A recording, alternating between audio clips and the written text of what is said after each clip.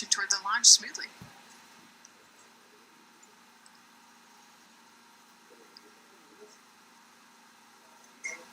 Do you think they're queuing up the video?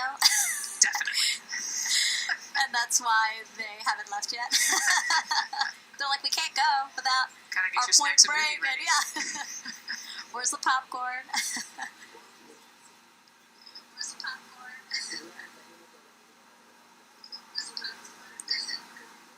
Again, good on the timeline. Of course, they do have these very specific milestones, but this is not one that has to be completely stuck to the second of the minute. Yeah, we will make up that time easily.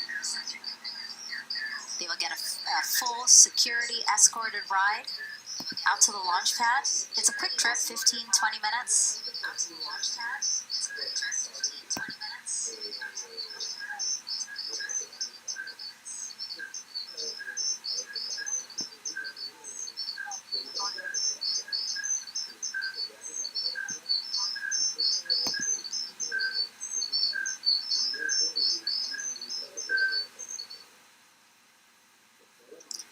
The closeout crew at the pad still just getting everything ready for their arrival. Configuring Orion, right, Nicole? Yes, so they're probably laying out the seat restraints and getting out all of the umbilicals set and ready to go so that when the crew gets there, they can ingress and start getting strapped in and connected to the capsule. And in our smaller box there, we have a shot of our administrator, Jared Isaacman, bouncing around quite a lot today. Was in the firing room right after the crew weather brief, saying to the crew that they are good for them to start suiting up, and now here to wish them well as they drive out to the pad. Yes, he's so invested in this mission. I love it. You know, he's been an active participant today, and exciting to see him there at the walkout.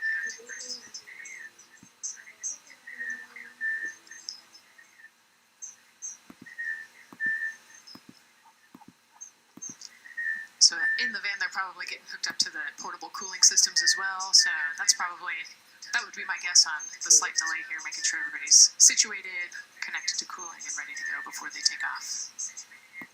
Right, because the orange boxes, we didn't talk about it when we were in the suit-up room, but if anybody noticed, there are these orange boxes, and that's what provides the cooling to those thermal garments. And so those boxes have been staged inside of the Astrovan so that once they got there, they can connect up, again, so that they're cool and comfortable on the way out. Right, so they were off cooling from the walkout, you know, said hello to their families in the 80-degree weather here in Florida today, so it can get really warm in the suit quickly if you're not careful, so we want to make sure everybody's comfortable before we drive off. And then when they get to the pad, of course, and strapped into Orion, then they don't have any need for those cooling boxes anymore. They will get that cooling through Orion, through the different lines and umbilicals that they'll be connected to there. Yep, that's exactly right. The Orion capsule and its environmental control system will take over once they're connected to the umbilical.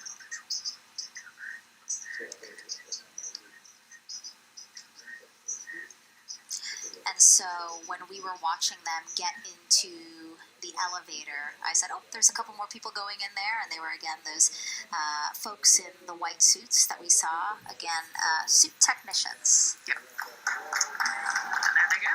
And off they go. Reed, Victor, Christina, and Jeremy now on their way to launch pad 39B, where they will fly to the moon, something no human has done in over 50 years. They may also set a new record as the farthest humans have ever been from Earth, a record set by the Apollo 13 crew almost 56 years ago today. We still hear cheers as they drive away from the operations and checkout building here at Kennedy Space Center.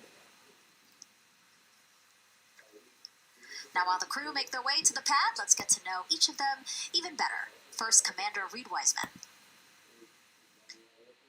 The moon, to me, it's the thing that connects me together with all the other humans in my life. I remember being a little kid lying in bed at night and just looking out at the moon in whatever phase it was in. I was thinking, man, My friends that live like 20 miles away, they can probably look out and see that same exact moon. And then when I was in the Navy and I would look out at the moon and I'd be halfway around the planet, I would think, man, my brother can see that moon where he is and he's halfway around the planet from where I am. To me, it's a connection of life on Earth. We can all look up and see that moon, and it's always changing. The moon is never the same 2 days in a row. I love that.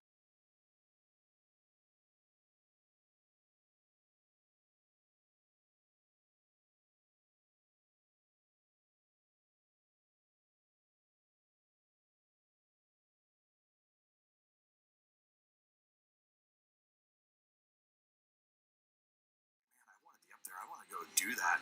And then my brother went to the Naval Academy, and I would go every year and watch the Blue Angels fly during commencement. And that just started to grow and grow and grow. For a while, I wanted to join the Air Force, and then I realized the Navy flies as well, and they fly from ships in the middle of the ocean. And that was it, like, done deal for me. That is exactly what I wanted to do for my career. Flying is freedom to me, especially when you're in a jet aircraft coming off an aircraft carrier in the middle of the Pacific Ocean. Nearest land is over 1,500 miles away. So when you come off of that aircraft carrier, you are truly just alone with yourself out there. It is a magical experience to be out there all by yourself in an aircraft over the Pacific. Just it's free. I think anybody who accomplishes something that they set their mind out to, there's no one thing that does it for them. It's a combination of everything. I mean, the way my parents raised me, the way my brother and I, the way our relationship developed over time, my friends, being in the marching band, going to college, setting my own course, learning how to live on my own, being mentored along the way, being, kept on the path to success, but being given the freedom to, make excursions and fail every now and then and regroup and carry on. I think all those things come together in the end to get you where you are.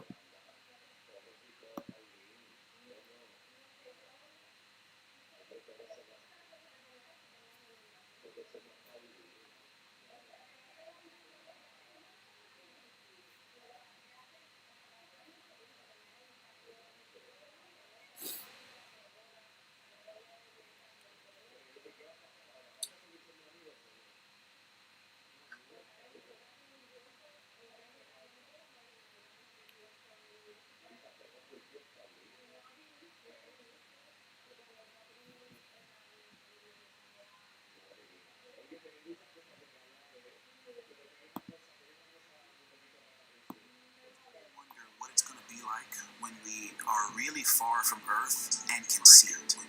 The sensation of being so far away from everything that you know. I had that sensation on the space station the first time I got to sit in the cupola for a really long time. So I can only imagine what that's going to be like from 200. Victor Glover.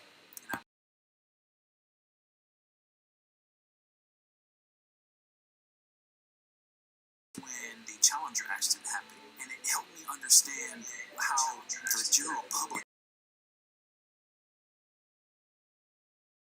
we want to be, and that just gave me an easy thing to strive toward. The biggest fear that I've had to overcome in my life is doubting myself. Going to college when no one in my family had gone to college was a huge risk. I had more confidence in my athletic ability than in my academic abilities. I could play football with those college students that I saw on TV, but my classmates that I saw in the lab and around the University Union, I didn't know if I had what they had. I think addressing that self-doubt was a part of, swinging for the fence and trying to go get an engineering degree, not just go to college, but get an engineering degree and then go do something challenging and technical like flying. Apollo is known for sending humans to the moon. Artemis has an opportunity to continue the Apollo story, but I actually think it's important for this story to stand on its own. Artemis is a new program, and we're trying to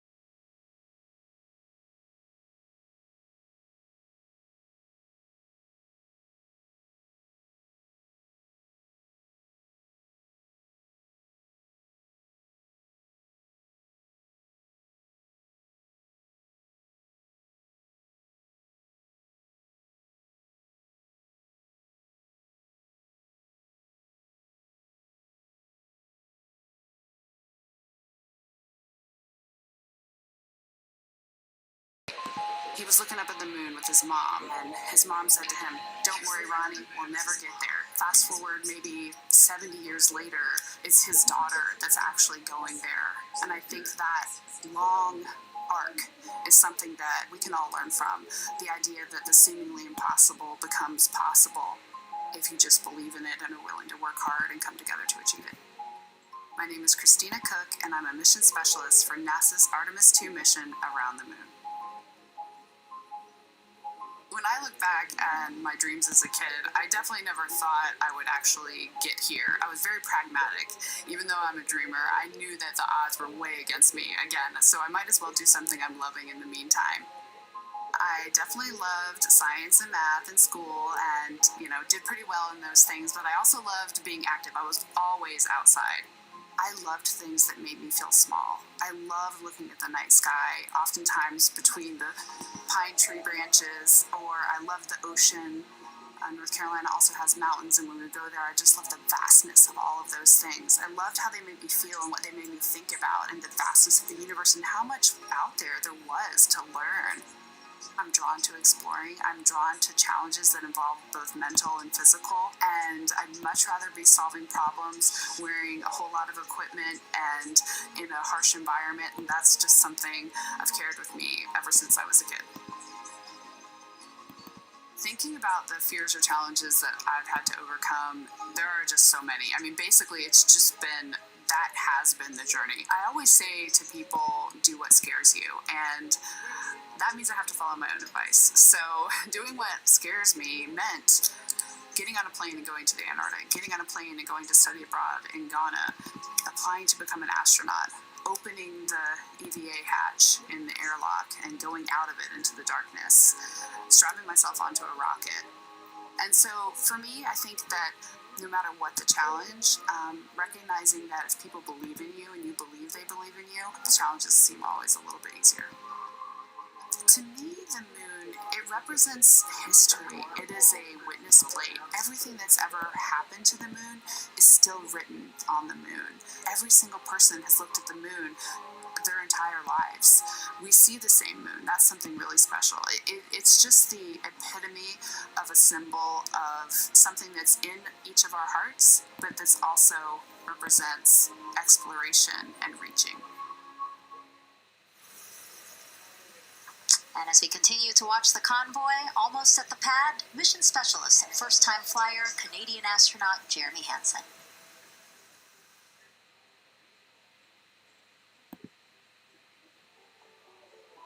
I have this very distinct memory of seeing an image of an astronaut standing on the moon. It's burnt in my brain because I went back to it so many times in my childhood, and I would look at that image, and I know it had a huge impact on me, that humans had walked on the moon. My name is Colonel Jeremy Hansen. I'm an astronaut with the Canadian Space Agency, and I'm a mission specialist on NASA's Artemis II mission around the moon. My elementary school years, I grew up on a farm outside of London, Ontario. I spent as much time as I could with my dad on the farm. I learned the value of hard work, for example. If I wanted to go to work with Dad, it was going to be a long day, and I was going to have to not complain, or I wasn't going to get to go the next day. I had a treehouse. I had a vivid imagination, and I changed my treehouse into a spaceship. I made all these dials and controls. I had circuit breakers for switches that I found in the barn, and I was exploring space in my imagination. The most important thing I did to get to where I wanted to go in life, which was flying fighter jets and eventually becoming an astronaut, is I shared those desires with other people. And it turns out, just like you don't go to the moon on your own, if you could, I would have done it a long time ago in my treehouse as a kid. You have to go as a team. I think the biggest impediment to achieving my goals was, of course, myself. And I think that's a common human experience. There are many times where just little things would get in my way, and my immediate interpretation of that was, well, now that goal's out the window. People must have lifted me back up, and somewhere in the back of my head, that persistence came through. And I think that's a common human experience, to doubt ourselves. I've come to this, realization that I believe that we all have gifts to contribute, and the goal is to figure out how to use your energy towards adding positively to humanity's existence on this planet. I love it when humanity sets big goals, like sending humans to the surface of the moon, with an eye to eventually going to Mars. Because when we do that, we can bring together genius from not just even in one country, but around the world. I've also learned from my indigenous mentors that they refer to the moon as grandmother moon. So you've probably heard of Mother Earth. They use grandmother moon because grandmother moon is responsible for the water in their community, just like the moon moves the water around the planet, affects the tides. And I think that's a really beautiful thing for us as we go back to the moon to think about all the different cultures around the world and how they view the moon differently. And that's really neat because we all share that same moon in the night sky.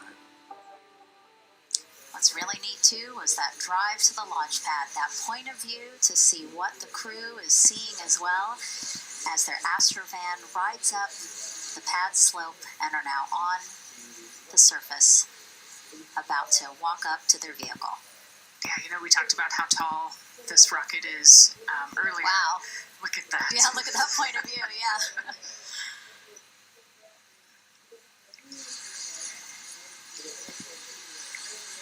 Pad 39B, another historic place here at Kennedy Space Center. Construction began in 1964, finished 3 years later.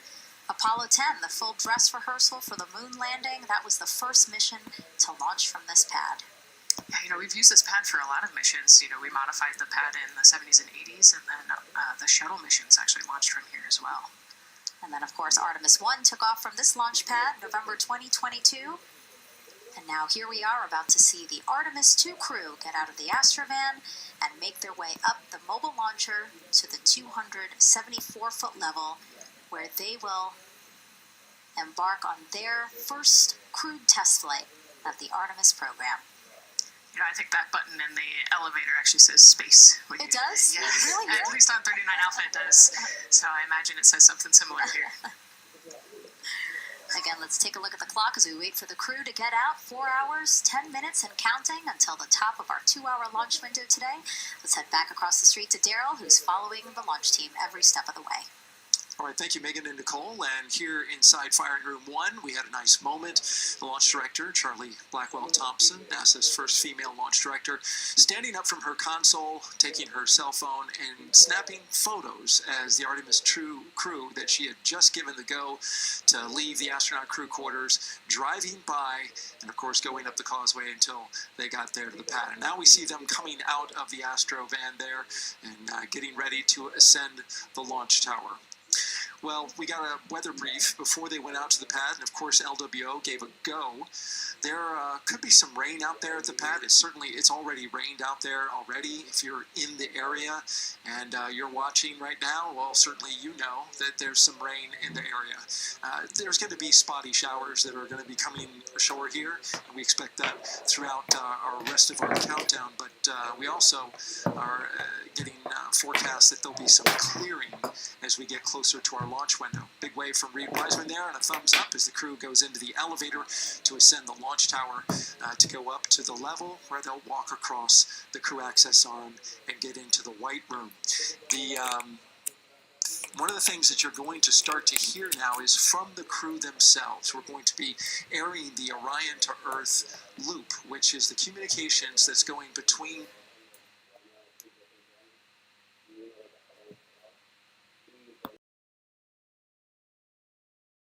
Bluetooth connected.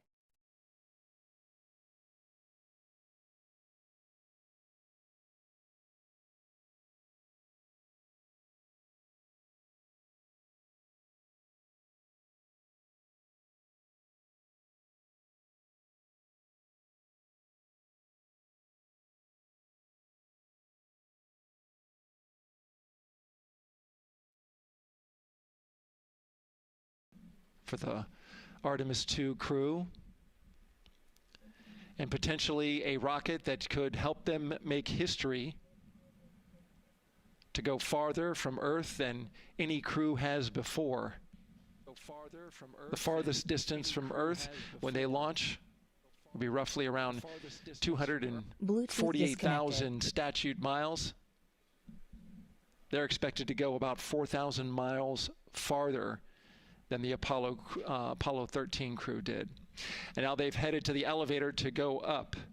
Again, I was talking about the loops. You're going to be hearing from the crew as they discuss with the launch team getting various systems ready to go. And then closer to liftoff, we'll hear the operational launch team loop brought forward ahead of the critical pre-launch polls and then the start of terminal count. And that should be right around L-25 minutes, right before the NASA test director gives their poll and the launch director gives her management poll, which happens at L-17 minutes.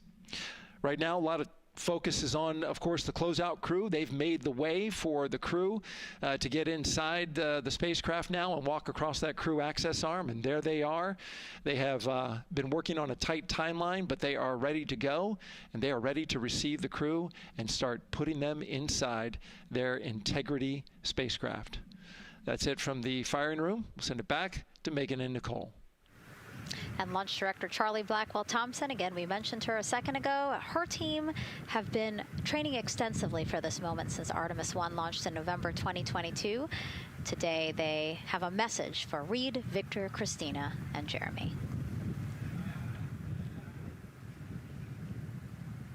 Today, you carry the work of thousands and the hopes of millions. Every test, every simulation, every long day and night have led to this moment. This team is ready. The vehicle is ready, and you are ready. From the ground to the moon, Godspeed, Artemis II! I love that. I just love seeing all of the people who have contributed to this mission and the fact that this is what they've been working for, and now it's culminating today. Yeah, thousands of people have worked on this mission, and we saw there from the launch team, but human spaceflight is like the ultimate team sport, is what I like to say, and that's just a great example of our team wishing our astronauts good luck. That shot there that we were just looking at was aimed at the elevator doors, again, to catch the astronauts as they make their way up to the 274-foot level of the mobile launcher. The mobile launcher is the structure you see there. It is not only a way for the crew to obviously access Orion, but also provides the fuels, communications, all that to the rocket. And now we're watching the crew walk across the crew access arm, getting a beautiful view of Kennedy Space Center. From 274 feet. Woo. Nicole laughs because Nicole is also, like Reed, does not like heights. I do not like how open that crew access arm is. But Reed made it across, so that's good news. It looks like they really enjoyed it. You know, they didn't just walk straight past. Christina and Victor, we definitely saw. Some thumbs up there, looking too. out, yep, that crew access arm. And then Reed, he knows where that camera is. Taking the opportunity to, again, just tell folks, hey, we're doing good. Ready for it. Yeah. And it looks like they're actually probably signing their patch. Yeah, there's a wall with patches there, and so each crew signs when they get up for their launch. And so this is probably actually the first time a crew is doing this in the White Room of Launch Pad 39B. Don't quote me on that, but I think the signing started with the commercial crew program. So there's a lot of that in the White Room over at 39A. But again, this is 39B. Yep. And so now in this room here, the White Room, again, we will see the crew don or put on their communication caps again, their helmets, their gloves, and remove coverings that they had on their shoes. Yeah, so they want to protect the suits while they're walking out and up to the White Room, and now they'll finish reassembling those suits. Put the boots on, put the gloves on. You can see they're working their comm caps now, and they'll work the helmets eventually as well. And so as we watch this process unfold, why don't we take a couple of questions from you guys? What is the most difficult thing about preparing for a flight? Nicole, that question's obviously for you. Ooh, this is a great question. You know, I think we get such good training. You know, this crew's been training for years, and so they know this rocket and this capsule inside and out. They know all the dangers. They know how to react to anything. So I actually think, preparing your support system and your family, I think launch day is actually tougher for your family than it is for you. And we've heard the crew talk about the difficult conversations that they've had with their family to prepare for this historic test flight. And so I think, the closer and closer you get to the rocket, the fewer and fewer things from Earth you keep. They left their suitcases at crew quarters this morning. They left their cell phones, their laptops, everything. And so you are just a human in a spacesuit about to get on a rocket with all of your loved ones watching. And I think that can be probably one of the most difficult parts about today. And while you were answering that question, Nicole, we did get a chance to check. Yes, this is the first time crew has signed the wall of the White Room, again here at pad 39B. Let's take another social question now.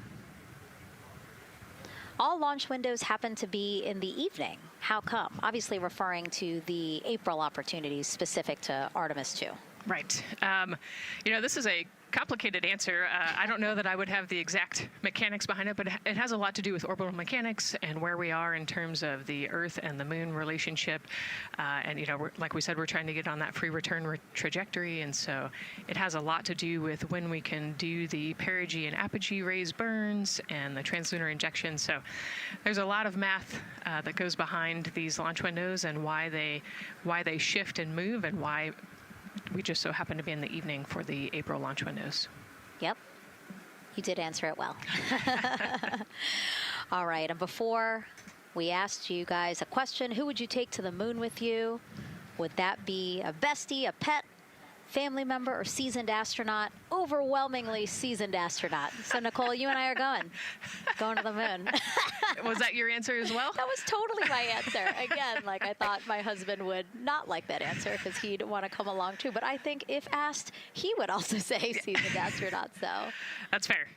Like we said, there's a lot of training that goes behind it. These guys can react to anything that comes their way. And so, yeah, if you don't have all that training, maybe you do want someone that's a little bit more experienced. Yep. So correct answer, everyone. And now we have another question for you. What do you want to know about living in Orion? What the crew eats, how the crew sleeps, how to fly the vehicle, or how free time is spent? Another great question. Yes, I'm excited to see what they say. Yeah, so head to NASA's Instagram or Twitch accounts to vote, and we'll share the results as soon as possible.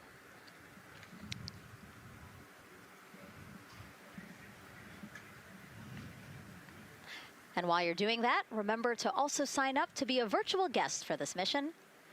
Just go to the link we'll pull up on your screen. As a virtual guest, you will get mission-specific information, notifications of any schedule changes, and curated resources straight to your inbox. You will also receive commemorative stamps for your virtual passport after launch and splashdown.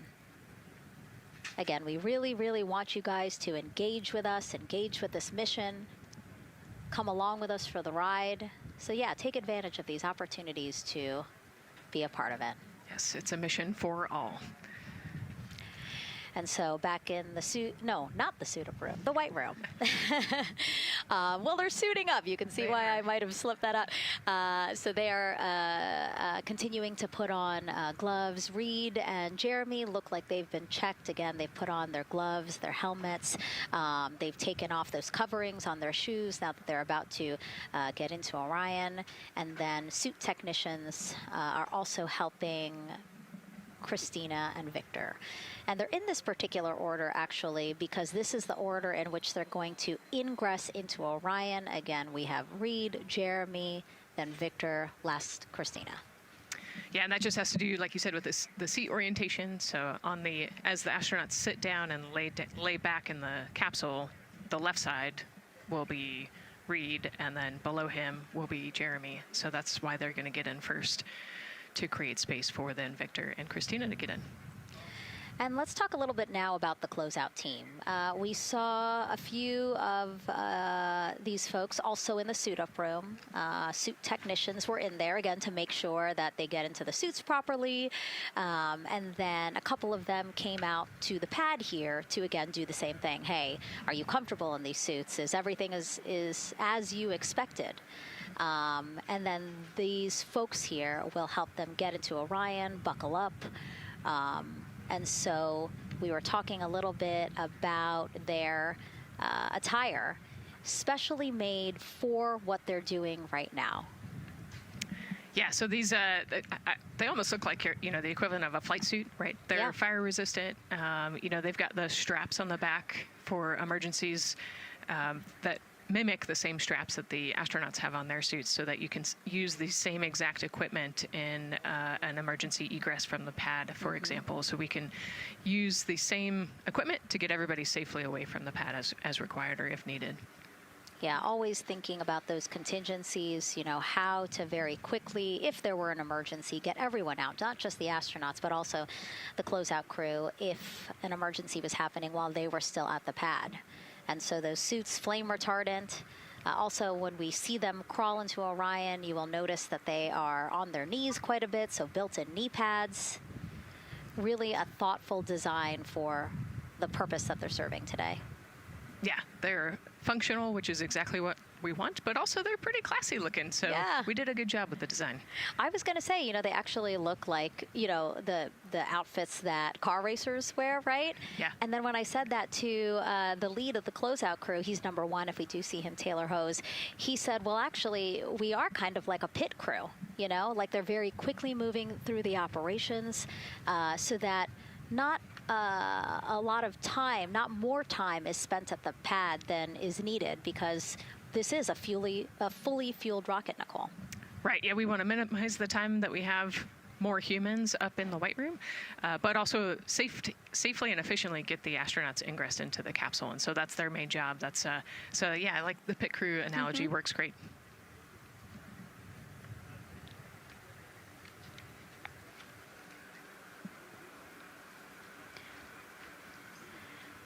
And so, Nicole, as we get ready to see them ingress, I know you'll be, again, an invaluable source as we talk through this part of the launch countdown, because you've been inside a mock-up of the Orion spacecraft. And I know that because you texted me a photo that you took, this selfie in the mock-up, and little did you know I was going to put it in this broadcast. Yeah, this was actually a really wonderful opportunity. Last week, our flight control team at Johnson Space Center hosted an open house of the Orion mock-up there in the space vehicle mock-up facility. And so I got to spend some time in the capsule with some of the flight controllers who are actually sitting on console right now and talk to them about everything inside the mock-up. So you can see I've got a bump cap on. It's like a small hard hat.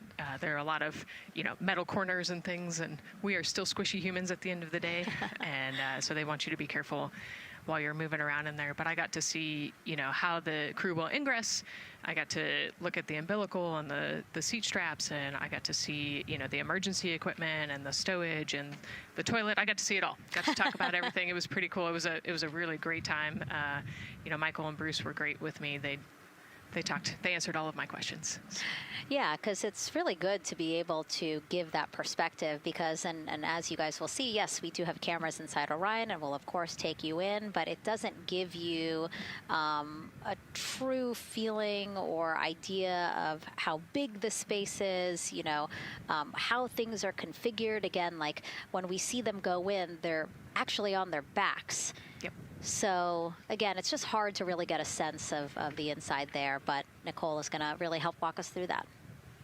Yeah, you said they're on their backs, and, you have to somehow get there, and so they're actually going to almost barrel roll onto their shoulder to get onto their backs and their feet up on those leg rests that actually Andre's holding onto right there. You can see Andre number 2 is inside getting everything ready for them. And actually, those leg rests for the pilot and commander seat will come off once they get into orbit to create some more space for them. And it looks like we're getting ready to ingress here. Yep, thumbs up from Reed. Everybody configured with their suits, and so in we go. They actually get inside by walking backwards. That's the easiest way to get in, right, Nicole? Yeah, so he will step down right over the flywheel or the exercise equipment that they've got in there. We'll talk to that in a second. And then you actually step down right on top of the toilet area backwards. You can see him going now. Oh, and he's already turned around and walking in. You can see Dre's protecting his helmet and his visor there from all that metal. Yeah. It's a tight squeeze, but they've done this a lot, so Reed's already all the way across the capsule. Yeah, that was fast. Impressive, Reed. Impressive. That's why you're the commander. Oh, a heart there from Jeremy again. Yep, Canada. Yeah. Canada is about to get into Orion. And so you mentioned Dre. Why don't we talk a little bit about him? So that was NASA astronaut Andre Douglas. And he is actually one of the backup crew members for the Artemis II mission. He trained alongside the primary crew and will step in and if any of the 3 astronauts are unable to fly. Yeah, Dre's actually a classmate of mine, so fellow fly. Oh, yeah. Yeah, so we've worked very closely together. It's exciting to see him in this role. Yeah, Virginia native, selected as an astronaut candidate in December 2021. He completed his training in March 2024 and was subsequently named as the Artemis II backup crew member just months later in July. Before joining NASA, Andre worked at the Johns Hopkins University Applied Physics Laboratory, where he specialized in spacecraft systems engineering. His work focused on the systems that help spacecraft know where they are and how to get where they need to go. So obviously critical for missions to the moon. Yeah, he's a wicked smart guy. He's got like 15 degrees, I think, or something. Oh, my. So. And so now here we are back inside Orion, where the closeout crew, each one with either Reed or Jeremy. So it looks like Andre is with Reed. And this is a camera shot of behind Reed's head. So Reed, while Andre is buckling him in, that's a 5-point harness, Reed was configuring his control panel. Yeah, the displays. We're getting the displays ready so that they can monitor all of the systems and monitor the launch as they go. Christina there signing the wall.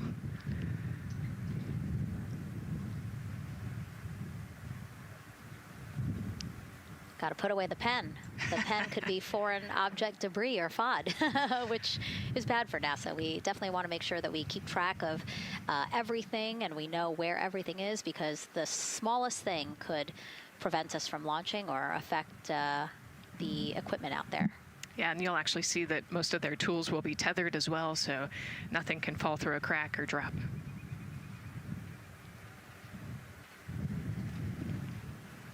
And so as soon as Jeremy and Reed are good to go in their seats and connected to their communication umbilicals, as Daryl had said before, we will start hearing the loops, the audio mission loops, specifically Orion to Earth 1, which is the communication loop that the crew communicate on to the different teams supporting launch today.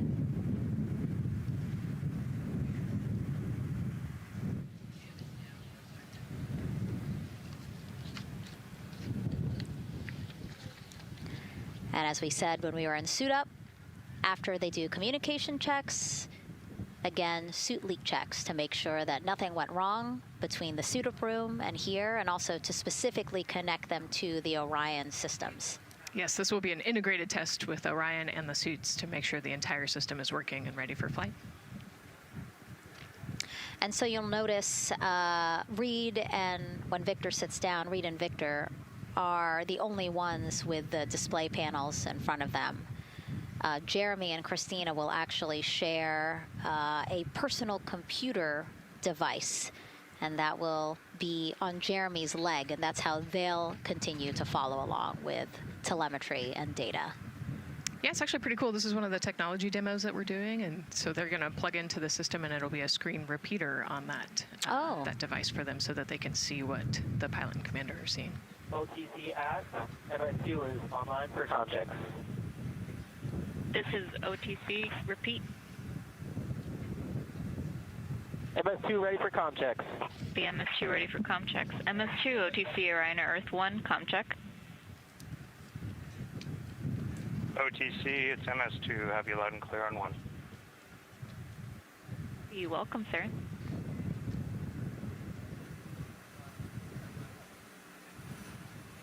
And so that was the Orion test conductor speaking with Jeremy Hansen, again, mission specialist 2 for this mission. So his communication check over, you heard him say 1, Orion to Earth 1, has been completed, a successful test.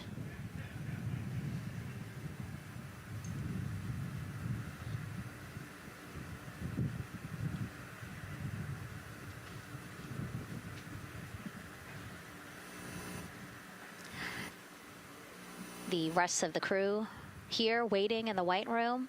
Again, as Nicole was saying, a little tight there for all of those folks. So Christina and Victor will wait until Reed and Jeremy are done getting buckled in. Yeah, I think 4 astronauts and 4 suit techs would be a tight fit in that capsule. Yeah, I mean, take a look at Bill. He's number 3 there, that the suit technician there. He is kneeling where Christina will be in order to get Jeremy situated.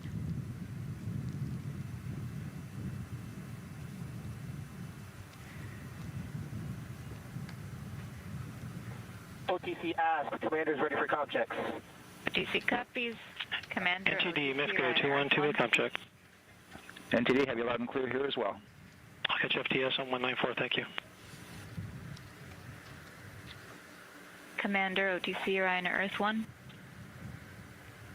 OTC, CDR has you loud and clear. Good comm. Welcome, sir. And there you have it, a successful comm check with Commander Reed Wiseman.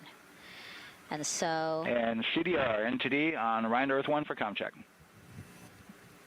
CDR, I got you loud and clear, NTD. And good to have you on board. Good luck today.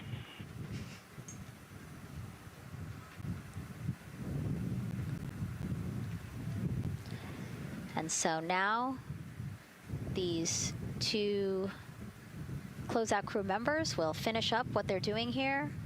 Again, Nicole, walk us through what is happening here. They're connecting umbilicals, is what we said. Yeah, they're strapping them in, so they're getting their restraints connected. It's a 5-point harness with a quick release, and then they're connecting the umbilical, which has 3 different, actually 4 different connections. So it's got the air in, air out, the water for cooling, and then the comm as well, the communication cable. So they're going to make sure that all of those connections are good to go, make sure the crew's receiving the cooling and the air, and then we heard the comm check as well. So they're just making sure the umbilical connection was good to go, getting them strapped in and ready, and then they will move on to Victor and Christina. And so while we wait for that to happen, why don't we get another check of the launch countdown milestones with Daryl and the launch team.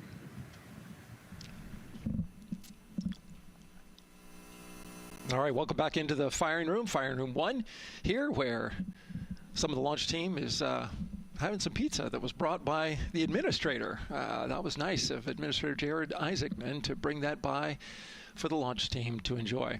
We're L-minus 3 hours and 44 minutes and counting as you can see the crew ingressing into the spacecraft. There are a number of things that are happening on the timeline. Of course, the closeout crew, they liken themselves to like an F1 pit crew, working quickly, methodically, carefully, as they go through their procedures to get the astronauts ingressed. Overall, there's a little bit of timeline pressure, right? There's only a certain amount of time as you see the astronauts going into Orion. Only a certain amount of time that they can spend on their backs. They will be there for a few hours, right? So we're sitting at 2:40 p.m. Eastern time, and the window opens at 6:24 p.m. Eastern time and runs until 8:24 p.m. Eastern time. So 4 or 5 hours or more on their backs, and then they'll hopefully lift off for a launch. So of course the crew is mindful at the time. They don't want to slip into the window if they don't have to. And so they're keeping a tight lock on the margin, the amount of time that they're working there. And there's a heart from Christina Cook. Great to see that as she gets ready to get into the Orion spacecraft, one that they named Integrity. It certainly fits this crew from what I've observed. Now, right now, the rocket's tanks, they're in what's called replenish mode. So another factor for this closeout crew is, and the crew themselves, this is a fully tanked, almost ready to go rocket. It's got all the propellant it needs to go to the moon. It's just a matter of getting the astronauts in, getting them configured, and getting all the systems, the high energy systems, bringing them all online in order to launch this rocket. As they sit there, there is propellant boil off that's happening. All tanks are at 100%, but the propellant, which is liquid oxygen and liquid hydrogen, those two propellants are minus 423 for hydrogen and minus 297 for the liquid oxygen. They are boiling right now. They've been boiling the entire time when they've been in the tank. And that is vented out, as you can see. When we look to a wider shot of the rocket, you can see the venting and the little wisp of clouds that are coming out from the top of the rocket in the middle part of the rocket. And that is because just like you boil water on your stove, those propellants are boiling. Of course, their boiling point is much lower than water, and so it doesn't take much for them to boil. But just as if you were to leave your pot of water on the stove and just leave it there, what would happen? Well, it would completely boil off, and all the water would be gone. Basically turned into water vapor inside your house. Well, it's the same case here. So we are continually replenishing the rocket with propellant, liquid hydrogen and oxygen, running from those propellant lines that you see there going into the rocket. So that continues to go well. Overall look from the launch team here, this has been a very smooth countdown so far. The cryo tanking went exceptionally well, and the launch team is really in a good mood right now. Cautiously optimistic, understanding that with a system this complex, you can have something unexpected happen. But to this point, the firing room is really encouraged by what they've seen so far, and are especially excited to see these astronauts getting inside the spacecraft. L-minus 3 hours and 40 minutes and counting until we open up that window for launch. For now, we'll send it back to Megan and Nicole. Thank you, Daryl. And, he mentioned that the crew decided to name Orion Integrity, and it was not something they came to easily. They really wanted to put in a lot of thought, and what they came down to is integrity is a value that NASA embodies, and also individually they felt like integrity is something that speaks powerfully to them.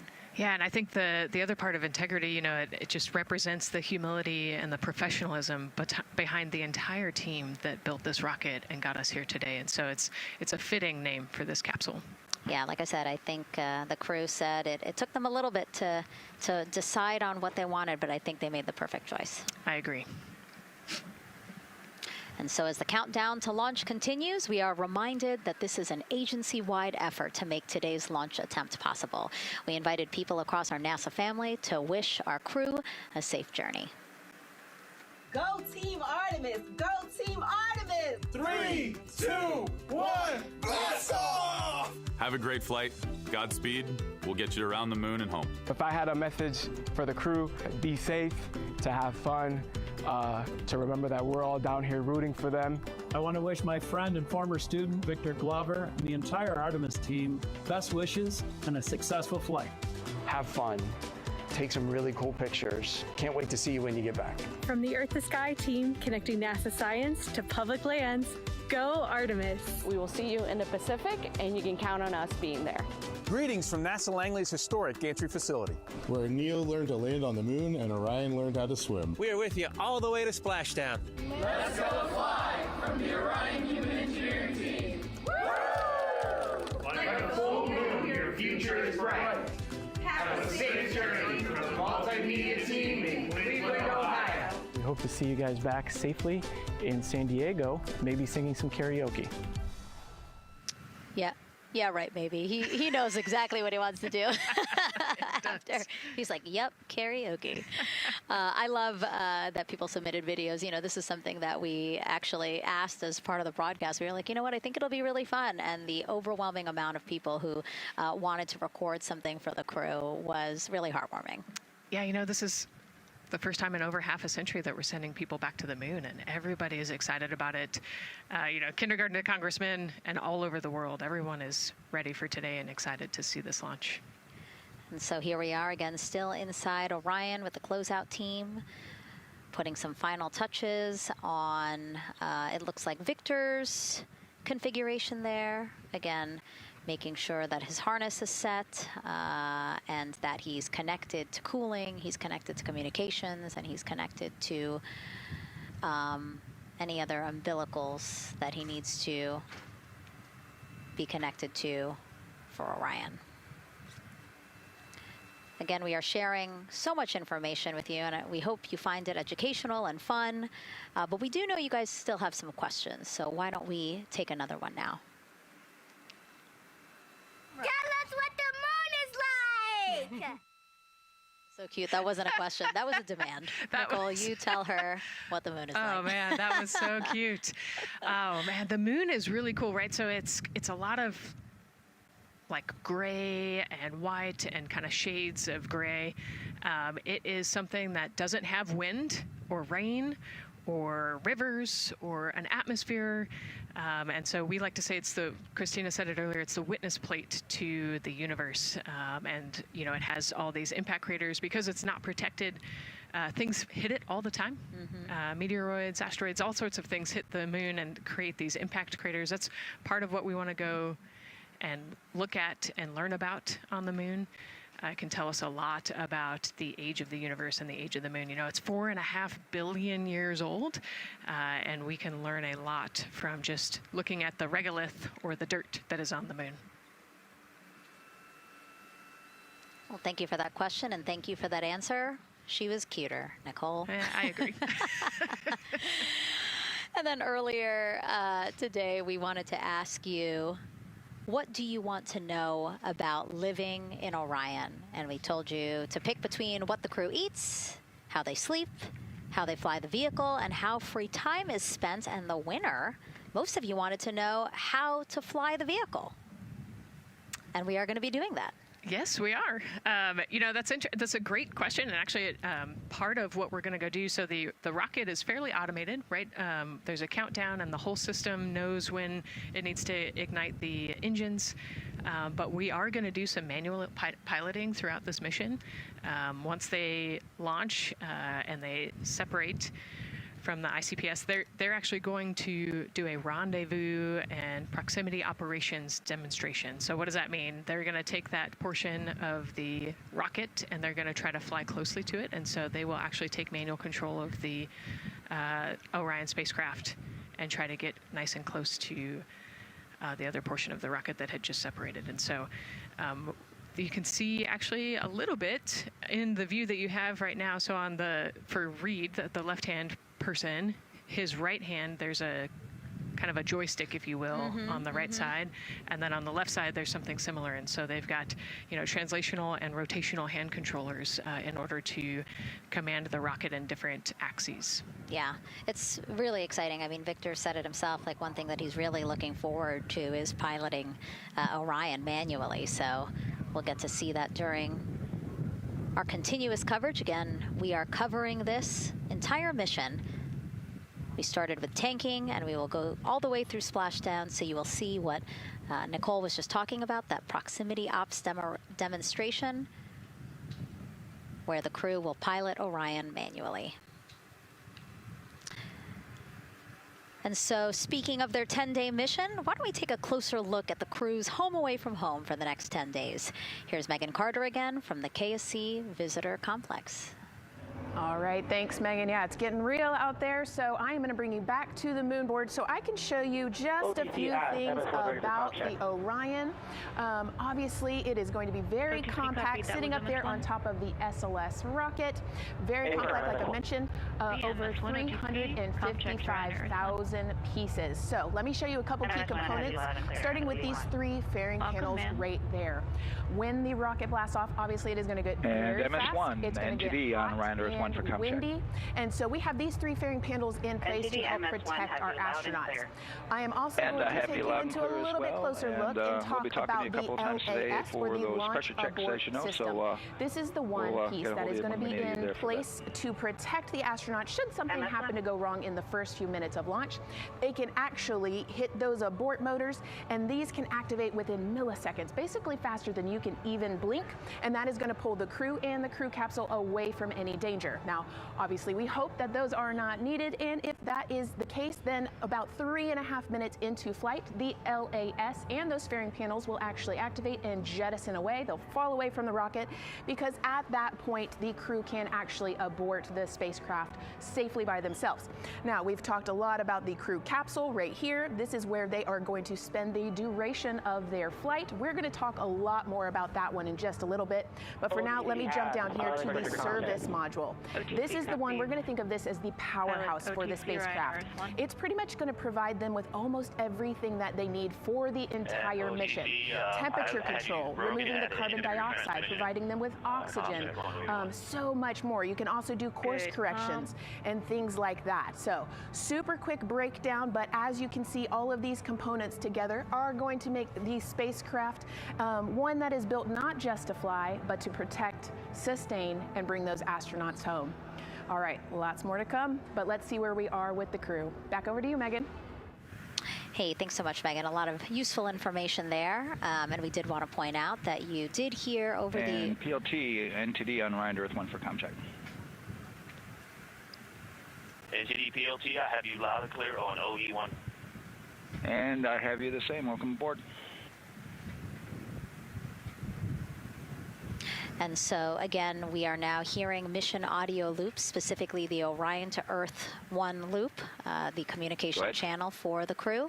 Successful comm checks by both Victor and Christina. CDR, OTC Orion to Earth 1. CDR. Yes, sir. Configure ARS to shoot mode per EPROC 10.1.1. Crew ingress and vehicle pre-launch config, step 1. 10.1.1 crew ingress and vehicle pre-launch config, step 1. Going in work now. And so see, now we are privy to some of the countdown procedures that the team is asking for the crew to do. Yeah, so they're going to work through some of these procedures and finish the ingress portion, as you heard in that procedure. So this is where the crew's going to start building their nest, if you will, running some procedures, getting the capsule ready for humans to be on board. And now look at the clock, 3 hours, 30 minutes and counting until the opening of our 2-hour launch window, and we are pretty good on time. We are as we are expecting in terms of when ingress will be wrapping up soon. And so now let's bring Gary Jordan, again, our commentator inside of Mission Control at Houston. Gary, let's check in with you about mission preparations. Hey, Megan, thank you. Yes, we're following along here in Mission Control Houston. OTC copies. And we'll stand by for those comm checks.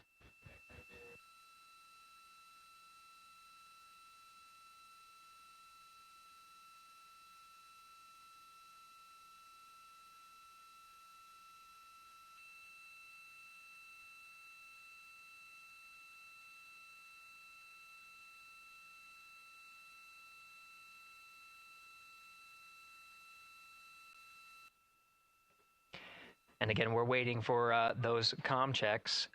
We did confirm from our IVA officer here in Mission Control Houston that all 4 suits have plugged in umbilicals. And CDR, NTD. Go ahead, NTD. Yeah, Reed, we're ready to proceed with the voice checks if you and everyone else is.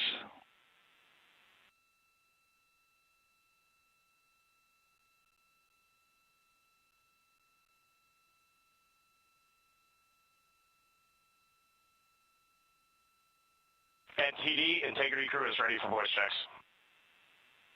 I copy that. And Integrity for the entire crew, ComCheck on Orion to Earth 1. CDR. PLT. MS1. MMS2. Good ComCheck by all. NTD moving to Orion to Earth 2.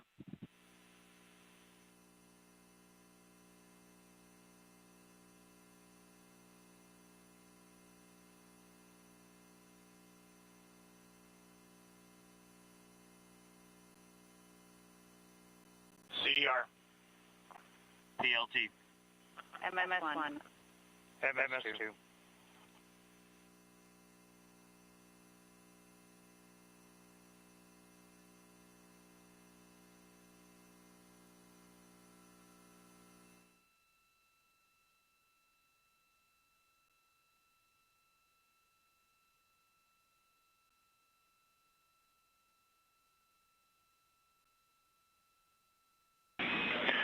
Integrity Houston on Orion to Earth 1. Voice check for the entire crew. CDR. PLT. MS1.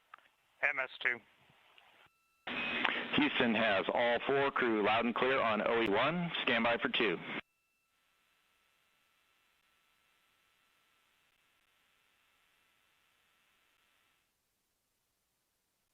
Your initial word was broken.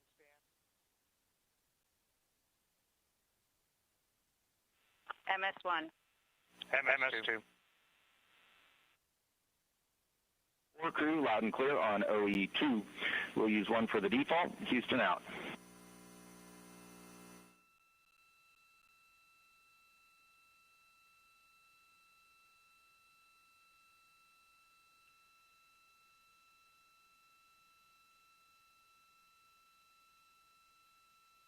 And CDR, NTD?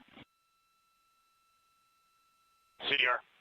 Yeah, we're going to go ahead and we're going to clear a couple of those messages on your screen here. Just want to give you a heads up that you'll see that. Copy all.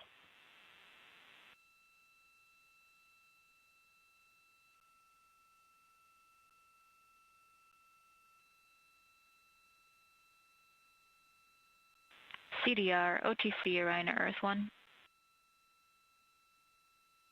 CDR. Yes, sir. Perform crew suit leak checks per 10.1.1. Crew ingress and vehicle pre-launch config steps 2 through 4. Annunciation of LCC O-ARS-001 will occur. 10.1.1 crew ingress and vehicle pre-launch config steps 2 through 4 going in work now.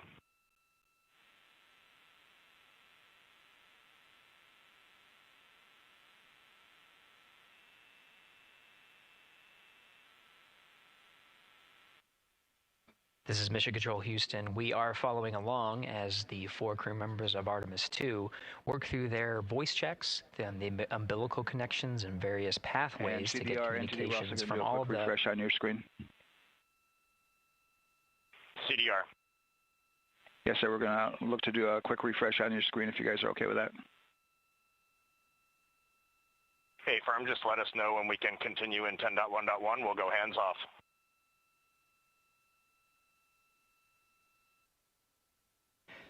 10.1.1 referring to the procedures that they have through the various phases of ingress and some of the checkouts needed to prepare for today's launch. Here in Mission Control Houston, the IVA, or Intravehicular Activity Officer, will be confirming the leak check status and watching as the suits pressurize to once again confirm that the suits are in a good configuration ahead of launch. Of course, for the teams here in Houston, launch is just the beginning. The first flight day is jam-packed with activities. Shortly after main engine cutoff, Integrity will enter into a coast phase while still attached to the interim cryogenic propulsion stage, or ICPS, and prepare to deploy the solar arrays. With power being generated, Integrity prepares. Go ahead, MTD. With that refresh, and you got to go to proceed with your 10.1.1. Picking up 10.1.1, step 2.3 through 4.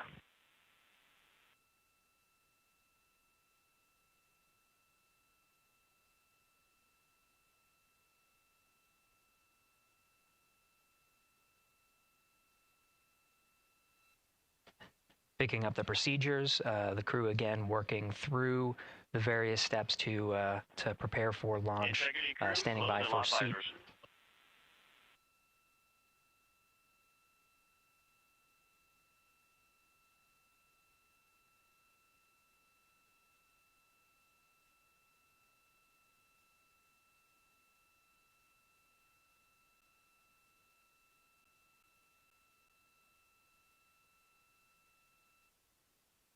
This is Mission Control Houston with visors closed. The pressurization tests can commence. We'll stand by for word of a good leak check on all 4 of the crew member suits for the Artemis II mission.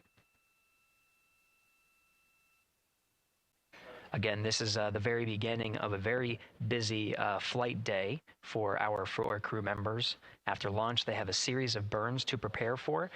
The first major burn being the perigee raise maneuver that allows them to continue in low Earth orbit, and the next being the apogee raise burn that puts them in a high Earth orbit. This is an orbit that takes them around the Earth for nearly a day, 23.5 hours to be precise, and allows the teams, including the astronauts and the flight control teams, to check out critical systems ahead of committing to the next day's translunar injection. But before they even call it a day, Integrity will separate from the ICPS, and the crew will command.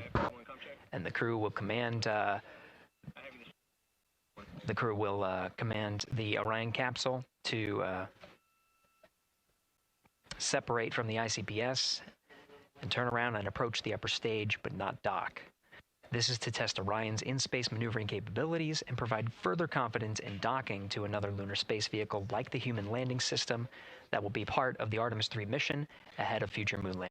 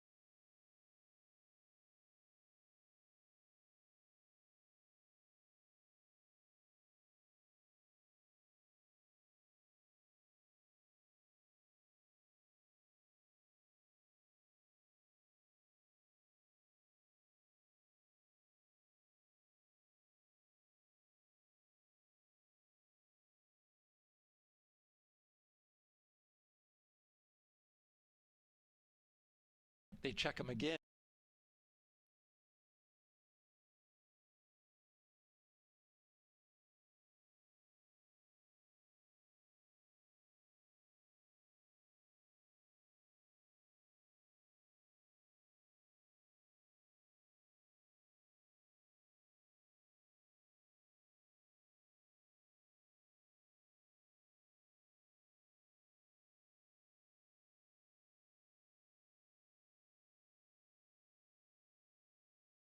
Performing video sweep using drag-on camera.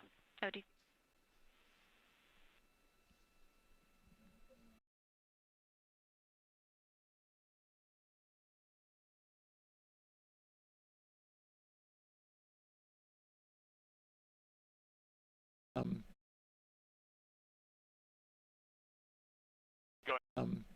And CDR or NTD?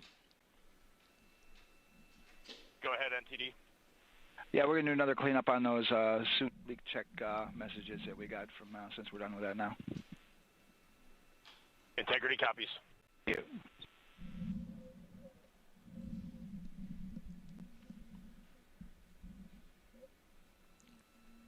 And that's communication going between Orion Commander Reed Wiseman and NASA Test Director Jeff Spaulding. But as I was saying, Christina Cook will be reading measurements from the counterbalance assist arm. So you're going to hear her be asked by the NASA Test Director to read that. That CBA, counterbalance assist arm, it's mechanically latched by the closeout crew using tools, but there's a hydraulic assist. It's pneumatically opened and closed rather with a pressure assist that helps open it up. Not only that hatch, but also the last hatch. There's two hatches there that we'll see that will be closed, but this is in case of an emergency out there at the pad. If the crew, for some reason, needed to exit quickly, then they would exit the spacecraft by pulling that lever, which would open both hatches. Those hatches are heavy. The Orion hatch is hundreds of pounds. ATC cameras 1 and 2 both set to record. OTC copies.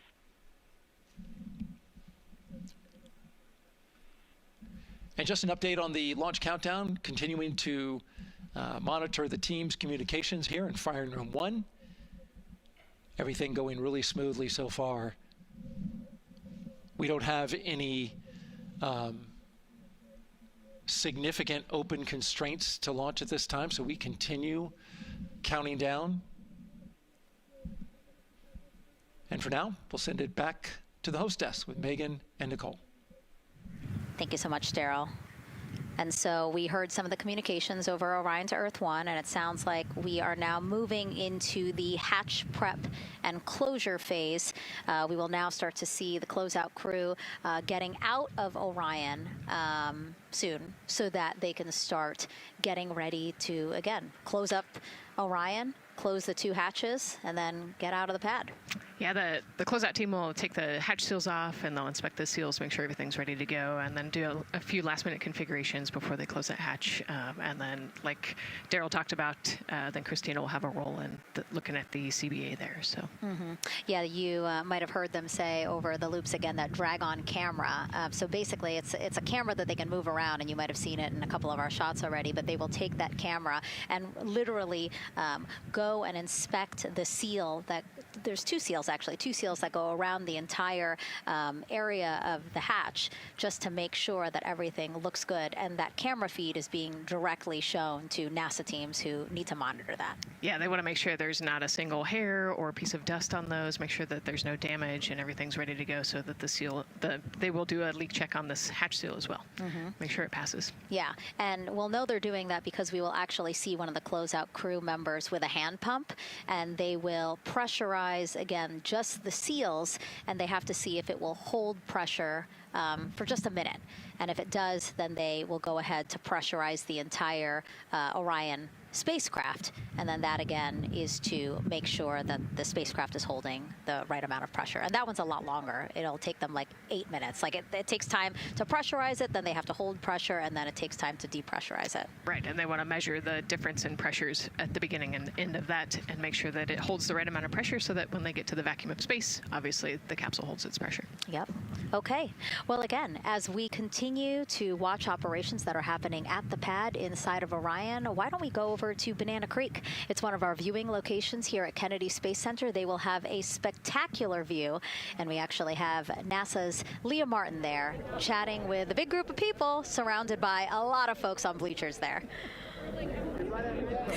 Hey, Megan, yeah, tons of people out here today, thousands of people gathering at Banana Creek to enjoy NASA's next big mission and humanity's next great leap today. It's a gorgeous day, and I'm joined here actually by some people who are probably the only people on center who are a little bit more excited than me to see this rocket lift off. Where are you from, and why are you here? So we're from the University of Tennessee, Knoxville. We're a group of 7 aerospace senior engineering students traveling here with Josh Dobbs, former quarterback of the University of Tennessee, with his extraordinary Dobbs Foundation. Now, you were actually telling me a little bit earlier, you're here local, you're from Orlando. What's it like being an aerospace engineer and then having the opportunity to come back here to the Space Coast and see this mission lift off today? It is absolutely amazing. I feel like the little 9-year-old girl inside me is so excited. Like, I'm from around here. I grew up watching launches in my backyard, and so this seems like such a full circle happy moment for me. Now, you are an aerospace engineer looking hopefully to join the workforce in the future. How does it feel to be here and see firsthand what that work does? It's just so cool to see what I've been working for the last 4 years and then 12 years before that just actually be physically happening in front of me. It's something I never dreamed of as a kid.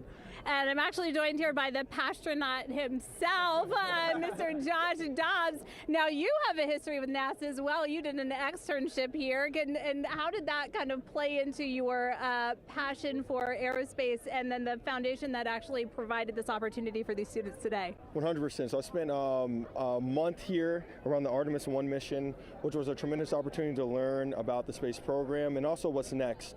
And so to be back here for Artemis II, and unfortunately, Artemis I went in the middle of the season, so it's surreal to be here for Artemis II. And with my foundation, like, the goal is to be able to take advantage of the opportunities that I've had and pass them along to the future of the industry and give them the opportunity to see what all their hard work can accumulate into. So it's an honor to be here. We're really appreciative of all the engineers and all the hard work that's gone into this moment, and we're excited to watch history happen today.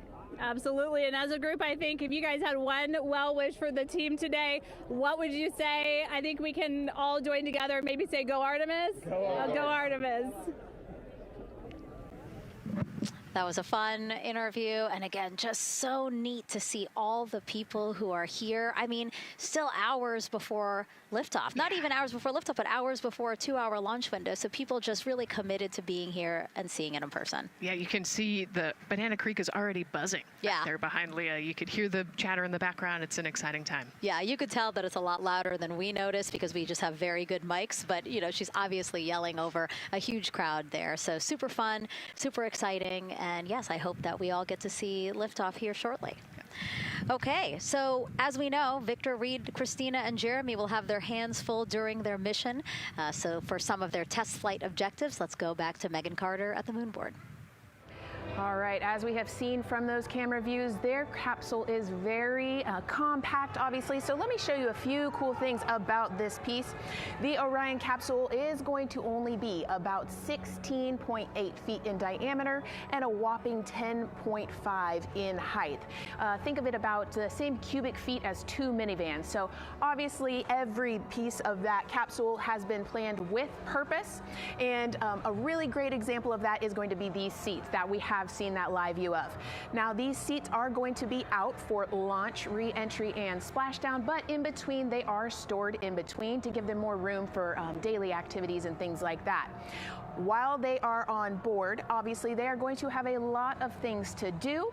One of those is going to be to manually fly Orion, as we've discussed, but they also have several other objectives as well. And they are going to be doing lots of system checkouts, checking out the service module, making sure everything is working correctly. They're also, like I said, going to have a chance to manually fly. Now, this was taken during one of their training simulations, but as you can see here, they will have advanced flight displays, hand controllers, touchscreen interfaces, so much to work with and practice with as well. Now, while on board, they will also have the ability to eat those shelf-stable meals that are designed specifically for microgravity. I think I saw somewhere that one of their meals is going to be mac and cheese and brisket, so that makes the Southern in me very happy. All right, but they are going to have also some time to look at some things like power and propulsion. They will have 3 key propulsion systems that are going to help power Orion as well. And speaking of power, I want to bring you back to the service module real quick because I wanted to point out these 4 solar panels. These are going to take about 18 minutes to unfold like giant wings, and they're going to stretch 62 feet from end to end, and these are going to help power the service module and in turn provide what the crew needs for their journey. So as you can see, spacecraft is built specifically for what we need and to guide them and get them home safely. All right, back over to you, Megan. Thank you so much, Megan. You know, it's taken thousands of people many years to get to us to where we are today. Let's meet some of the people of Artemis who've made this flight test possible. I am the Artemis launch director. I'm the Orion Crew Survival System Manager. I am the Artemis II Chief Training Officer. I'm the SLS Launch Integration and Mission Operations Lead. I am the Recovery Director. And I'm Boeing's Core Stage IPT Leader at Kennedy Space Center. I am the Artemis II Entry Flight Director. And I'm the Closeout Crew Lead for Artemis II. Our job is to design the spacesuits that the crew will wear for the Artemis II mission. The team here at Johnson Space Center in the Orion Crew Survival Systems Lab does pretty much everything involved with processing the suits, designing the suits, qualifying the suits, testing them for the Orion mission. The role of the Chief Training Officer is to manage both the planning and the development of how we are going to train our astronauts and run our simulations for our flight control team for the mission, and then go implement that plan. Recovery team is responsible for 3 things. So recovery is what we call our nominal recovery situation, where we go recover the crew and the capsule at their designated landing site. Rescue is in case we do need to rescue the crew and they landed somewhere else that we did not plan. And then the retrieval is us getting the capsule if they did land somewhere where we did not expect them to. My job on SLS is to manage the operations architecture on the SLS program. One of the specific things that we do is support launch operations. It means a lot to be a part of this Artemis team, to show the next generation in seeing what may come. I am responsible for our core stage processing at Kennedy Space Center. My team is responsible for that core stage, and it's our responsibility to make sure that core stage is safe, built correctly, and there's going to be 4 of our astronauts, and it's going to get them to their ride around the moon. I've been a flight director for over 10 years now. I worked on the Artemis I mission, and after that mission completed, I was assigned as the entry flight director for Artemis II. I can't wait to see the hatch open after splashdown. That's when we know that our mission will be complete and the crew will have safely returned to the moon and back to Earth. Closeout Crew is responsible for getting the astronauts up to the white room, getting their helmets and gloves on, getting them into the vehicle safely, connecting all their umbilicals, making sure they're ready to go for launch, and then closing the crew module hatch. The reason we do this is to expand mankind's knowledge. If I can be a part of that, doing anything, I want to do that. The launch director role really is to step back and kind of take that big picture view of launch. How are we doing on any NCs? How are we doing on our timelines, our procedures? Artemis II is a beginning. It's going to inspire a new generation. It's going to uncover science. It's going to serve as a pathway to places that we have never been before. And to meet more people of Artemis, you can head to the link we're going to put up on your screen there. just, again, really nice to see all the faces that have put in the work, the time, the hours, the dedication to get us to today. Yeah, so many professionals that worked so hard on this mission.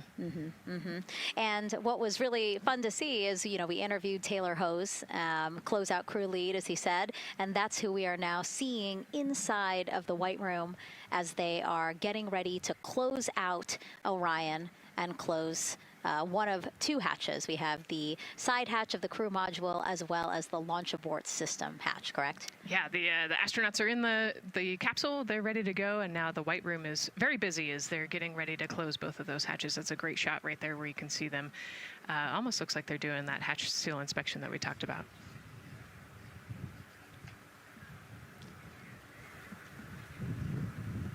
And so, Nicole, as we continue to see them get ready to close that smaller hatch, again, the crew module side hatch, let's take some questions now. Sounds good. A lot has changed since Apollo, and I have a few questions about what's next. What part of the moon are we exploring through Artemis, and what are some of the key points that NASA needs to consider when planning missions like this? Were you expecting to see Scarlett Johansson? I think that took you. Yeah, I mean, took you aback. We've talked about this, but everybody has an interest in this mission. You know, it's humanity trying to explore and go back to the moon. And I love this question. You know, what part of the moon are we going to? You know, eventually we want to get to the polar regions, the South Pole specifically. We think that there are volatiles there, so water ice, something that can be harnessed as a resource as we create the permanent base on the moon and then try to get onto Mars. But getting to the moon is a tricky mission. You know, we're going further than we have in a long time, and you know, on the International Space Station we're 250 miles from the Earth, and so we're pretty close. We resupply that spacecraft pretty often with cargo missions, but the further and further you get away from Earth, the more you have to think about the lack of cargo, the comm delay. You know, there's a communication delay the further away you get, and so there are different and unique problems as we continue to explore further and further out into the solar system. And there is so much to learn about the moon, so it's no surprise that yes, even though our goal is to have a moon base at the lunar South Pole, the lunar South Pole is not the main focus of this lunar flyby. So instead, the crew is going to be focused on observing the far side of the moon. So this is actually an animation of what teams expect the moon to look like if the crew launches today. So this is, of course, the side that faces the moon, and this is the far side of the moon, which when, again, the crew does their lunar flyby on flight day 6, we are expecting this will be their view. What an amazing view and an opportunity. Yeah, you know, there's so much to learn from this particular mission, because obviously we're not landing with this mission, and so they actually potentially could see the South Pole and kind of scope out what our landing regions look like in the context of the entire moon. But also they're going to see parts of the lunar surface that have never been seen before by the human eye, and so they're going to take these detailed notes. They're going to record themselves talking about what they see. You know, we do a ton of geology training as astronauts, especially this Artemis II crew. They did a ton of geology training working with scientists to learn how to pick out the unique portions that we want to go study. You know, what is the context of the moon? What parts of the moon look interesting and look different? You know, the impact craters that we talked about earlier. So really trying to take all the pictures, take all the observations, write down, talk about their observations, and record as much data as we possibly can for the researchers back here on Earth. Yeah, it's so important to, yes, we're all talking about what they hope to do during this 10-day mission, but you really do have to think about all the training that goes into this. I mean, you have 4 crew members who won't, you know, have the support the way that they've been having the support. I mean, they'll be talking through communications, but you know what I mean? It's just them and the moon, right? So they need to be fully aware and equipped with everything that they'll need to do to be able to accomplish the objectives that we hope to accomplish during this mission. Right, and their specific flyby around the moon, you know, the lighting will be different and the path will be different depending on when we launch. If we launch today, it would be different from tomorrow. And so, you know, they actually had to learn the geography of the moon so that they can orient themselves when they're on the backside of the moon, because they're not going to have communication. You know, they're just going to have a, I think, 45+ minute comm blackout while they're while they're on the far side of the moon. And so they themselves have to know what things look like on the moon, how to orient themselves, and how to get the data that we're looking for. Yeah, really ambitious mission. Excited to be here at the start of it. All right, so another check of the clock, 2 hours, 57 minutes and counting to the opening of our 2-hour launch window for Artemis II. This pivotal test flight comes 250 years after America began its journey as a nation. As we celebrate that milestone, a special live performance now of our national anthem by singer Ann Wilson.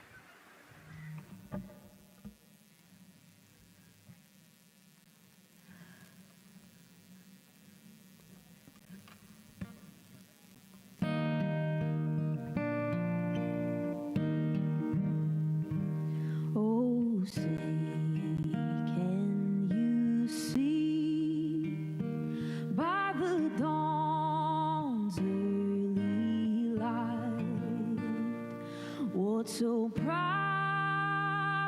we held at the twilight's last gleaming, whose broad stripes and bright stars through the perilous fight, o'er the ramparts we watched, were so gallantly streaming, and the rocket's red glare, the bombs bursting in air, gave proof through the night that our flag was still there. Oh, say does that star-spangled banner yet wave o'er the land of the free and the home of the brave.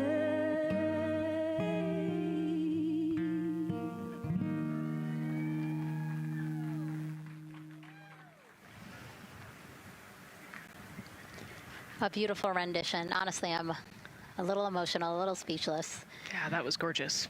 Yeah. I mean, again, we are a nation of explorers, a nation of curious minds, and to see us again 250 years after our Declaration of Independence was signed to when we are trying to return to the moon for the first time in more than 50 years, really powerful. Yeah, leading the way back to the moon. It's exciting. Mm-hmm. And that's so important to us. You know, we do want to be the leaders in exploration, but we definitely know we can't do that alone. You know, we often hear NASA leadership say that, you know, this is not something one nation can do. This is something that is a collaboration of nations, and that's why we have European countries. We also have Canada, again, joining us on this ambitious test flight. Yeah, of course, you know, it goes back to the old proverb, if you want to go fast, you go alone. If you want to go far, you go together. And we want to go far. We want to get onto Mars eventually, and so we're going to get to the moon first, and you can't do that alone. So thank you again, singer Ann Wilson, for that beautiful rendition, again reminding us of what it is we are trying to accomplish for all, by all. We are now back inside the White Room with the closeout crew. Again, backup astronaut Andre Douglas, number 2 there, just outside in the White Room, which is right outside Orion there, with the crew seated comfortably inside. As you can see, they've dimmed the lights a little bit. The crew has the opportunity to set the ambiance, if you will. They were given the opportunity to adjust the lighting as they see fit, again, just so that they can get comfortable. It's kind of like when we are on a plane and you get the opportunity to... Sure, yeah, you don't want the bright lights in your eyes. Also, you want to be able to see the screens well, or see the, you know, the tablet on Jeremy's knee well, so they're going to adjust the lighting to what makes sense for the mission. And we saw in that very quick shot there, our best camera view of the 2 hatches is actually that drag-on camera, like we were saying, that kind of moves around. So sometimes it's hard to show that. So there you have it. You can see that the closeout crew has closed the side hatch. And so right now, that's a panel that they have to close out in order to then close the next hatch, which is the launch abort system hatch. And so, Nicole, can you just quickly, again, talk to people about the two hatches, again, crew module first, and then the launch abort system hatch? Yeah, so the crew module hatch is the one they're working on right now. They just got closed. You can see he's torquing those bolts down. And that is the hatch that completes the Orion capsule. And then you have the launch abort system, which actually is kind of almost a shell that goes around the capsule and holds onto the capsule during launch. And it has its own separate engines that can pull the capsule away from the rocket safely in the case of an off-nominal data point. So it's actually looking at roll rates and attitude and thrust and all sorts of different data in order to make sure the launch is safe. And if it's not, then the launch abort system will pull the crew module away and get them into a splashdown zone safely.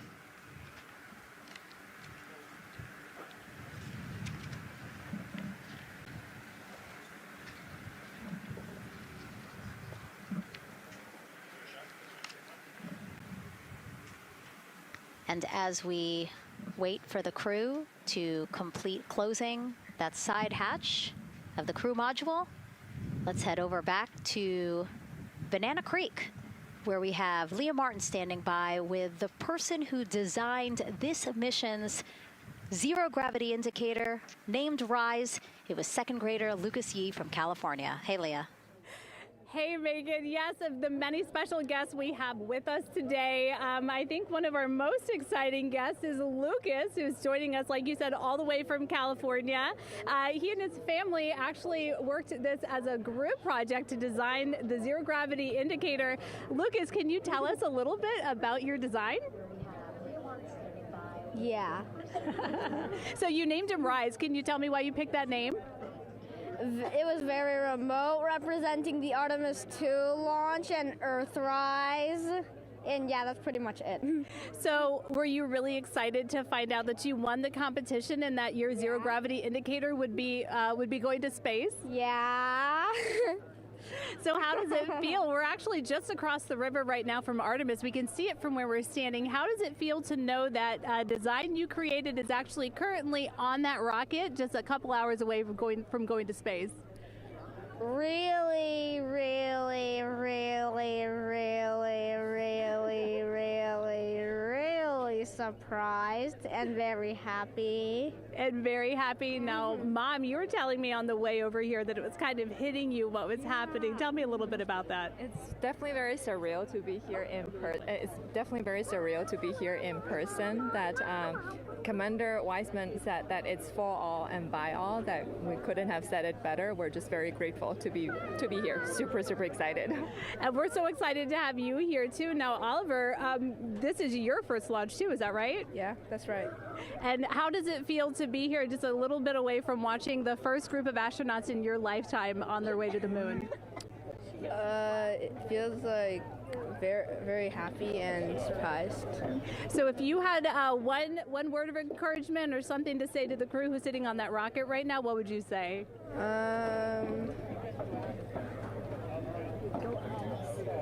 What? Go Artemis. Go Artemis. Go Artemis. Thanks so much, Megan. I would say have a nice trip.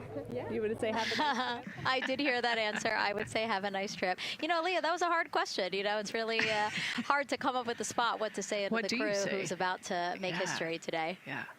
And so the Artemis II crew, again, ZGI, zero gravity indicator. It's a plushie, a soft toy that is brought in to the spacecraft with astronauts so that it can be a visual indicator for when we have reached the weightlessness of space, right? Yeah, you saw a little replica there that Lucas had, and then in some of the views in the cabin view, you could see it swinging and hanging earlier. So I think actually Jenny was the one who installed it into the capsule. Oh, really? Yesterday, yeah. So. Oh, we have to unpack a lot here. We got to talk about Jenny, who we will get to here in a second. But then, yes, we will also go back into the capsule so that we can show you where the ZGI is now. But the ZGI was chosen by the crew after a contest where the crew asked for submissions. They got submissions from around the world to, again, design their ZGI that is going with them to the moon. It's kind of like any other road trip. You need clothes, food, a map, your favorite toy. Really. Except this toy has a job to do up there because this is a zero-gravity indicator. While not a scientific instrument, this safe and soft object tells the strapped-in astronauts that they've reached weightlessness. For Artemis II, the crew wanted a one-of-a-kind ZGI, so we asked you to come up with it.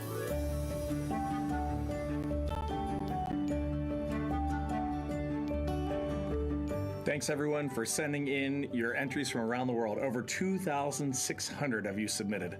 And we loved seeing all of your contributions. It was a really difficult decision because each design had a unique quality that stood out to our crew. In the end, we were able to narrow it down to a top 5 from Finland, Canada, Peru, and 2 from the United States, Kansas and California. In the end, we went with one called Rise. It was a design inspired by the Earthrise photo taken on Apollo 8, which is very special to our crew.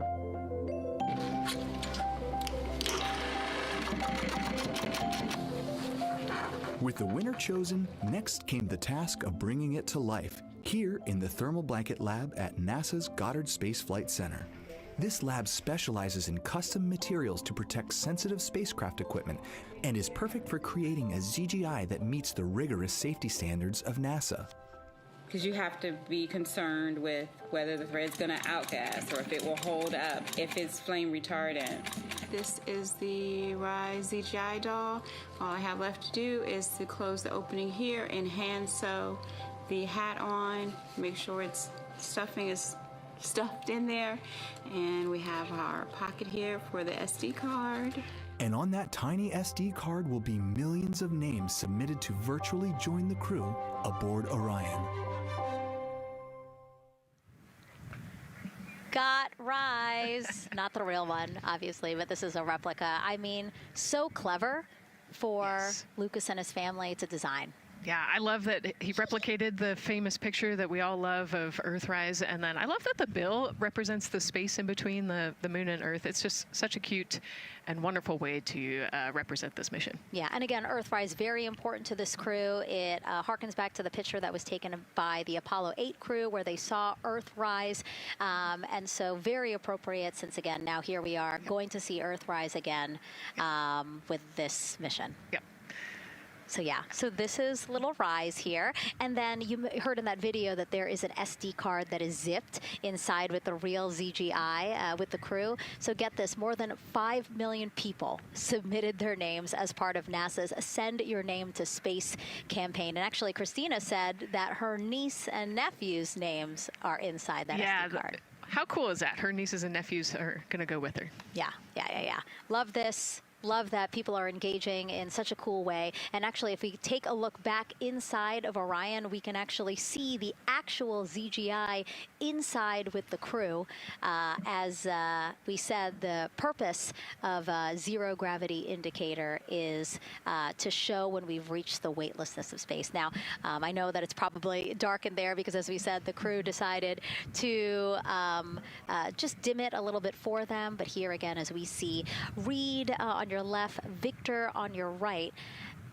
Below Victor, or next to Victor, again, because they're on their back, it's a little weird. It's a little hard to explain their orientation. But between basically Victor and Christina is where Jenny Gibbons has placed the zero gravity indicator. And Jenny, who, again, Nicole just brought up, Jenny is one of the backup crew members. So we mentioned how Andre is the backup crew member for the NASA astronauts. Jenny is the backup crew member for Jeremy. Yeah, Jenny's one of our Canadian astronauts, and yeah, so she's been also helping with preparations for today and helping get the White Room ready, get the capsule ready, and she's actually going to be a Capcom for Artemis II as well. Yeah, she's from Calgary, Alberta, completed astronaut training in 2020, mechanical engineer, combustion scientist, and actually before becoming an astronaut, she was an assistant professor. So again, another very well-accomplished person on the team. And I know the Artemis II crew has really enjoyed working alongside both Andre and Jenny. Yeah, actually, Jenny was our EBQ mentor when I went through our ASCANner initial training, so she helped us with all of our spacewalk training, which was kind of cool as well. Okay, and there we have Andre again, number 2, with the rest of the closeout crew team there. Why don't we get another check with Daryl and see how the launch countdown is going?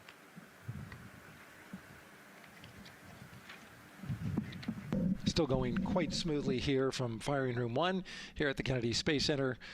Launch team working no major constraints to launch, which is great news. We did get an update on a weather balloon that the launch weather officer and his team released. This is an important weather balloon released right around the 3-hour mark. And what it told us is that winds are around 10 to 11 knots in the upper parts of the atmosphere. That's important information for the launch abort system should the astronauts need the LAS. This would, of course, pull the Orion spacecraft off the top of the rocket in case there were an emergency, and then take them offshore to a water landing in the Atlantic Ocean. And so the winds are pushing onshore.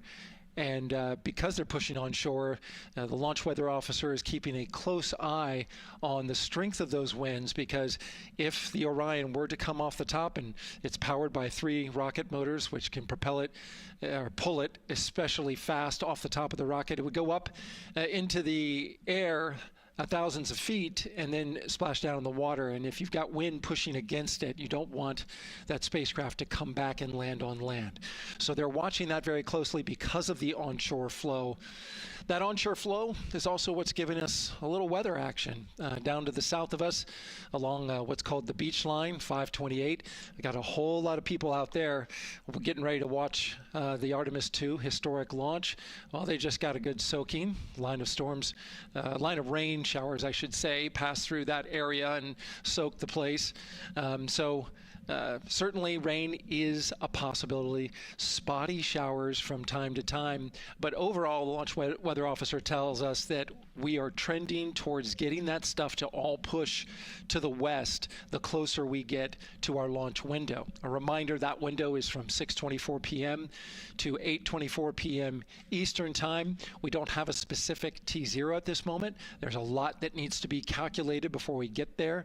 We also need to get through the rest of the countdown on time.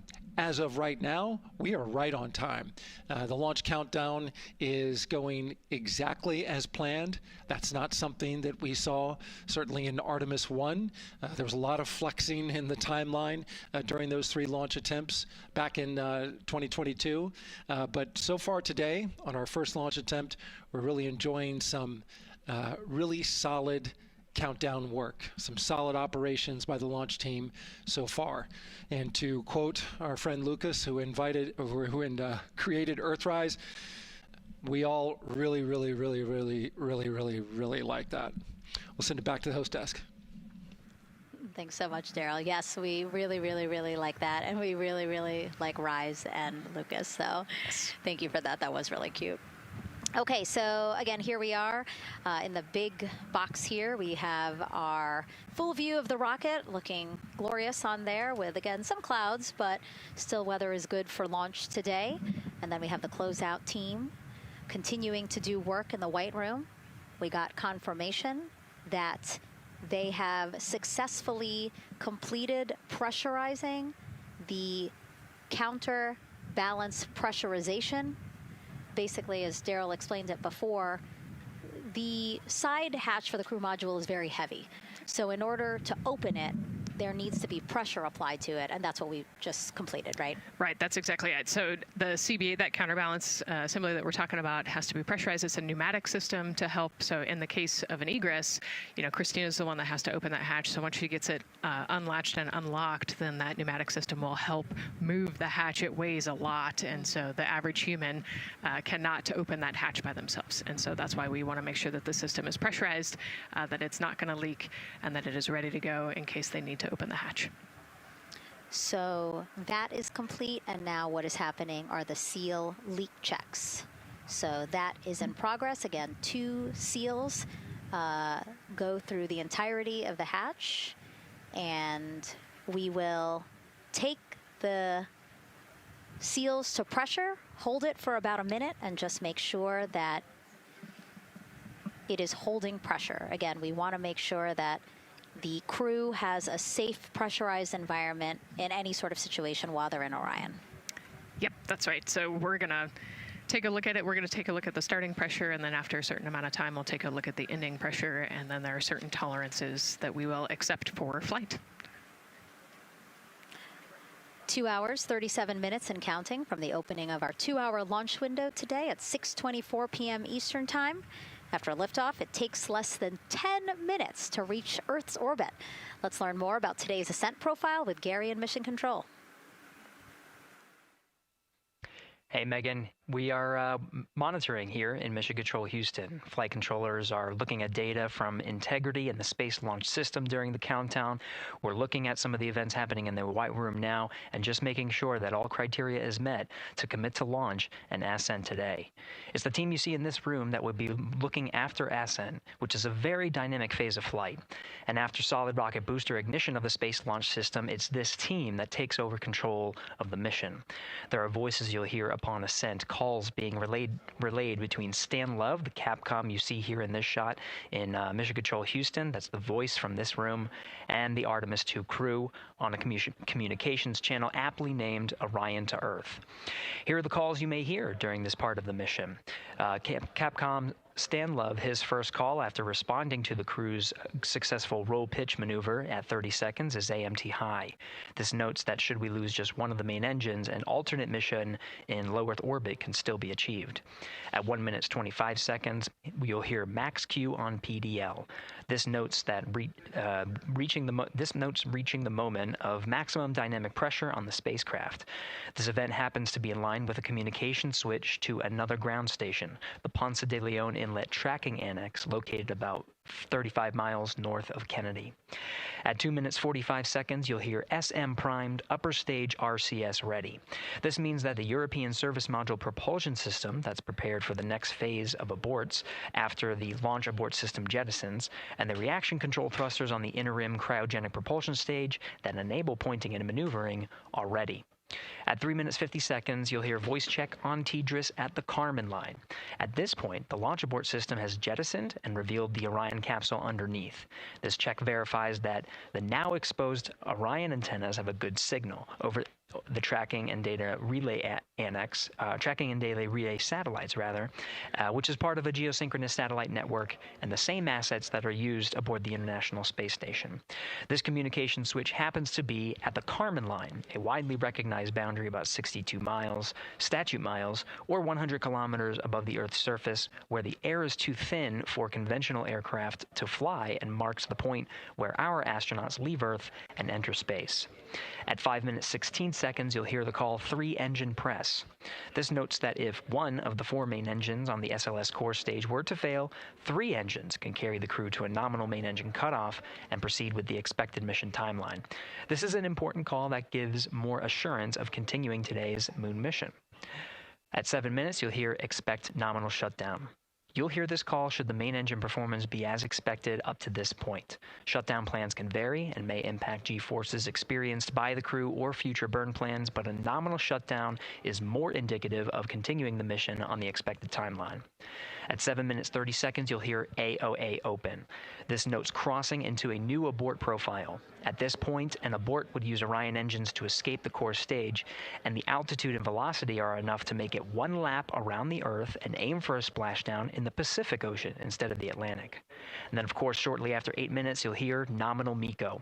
You won't hear MECO right away. Teams here wait until the core stage has separated and the trajectory is confirmed as expected before that call to the crew. Now, this ascent profile is approximate, as there may be calls that move a few seconds depending on the trajectory, and of course these are the calls and times for a nominal trajectory. Teams in this room have been training extensively to prepare for any and all scenarios, and they are confident and ready to take this crew into space today. In today's pre-brief, the flight director, Judd Freeling, expressed his confidence to the team, citing the hundreds of simulations to prepare for this very moment. These are the calls you'll hear during ascent less than 3 hours from now, but now we'll turn our attention to the countdown to launch and send it back to you, Megan, at the Space Coast. Thanks so much, Gary. Now, one of today's 4 astronauts, of course, Canadian Space Agency astronaut Jeremy Hansen. Let's go now to Jasmine with her next guest. So much, Megan. Yeah, we're joining you live now from the Operations Support Building here at Kennedy, where crowds are starting to gather, and we're honored to have Lisa Campbell of the Canadian Space Agency joining us. Lisa, Jeremy Hansen is about to make history as the first Canadian to venture to the moon. What does that milestone mean for your agency? Thanks so much, Jasmine. It's wonderful to be here. It's such a special moment, both for our astronaut colleague Jeremy Hansen, but also for Canada. We're here because of decades of public investment in space robotics, in space collaboration, and so for our country, we're very proud. He's so ready. He's been waiting for this his whole life, preparing, training, and he's a wonderful example of Canada. Yeah, and that's a perfect way to capture Jeremy. He really has been prepping for this his whole life. This will be his first space flight. So what has it been like watching him become part of this Artemis II crew? Well, as I mentioned to you, I've known Jeremy since 2020, and he's a colonel, a fighter pilot, a father, and he really is a very dedicated, passionate human being. So both for him to realize this goal of being an astronaut and flying, he also is hopeful that witnessing that will raise awareness about the value of a space program, of the benefits here on Earth, of exploring the universe and our place in it. Wow, that's beautifully said. And really, this international collaboration has been going on for quite some time now. We've worked together in low Earth orbit and now going into deep space together. So why is it so important that we have these international partnerships? It makes us stronger. We can go faster and further together. Canada is one of the original signatories of the Artemis Accords, and Canada and the United States have been partnered for more than 60 years in space. Wow, that is phenomenal, Lisa. And this really is a team effort in many ways. We also have Jenny Gibbons. Yes. She'll be listening in on Capcom. What is her role going to be like? So Dr. Jenny Gibbons has been training all along as the Canadian backup with the Prime crew. Last night, she was in the Orion capsule checking out all of the communications, making sure all of the systems test out and work perfectly. And then she will be among the first lunar Capcom, helping the astronauts navigate during their mission. Wow, Lisa, that is so exciting. Any final words for the nation of Canada before today's mission? Just, we are so proud, so excited, and we can't wait to welcome Jeremy home. Fantastic. Lisa Campbell, thank you so much for being here today. Thank you, Jasmine. Of course. And with that, let's get back to NASA's Megan Cruz.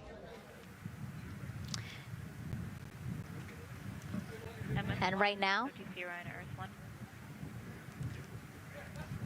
Go ahead.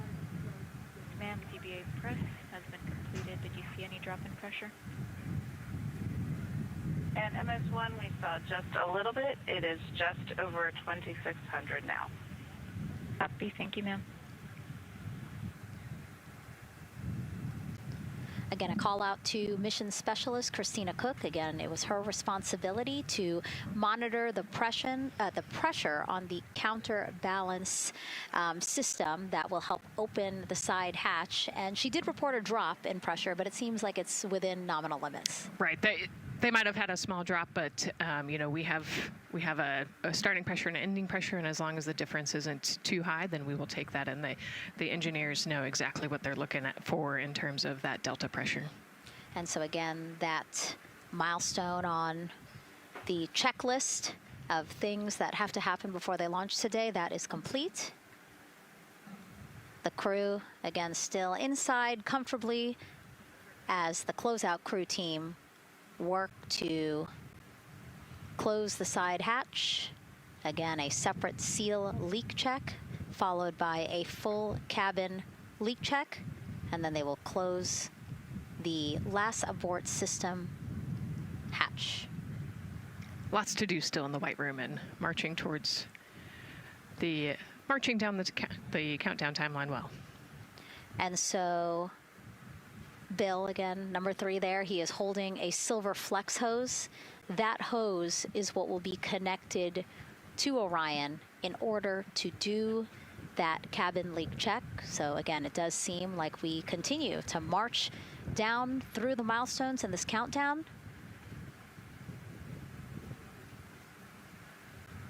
Hopefully lifting off today within our 2-hour launch window that opens at 6:24 p.m.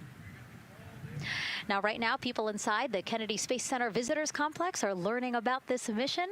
There are great exhibits there about the rocket and Orion, and of course, our Megan Carter with the moon board. All right, Megan and Nicole, yeah, you mentioned that checklist before launch. That checklist is going to continue during the mission as well, as there are several vital objectives that we are hoping to accomplish with this mission. So we've talked about the rocket, we've talked a little bit about Orion. Obviously during Artemis 1, we had that test flight and there were no humans on board. That is our one big difference for this one, and we are going to have that crew this time. So what are they going to be up to during this mission? Let me tell you just a little bit. Now, for Artemis 1, like I mentioned, we were really focused on the SLS, making sure it had the power and capabilities that we needed. We were also checking out the Orion spacecraft in deep space environments, making sure that it was good to go. Now for Artemis 2, we are going to be taking the testing for Orion to the next level by adding that human component. So those test objectives are going to start even before launch. Like you mentioned, they are out there making their way through that checklist. But these objectives are going to start now, and that includes safety. So one really great example of safety is going to be something called the egress baskets. They're out there in the spacecraft, obviously, and should a situation happen to come up, they are going to have something called the egress baskets they can get in, and those are going to zip line them essentially down to the ground within seconds to safety. Another great example of those safety procedures are going to be the LAS, or the Launch Abort System that I mentioned earlier. Just a reminder, that's the one that can pull the crew and capsule away from any danger within a few minutes of into the launch. Now, those are just a couple quick examples, but our recovery teams have been training extensively, quite a lot, to make sure that they are ready and prepared for any challenging situation that could possibly arise. All right. Several other objectives that we are going to be looking at are also going to be communication checkouts. That is going to be vital. I know we talked a little bit earlier about all the maneuvering that they're going to be able to do, but we want to make sure that they have full communication ability from space to ground so that we can fully support them here.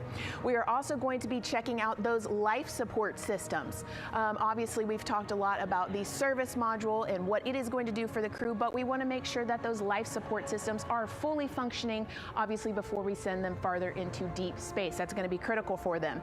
So on top of being able to maneuver the spacecraft and check everything out, we are also going to be making sure that everything is fully functioning. So as you can see, big part of this mission is to make sure that the spacecraft, the hardware, and all the operations are working, and that the data is going to make sense. And speaking of recovery, we are also going to have the opportunity at Splashdown to recover that launch or that flight data, and we're going to be able to take that back, analyze it, and make sure there are if there are any enhancements we need or changes we need to make before our next missions, we'll be able to do so.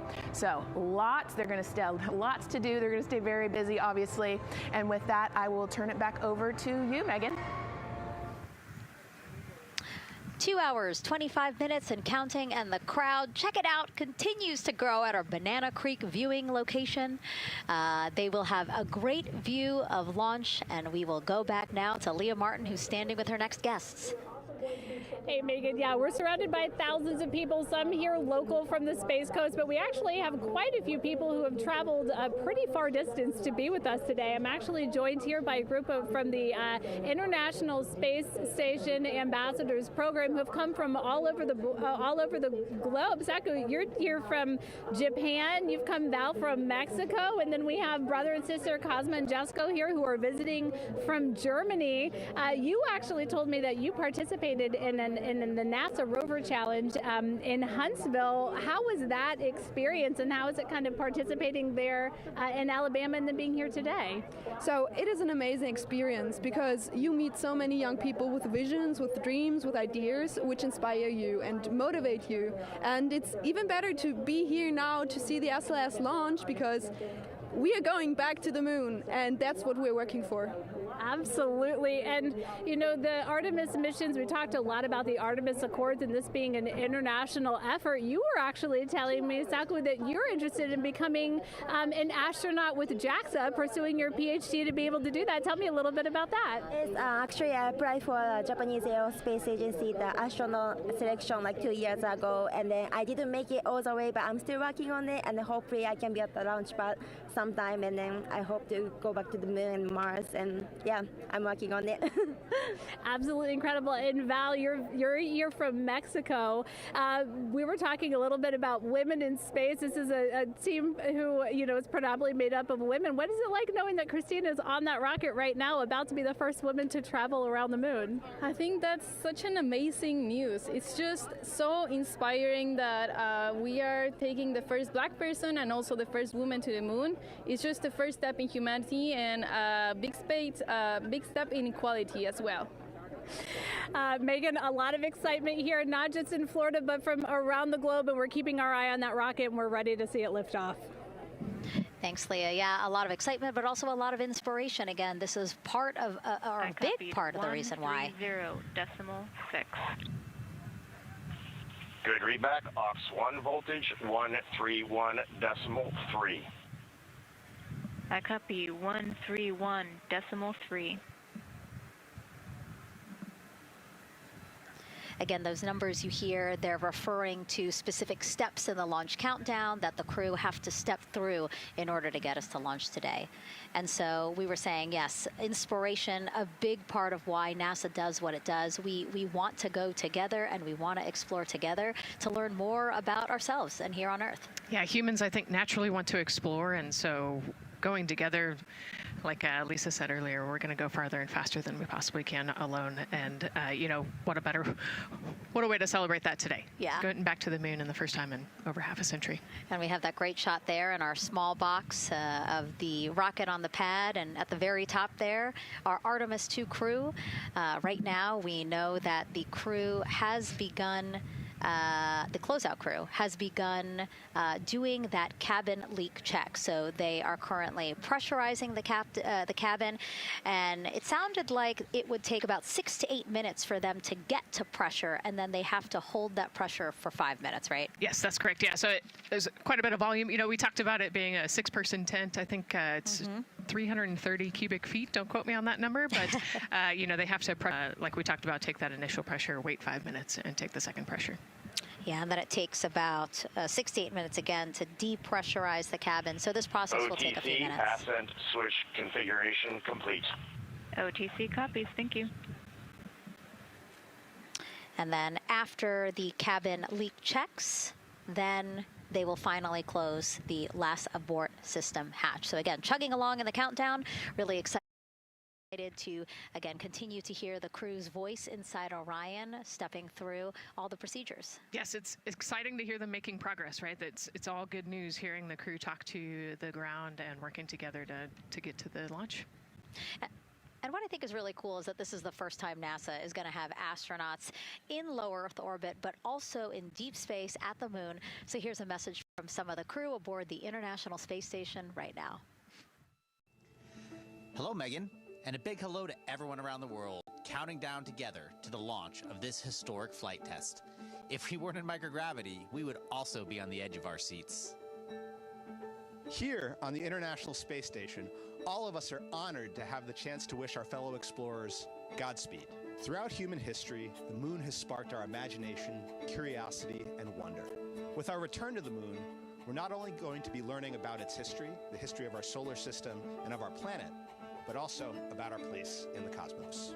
We are so proud of the Artemis team and so excited for what you will see and learn on behalf of all of humanity during your trip around the moon. As we push the boundaries of exploration and expand our knowledge with scientific discovery, we advance our collective civilization together as one. Test flights are crucial to the mission of exploration. We all learn in test flight schools that the more challenging the missions are, the more incremental the tests should be. This Artemis II mission is one more increment on the way to further exploration. Thank you to the crew, our friends, for your dedication. And from the entire Expedition 74 crew, thank you to all of the teams that had a hand in getting the Artemis II mission to where it is today. Back to you, Megan, as the countdown continues. Oh, I I love that so much. I just love seeing them there. And again, you have to remember the International Space Station is an orbiting lab. We learn so much there, and we're going to learn so much more from Artemis II, because this isn't just a test flight. It's an opportunity to learn more about the moon, deep space, and how humans can live and work so far from home. So here are some of the science objectives that NASA hopes to accomplish with Artemis II. Artemis II is our return of humans to the moon, flying around the moon on board Orion. But along with that, we're doing a lot of great science. One of the exciting things about the Artemis missions to the moon is that science is actually a fundamental pillar of why we explore, why we're going, what we're doing in Artemis. I think it's incredibly exciting that not only are we testing the vehicle, but we're testing science on board. Science where the astronauts are conducting experiments, science riding along with the astronauts. We have astronauts looking outside the window and really observing the lunar surface. It will help us understand the deep space environment. It will help us understand how that environment affects our astronauts, our systems, and life in general. So deep space is a challenge for us because you have to leave Earth's protective magnetic field. Here in low Earth orbit, the crew members are protected from some of the harmful radiation. Going to the moon, they'll no longer be protected, so they'll have a higher radiation exposure. Much like Artemis I, we have so many radiation sensors and detectors that are inside the capsule so that we can fully understand and appreciate the radiation environment for protecting our astronauts. In my hand here, I'm holding a tissue chip model. This is the exact design that's going to be flying alongside the astronauts. We'll be collecting samples from each of the crew members, and we can make these organ chips out of the astronauts themselves. So every crew member will have their own avatar on board, and then upon return, we can evaluate that deep space radiation environment and what that compares to the astronaut themselves. Not only are they going to help change the course of medicine for the astronauts, but revolutionizing that on Earth as well. We're looking at sleep, we're looking at team dynamics, we're looking at how you interact with the environment. We're also looking at the immune system, so what are the biomarkers? We're using saliva as a method to study hormones and different things in your body that may change during a mission like this. And then finally, how do we function after microgravity, being close to the moon, then returning to Earth. Which will ultimately help us achieve our goal of getting humans to Mars. And then on top of that, we have an opportunity to look at the moon from deep space on the far side for the first time in over 50 years. Having human eyeballs and brains back around the moon is going to unlock a new generation of lunar science discovery. The human eyeball is capable of taking in so much data in just a split second. They'll be able to tackle impact history, volcanic history. They'll be able to look at how the albedo, or kind of the shade and hue of the moon and the color of the moon, can tell us something about how that terrain evolved over time. We're integrating science in ways that have never been integrated into human exploration before. We have a front room mission control flight controller position called the Science Officer. We have a brand new science back room where it's basically our brain trust of lunar scientists and geologists supporting the crews of the future. And Artemis II will allow us to really test how this works so that future missions are really set up for success. We'll also be deploying some CubeSats. They're small shoebox-sized spacecraft of their own. They're each provided by another country, one of our partners. As they conduct their research, they'll complement what we are doing at the moon with Orion. It is so incredibly exciting to be a part of this mission. And it has been, really one of the privileges of a lifetime. I can see the work I'm doing benefit crew members right now and benefit the crew members in the future. So it's incredibly exciting and it's very rewarding. As this rocket launches humanity off of the Earth, we'll be setting the stage through our science to prepare humanity to leave Earth and explore the solar system.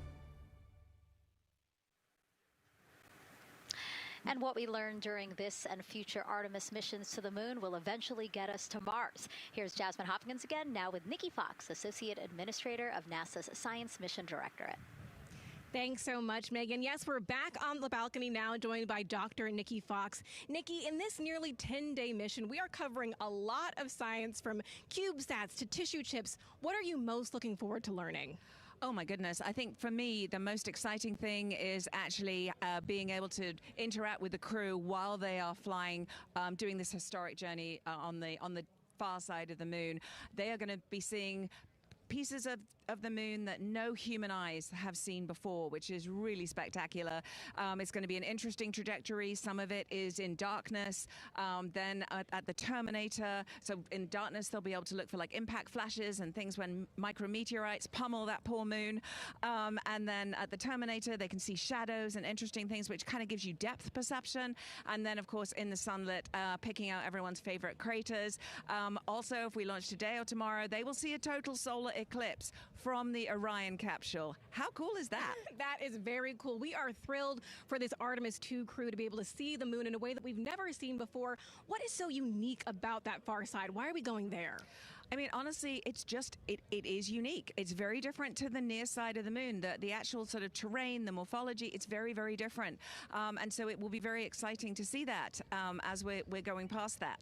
Absolutely. And Nikki, you know, we are performing a lot of science at the moon this year, actually, not just Artemis II. Can you speak to the commercial lunar landers we're planning to send? Yes, we are very, very proud of our commercial partners as they take our payloads for us to the lunar surface. And very excited. Next one up is Blue Origin's Blue Moon Mark 1 going. It's got some science on it. It's got the scalps that went on the Blue Ghost. So we'll be able to sort of look at that plume as it's coming down onto the lunar surface, and then also the laser retroreflector that will be the array that's up there too. So even on that first test flight, packing it with science as much as we can. Wow, Nikki, so much science. It's hard to keep track of everything. But the unique thing about Artemis II is we're sending crew. Can you speak to the importance of the human element of science? Absolutely. I mean, we can program, like we do with our beautiful rovers on Mars, we can program them to do certain things, and it's what we think we need them to do. When you have an astronaut up there, they can make that sort of like really unique split-second decision. The thing I'm most looking forward to is when they think they're going to be looking here, is hearing one of them say, "Oh my goodness, look over there." And I think that's just incredible about how we do that. Also flying our tissue chips with the astronauts, our Avatar experiment. Here we go, Avatar. Oh, wow, look at that. And that's got the tissue chips samples that matched to the crew, so we'll be able to monitor the effects of microgravity and radiation on that human tissue as we prepare for more and more missions to the moon for longer and longer durations, and then off to Mars. Wow, Nikki, so much science ahead of us, but first we have to launch. Thank you so much for being here today. Thank you so much. Go Artemis. Oh, of course, go Artemis. And with that, let's turn it back over to the countdown with NASA's Megan Cruz. Nikki is so fun. She has so much energy and so much passion about the science. And again, yeah, it's just so important to remember that so much science is happening with this mission. It's not just to test out the hardware and the life support systems. Yeah, you saw the science video, and then we talked to Nikki. Man, there's so much going on, right? We talked a little bit about the lunar observations that we're going to do. And then, she talked about, made a really great point about, the human eye can pick things out that a camera or a robot can't necessarily pick out. And so that's why we're sending humans. But also, we're not just doing the lunar observations. The Avatar, that's a really cool experiment. They took blood samples from the crew, and then they used those stem cells to make bone marrow and create those little Avatar chips, which is so impressive. Feels like scientific, sci-fi movie stuff. Yeah. But, we're going to look at radiation. We're going to look at all sorts of different scientific experiments. We got the little CubeSats. We're going to go look at space weather. Lots going on. Yeah, even collecting some of the astronauts' saliva. You can learn a lot about the body through the saliva. So just really a lot in a small amount of time in a small capsule. Yeah, scientific discovery. That's why we go back to the moon. Yeah. And so, again, her energy just so... oh my God, I can't find the word. So wonderful. Awesome. I don't know why I couldn't find the word.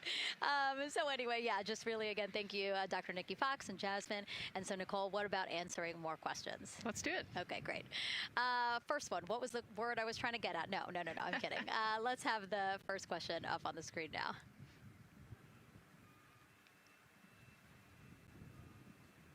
I know we got him. I see him being asked. And CDR OTC Orion Earth 1. Go. For your awareness, scrubber cycling is about to be restarted. Integrity copies.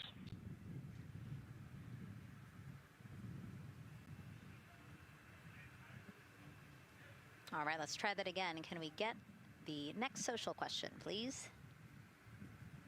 What are the G-forces experienced by the Artemis astronauts during launch and reentry? Ooh, you know, these are actually pretty similar to, you know, a Dragon launch or a shuttle launch. You know, we have to accelerate to get out of the Earth's atmosphere, and then, you know, we talked about the secondary burns that they will do to get away from Earth. But, you know, for me personally, it kind of felt like we got slingshotted off the Earth is how I like to describe it. So, you know, you get set back in your seat and the G-forces are into your chest. CDR OTC, you're on Earth 1. Go ahead. Moon leak check complete. The cabin is going to be vented to flight pressure momentarily. Integrity copies. That's fantastic news. Yeah. Again, so the spacecraft is holding pressure as expected, and so now they will depressurize it, which will take about 6 to 8 minutes. Exciting. Yes.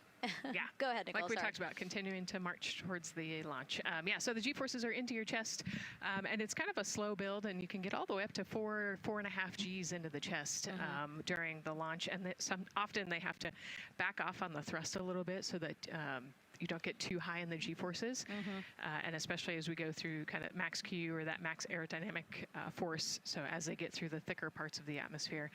And then very similar G-forces on the way home, so slow, steady build up to about 4.5 Gs as the rocket actually decelerates. You know, you heard in one of the packages, when they come back, they're going to be going 7 miles a second. Gosh, that's and incredible. so you have to slow down somehow, and to do that, you have to actually, you know, when you brake in a car, you feel those G-forces, and so for the astronauts, it'll just be, again, into the chest based on the orientation. Great. Thank you so much for that answer, Nicole, and for that question. We're going to continue to try to take as many as possible. Again, you know how to send them to us at NASA Artemis. But now we again have another question for you, for our audience. We want to know, what part of Artemis II are you most excited for? Liftoff, Earth views from Orion, lunar flyby, or splashdown? Tell us again on NASA's Instagram or Twitch accounts, and we'll share your answers a little later in the broadcast. That's a tough one. I don't know what my answer would be. I know. I don't know either. I'm excited for it all, but that's a cop-out. All right, now let's head back over to Banana Creek. Again, the crowds there, really excited. People coming from all over the country, from around the world. Why don't we get another check with Leah Martin to see who she's caught up with now? Well, Megan, we were a little while ago talking to some students from around the globe. Today, we're actually talking to some local students who are from right here, locally, Merritt Island in Titusville. We talk a lot about the Artemis generation and about the students who are going to become the next generation of dreamers, of engineers, of scientists and technologists. And I'm actually standing with a group of those students here today. Our local high school has actually implemented a really neat new program in the spirit of being able to create these pipelines for employment and engagement. Can you tell me a little bit about what Merritt Island High School is doing? Sure. Well, this is a new program, first of its kind here in Florida, and basically what we're studying is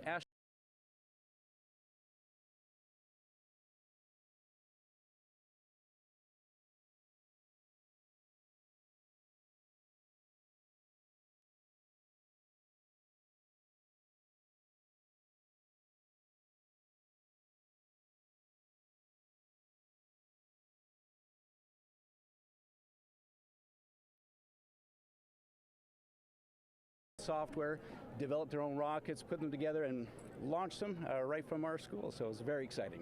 Incredible. And then another local high school, Titusville, you guys also have a similar but slightly different program. Yes, we do space mechatronics with advanced manufacturing, preparing students to build and manufacture things to automate, do automation to build things on Mars and things like that, or locally too. Now, you told me that you're actually trying to figure out a little bit what you want to do when you're done your freshman in high school.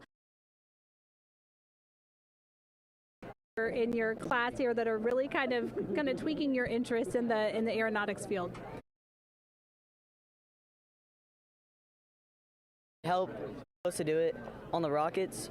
We're also doing computer programming, which would help with NASA and like programming and coding. Absolutely. And you were actually telling me that I think were telling me that you're interested in becoming a pilot. We talked a little bit about the pilot who is on board the rocket right now. How is this program preparing you for your future? I mean, it's teaching me everything that I know about aviation, and it's really inspiring that I get to learn it in a classroom, like locally as well. It's amazing. I love it. And then you were also telling me you're taking this class. What's the most interesting thing you've learned? I really like the whole design part of it, like actually like engineering, like because I want to be an engineer. Engineering the products we use when we build stuff, that's definitely my favorite part, learning how to use those kind of softwares. Absolutely. Well, Megan, when they're seasoned NASA employees, you'll be able to say that you saw them here first when they were still in high school. Back to you at the desk. I can also say that they have fans. Nicole Ayers here. As soon as that girl said that she wants to be a pilot, Nicole went... Yeah, why is that something that's so thrilling for you to hear? I mean, I love when kids in high school have goals and they set their goals high and they want to go do something. You know, the kid who wanted to be an engineer or a pilot, like, I love that. You know, find something that you're passionate about, go work hard at it, and go get good at it. Yeah, and speaking of passion, I mean, we definitely have a whole bunch of people here passionate about what NASA is doing here. Again, the lawn behind us just filled with media from around the world, making sure that they can help tell our story to everyone who is interested in hearing it. So back here in Florida, of course, we have NASA leadership also keeping a close eye on launch operations. Let's go now to Jasmine Hopkins, who is standing by with Lori Glaze, Acting Associate Administrator of NASA's Exploration Systems Development. Thanks so much, Megan. Yeah, we're honored to welcome Dr. Lori Glaze to the balcony now. Lori, this is our very first time having crew on an Artemis mission. How does that feel, and how does that change our overall approach to the mission? It's a really good question, and it really came home today when we were watching the crew walk out, and then we saw them get into their van and go out to the pad, and we've been watching them getting into the crew module. And so we've really put an enormous amount of rigor into assuring the safety of our crew. One of the most important things on this mission, different from Artemis I, is we now have environmental controls and life support systems. One of the most important things we're going to do on this mission is test those out and make sure that we can keep our crew healthy and safe throughout their mission. We also on this mission have an activated launch abort system, which we had the system for Artemis I, but it wasn't active. But we definitely had that active on this mission. We want the ability, again, if something goes wrong, to be able to have that ability to abort and get them back to the ground again, safe. Absolutely, Lori. I mean, as you're driving home, safety is paramount here at NASA, and your program is responsible for all of these Artemis elements. We have the Space Launch System, Orion, ground system. So how do you get everybody cohesively on the same page for a day like launch? And that's a great question, and it's really been wonderful to watch our teams working together. We have the ground systems, which are kind of the bookends of our mission. The ground systems help prepare us to get the rocket ready to take off. They're doing all of the loading of the tanks right now and getting the crew into the Orion. And then at the back end, they'll be there to recover the crew when they land in the ocean. But they know that their job is to make sure that that rocket is ready to go and that the crew module is ready to go. And then the rocket itself, the space launch systems, they know that their job is to deliver the crew module to the right point in space so that they can conduct their mission. And then again, they have to make sure that everything is ready, that they set them on the trajectory that is going to bring them around the moon and set them up to land in the right place in the Pacific Ocean. And that's their job, and they know how important that is. And they have to work closely with Orion, which again, they also have to work with all the other teams to make sure that everything's working together. And then on top of that, our flight operations teams, all the people on the ground, they're all working together. They know this mission doesn't work unless every single part of the mission works. Right. Lori, there are so many things that have to work together today. We can't wait to see what happens next. Thank you so much for being here. It's my pleasure. Thank you. Of course. And with that, let's take it back to the countdown with NASA's Megan Cruz. Yeah, and speaking of the countdown, 1 hour, 59 minutes and counting until the opening of our 2-hour launch window at 6:24 p.m. Eastern Time. This is a shot of Jetty Park. It's a nearby popular viewing location of rocket launches, and it is so great to see how many people are here. I mean, this is a Wednesday. Like, people had to take time off of school and off of work, but it's something that they felt like they wanted to do, to be here. Yeah, you know, I think just based on the chatter on the airplane ride yesterday, half of my my airplane ride. Oh, no here way, was, really? They were coming to see the launch. You know, everybody's excited and traveling from all over the world to come see this launch. And it really is a great day. We had some sprinkles here in the crowd, but for the most part, I mean, it's just a beautiful day to witness history. It is, yeah, you know, a little bit of sprinkles, but for the most part, the clouds are staying away, and you can see the blue sky behind us, so hoping for good weather in a couple hours. Absolutely. And so Dr. Lori Glaze mentioned what we learned from the Artemis II mission helps pave the way to sustained human presence on the lunar surface. So what are the objectives of this mission to eventually accomplish that? Let's check in with Gary and Mission Control for more. Thank you, Megan. Yes, the Ascent teams are here in Mission Control Houston, working through their steps to prepare for a go for launch. Right up here on the front board, we're watching the teams in the White Room work through their checklist and closing the hatch as we verify ours, working as one NASA team. What Dr. Glaze said about working across the teams throughout the nation is true. It takes one NASA team to bring everything together and accomplish the mission objectives. The Artemis II is designed as the first crewed test flight of NASA's Artemis campaign, sending astronauts into lunar space to validate systems, operations, and human performance ahead of a more complex lunar landing missions. NASA has identified an extensive list of mission and flight test objectives that serve as a checklist to verify the capabilities needed to land humans on the moon. For the Artemis II mission, there are 5 overarching priorities that cover the mission and flight test objectives. First is, of course, the crew. As the first crewed mission inside the Orion spacecraft, this mission serves to demonstrate the capability of safely sustain the flight crew throughout the mission, including launch, the deep space component, and return. Number 2 is systems. This mission brings it all together to validate the performance of all ground and flight systems needed for a long-term lunar campaign, from launch infrastructure to spacecraft operations in deep space. Third is hardware and data. We'll be gathering performance data as much as possible over the Deep Space Network, but we also aim to retrieve onboard data and hardware after splashdown to gather additional insight and improve future Artemis missions. Fourth is emergency operations. The crew and flight control team will be testing emergency systems such as abort procedures, rescue operations, and contingency responses. During the flight, astronauts will rehearse a number of these procedures to ensure that in the event of a real emergency, the planned procedures and operations are sound. And finally, there's subsystem validation.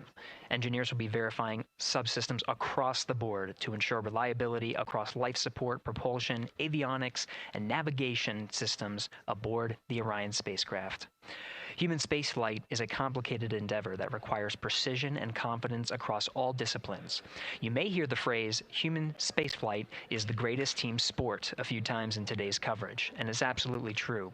Not only does it need mastery of specific components, but the integration extends across thousands of people and facilities around the world to come together and make it all work.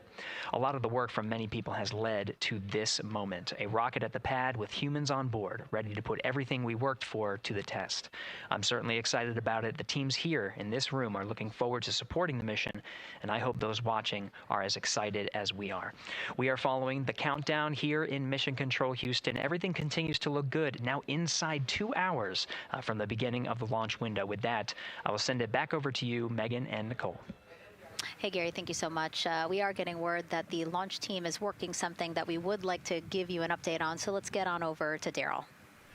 All right, thank you, Megan, and we are live in Firing Room 1 here at the Launch Control Complex. Yes, we are currently not working any constraints with regards to the rocket or the ground systems. But the launch team has been made aware of an issue that the range is working. And currently they're monitoring that work that is going on over at the range. We understand that that issue is related to the flight termination system. The flight termination system, just to give you a quick explainer, every rocket has a flight termination system. It's the system that the Eastern Range here uses in order to send a destruct signal to a rocket in case it veers off path. So it's a very critical, important safety component in terms of how the range keeps the public safe here. We understand that the flight termination system, they're working on an issue. And so as they continue to work that issue, they've asked for some assistance from the launch team to help verify some of the work that they're doing on their FTS system. And this is where it gets a pretty unique situation here. The assistance they've asked for is to verify what's going on with their system. They want to check it to see that the work they're doing is okay. And in order to do that, the FTS console operator inside the firing room has been asked to help them verify it. And the way that they're going to do that, and the solution that he proposed to check and verify the system with the launch director, and she gave the approval, is to go get a piece of heritage equipment from inside the VAB that was used during the space shuttle program. And this equipment is able to receive commands by the range through the flight termination system. And so with this piece of equipment, this console operator who works FTS was granted permission to go go over to the VAB next door and get this equipment that he's very much aware of and used during the space shuttle era. And so that is in work right now. The bottom line of all this is, at this moment, the range is no-go. But that is not stopping us from moving forward in the countdown. We can continue to process and work the countdown. The closeout crew will continue to do their work, and the launch team will continue to do their work as well. But we'll keep you updated on what happens in regards to, as far as my understanding goes, a pretty unique situation here with trying to bring resolution and kind of help out the situation that we're seeing at the range right now. And that's the latest here from the firing room. I'll send it back to Megan and Nicole out the host desk.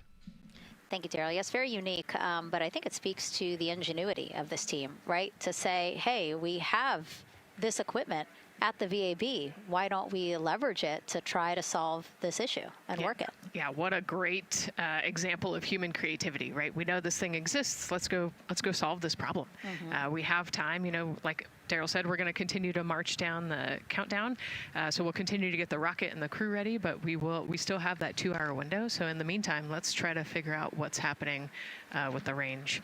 And speaking of the range, what is the range for people who might not watch rocket launches with us often? Sure, yeah. So anytime that you launch a rocket, you have to clear the airspace, right, in the launch corridor. So where the rocket's flight path is going to go, you have to make sure that that whole airspace is clear.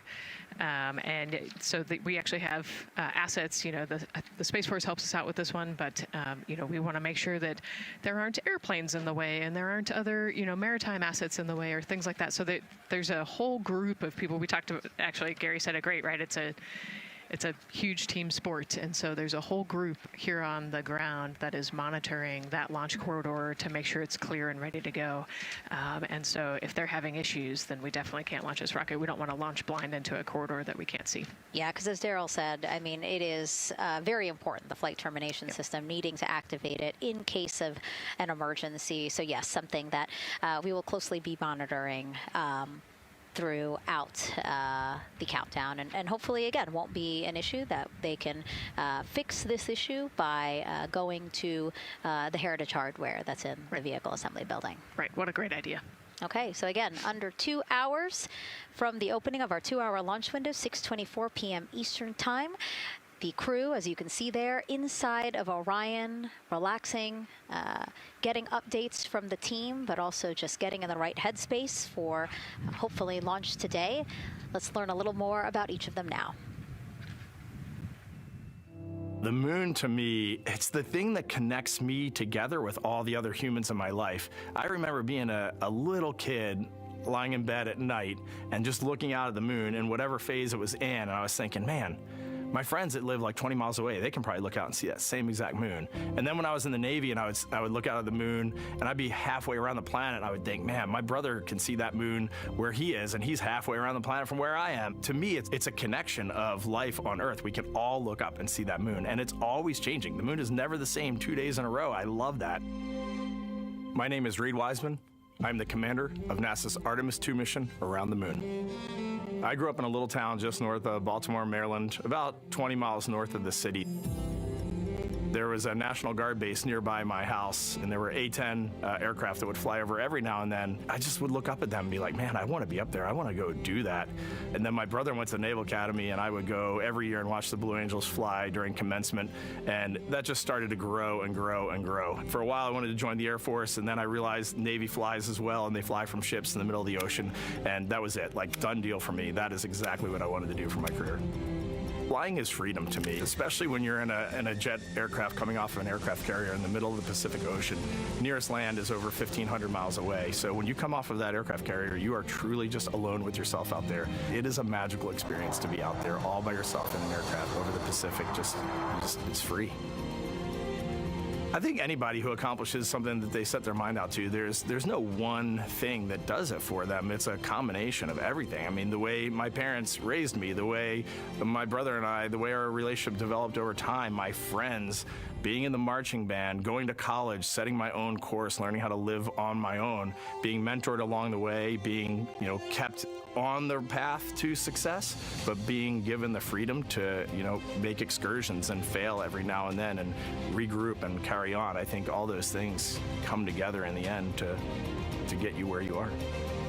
I've had to overcome, I'm a human being. I've had to overcome a lot of fears. I'm pretty scared of heights. I joked about that on the International Space Station, but it turns out I'm only scared like at the edge of a building. When you're up on the International Space Station, even though you're 250 miles up, I never had that feeling of falling or that I was, at risk up there. I just kind of loved the feeling of floating and looking down at Earth. There have been challenges all throughout my life. By far, the biggest challenge was losing my wife in 2020 to cancer and now raising two daughters who are grown up now, but that's been the biggest challenge by far I've ever had to face. It is not easy. Being an only parent, trying to work a full-time job, and raising two kids is something that I think about every single day. I'm very proud of the work I've done. I haven't always done it well, but I've always shown up and tried as hard as I possibly can. I do wonder what it's going to be like when we are really far from Earth and can see it. The sensation of being so far away from everything that you know. I had that sensation on the space station the first time I got to sit in the cupola for a really long time. So I can only imagine what that's going to be like from 200,000 plus miles away. My name is Victor Glover, and I'm the pilot for NASA's Artemis II mission around the moon. When I was in 4th grade, I was 10 years old, and that's when the Challenger accident happened. And it helped me understand how the general public felt about the astronaut corps, right? Like, these are the people that we want to be, and that just gave me an easy thing to strive toward. The biggest fear that I've had to overcome in my life is doubting myself. Going to college when no one in my family had gone to college was a huge risk. I had more confidence in my athletic ability than in my academic abilities. I could play football with those college students that I saw on TV, but my classmates that I saw in the lab and around the University Union, I didn't know if I had what they had. I think addressing that self-doubt was a part of, swinging for the fence and trying to go get an engineering degree, not just go to college, but get an engineering degree and then go do something challenging and technical like flying. Apollo is known for sending humans to the moon. Artemis has an opportunity to continue the Apollo story, but I actually think it's important for this story to stand on its own. Artemis is a new program, and we're trying to do new things. And it's great to compare and contrast. When you look at our spaceship, you can see parts that were designed, built, and integrated in another country. When you look at our crew, you see that our crew is international. There are also men and women. And I just think that comparing and contrasting makes the story even richer. the piloting role specifically, I will have an hour and a half or so where I get to fly the spacecraft by hand. We haven't flown that many spaceships. And so the ability to fly one actually in space on a test mission is just a really unique opportunity. I can't tell you how I'm going to feel when we fly by the moon and see the moon up close and the Earth from 250,000 miles away, but I don't use the word excited because I'm focused. You know, what we do, this is very serious and it's very risky, and we are all intimately familiar with that risk. And so if we go out there and we're successful and we can pass that baton on to Artemis II, that's something to really be excited about. I tell a story, which is one that my dad told me before the Apollo missions when he was just a very little boy. He was looking up at the moon with his mom, and his mom said to him, "Don't worry, Ronnie, we'll never get there." Fast forward maybe 70 years later, it's his daughter that's actually going there. And I think that long arc is something that we can all learn from. The idea that the seemingly impossible becomes possible if you just believe in it and are willing to work hard and come together to achieve it. My name is Christina Cook, and I'm a mission specialist for NASA's Artemis II mission around the moon. When I look back on my dreams as a kid, I definitely never thought I would actually get here. I was very pragmatic. Even though I'm a dreamer, I knew that the odds were way against me again, so I might as well do something I'm loving in the meantime. I definitely loved science and math in school and, did pretty well in those things, but I also loved being active. I was always outside. I loved things that made me feel small. I loved looking at the night sky, oftentimes between the pine tree branches, or I loved the ocean. North Carolina also has mountains, and when we go there, I just love the vastness of all of those things. I loved how they made me feel and what they made me think about, and the vastness of the universe and how much out there was to learn. I'm drawn to exploring. I'm drawn to challenges that involve both mental and physical, and I'd much rather be solving problems wearing a whole lot of equipment and in a harsh environment, and that's just something I've carried with me ever since I was a kid. Thinking about the fears or challenges that I've had to overcome, there are just so many. I mean, basically, that has been the journey. I always say to people, do what scares you, and that means I have to follow my own advice. So doing what scares me meant getting on a plane and going to the Antarctic, getting on a plane and going to study abroad in Ghana, applying to become an astronaut, opening the EVA hatch in the airlock and going out of it into the darkness, strapping myself onto a rocket. And so for me, I think that no matter what the challenge, recognizing that if people believe in you and you believe they believe in you, the challenges seem always a little bit easier. To me, the moon, it represents history. It is a witness plate. Everything that's ever happened to the moon is still written on the moon. Every single person has looked at the moon their entire lives. We see the same moon. That's something really special. It's just the epitome of a symbol of something that's in each of our hearts, but that's also represents exploration and reaching.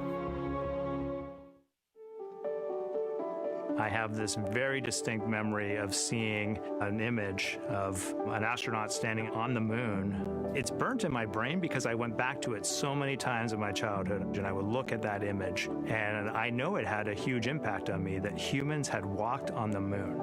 My name is Colonel Jeremy Hansen. I'm an astronaut with the Canadian Space Agency, and I'm a mission specialist on NASA's Artemis II mission around the moon. My elementary school years, I grew up on a farm outside of London, Ontario. I spent as much time as I could with my dad on the farm. I learned the value of hard work, for example. If I wanted to go to work with Dad, it was going to be a long day, and I was going to have to not complain, or I wasn't going to get to go the next day. I had a treehouse. I had a vivid imagination, and I changed my treehouse into a spaceship. I made all these dials and controls. I had circuit breakers for switches that I found in the barn, and I was exploring space in my imagination. The most important thing I did to get to where I wanted to go in life, which was flying fighter jets and eventually becoming an astronaut, is I shared those desires with other people. And it turns out, just like you don't go to the moon on your own, if you could, I would have done it a long time ago in my treehouse as a kid, you have to go as a team. I think the biggest impediment to achieving my goals was, of course, myself. And I think that's a common human experience. There are many times where just little things would get in my way, and my immediate interpretation of that was, well, now that goal is out the window. You know, people must have lifted me back up, and somewhere in the back of my head, that persistence came through. And I think that's a common human experience, to doubt ourselves. I've come to this, I guess, realization that I believe that we all have gifts to contribute, and the goal is to figure out how to use your energy towards adding positively to humanity's existence on this planet. But I love it when humanity sets big goals, like sending humans to the surface of the moon with an eye to eventually going to Mars, because when we do that, we can bring together genius from not just even in one country, but around the world. I've also learned from my indigenous mentors that they refer to the moon as Grandmother Moon. So you've probably heard of Mother Earth. They use Grandmother Moon because Grandmother Moon is responsible for the water in their community, just like the moon moves the water around the planet, affects the tides. And I think that's a really beautiful thing for us as we go back to the moon, to think about all the different cultures around the world and how they view the moon differently. And that's really neat because we all share that same moon in the night sky.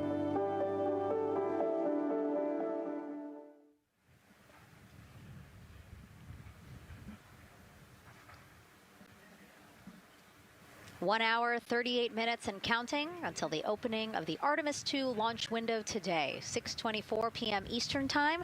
And we are looking at the rocket and Orion out on the pad, historic launch pad 39B here at Kennedy Space Center. What a great view, Nicole. Yes, it is. You know, we can see the clouds out in front of us, but they are to the west. And you can see that there's some blue sky peeking through behind that rocket, which is good news. And more people continue to come on center here. About a couple of hours ago, folks with special passes to come on center were allowed to start driving on with family and friends. And of course, we have media growing by the moment here at the press site here at Kennedy Space Center, setting up their cameras, setting up tents, interviewing folks. Again, this great jib shot that we have from our camera here showing all the interest that we have here at the press site. And actually, even to the right of us, so camera left, no, sorry, the right of your screen, left of us, plenty of other people there, set up with their own tents, broadcasting to their own viewers. And so again, just really cool to see everybody wanting to share in this moment. Yeah, that's, I mean, how many media tents we can see from here. It's a beautiful thing. Yeah. I think it's important to share this message with the whole world. Yeah. And so let's take a look now at people who are watching in other parts of the country. We have this shot here from the U.S. Space and Rocket Center in Huntsville, Alabama. Oh, man, look Just at that. kidding. Museum of Flight, Seattle, Washington. So sorry. Hello to you over there. Sorry, I thought that you were in Alabama. But here you are from Seattle, Washington. Again, the Museum of Flight. They must have had a special event to bring people there to watch, as well as a special event here. Now, correctly, the U.S. Space and Rocket Center, Huntsville, Alabama. Of course, they would have a lot of people here, and I'm sure this crowd will grow when we get closer to launch. Marshall, the home of the SLS rocket. Yes. Yeah, this is a great shot. You can see all the people there, and obviously you've got quite a few artifacts in there as well. Oh, now they know. Yes. Yeah, now they know. They're on the broadcast. That's too funny. Awesome. Hey, listen, it's all right. We can sit. We can sit and chill until we wait for the opening of the window. No, there they are. Yeah. Everybody's excited. Thank you guys for showing us your excitement. I know deep down it was in there. It's just that you felt like sitting at the moment, and that's all right. There's a little delay. Yeah, that's all right. Well, thanks so much to those supporting these watch parties and bringing them to us live here.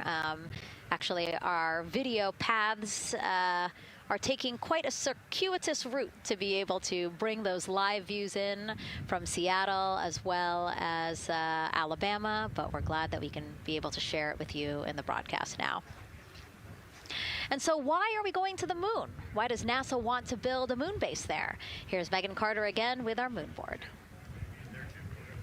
All right, thank you, Megan. Yeah, so we are right around that hour-and-a-half mark, hopefully for that launch. It's going to be very exciting. So they are going to have a few days to be around the low Earth orbit, and then they'll be heading on to the moon. So yes, let's talk what will be happening.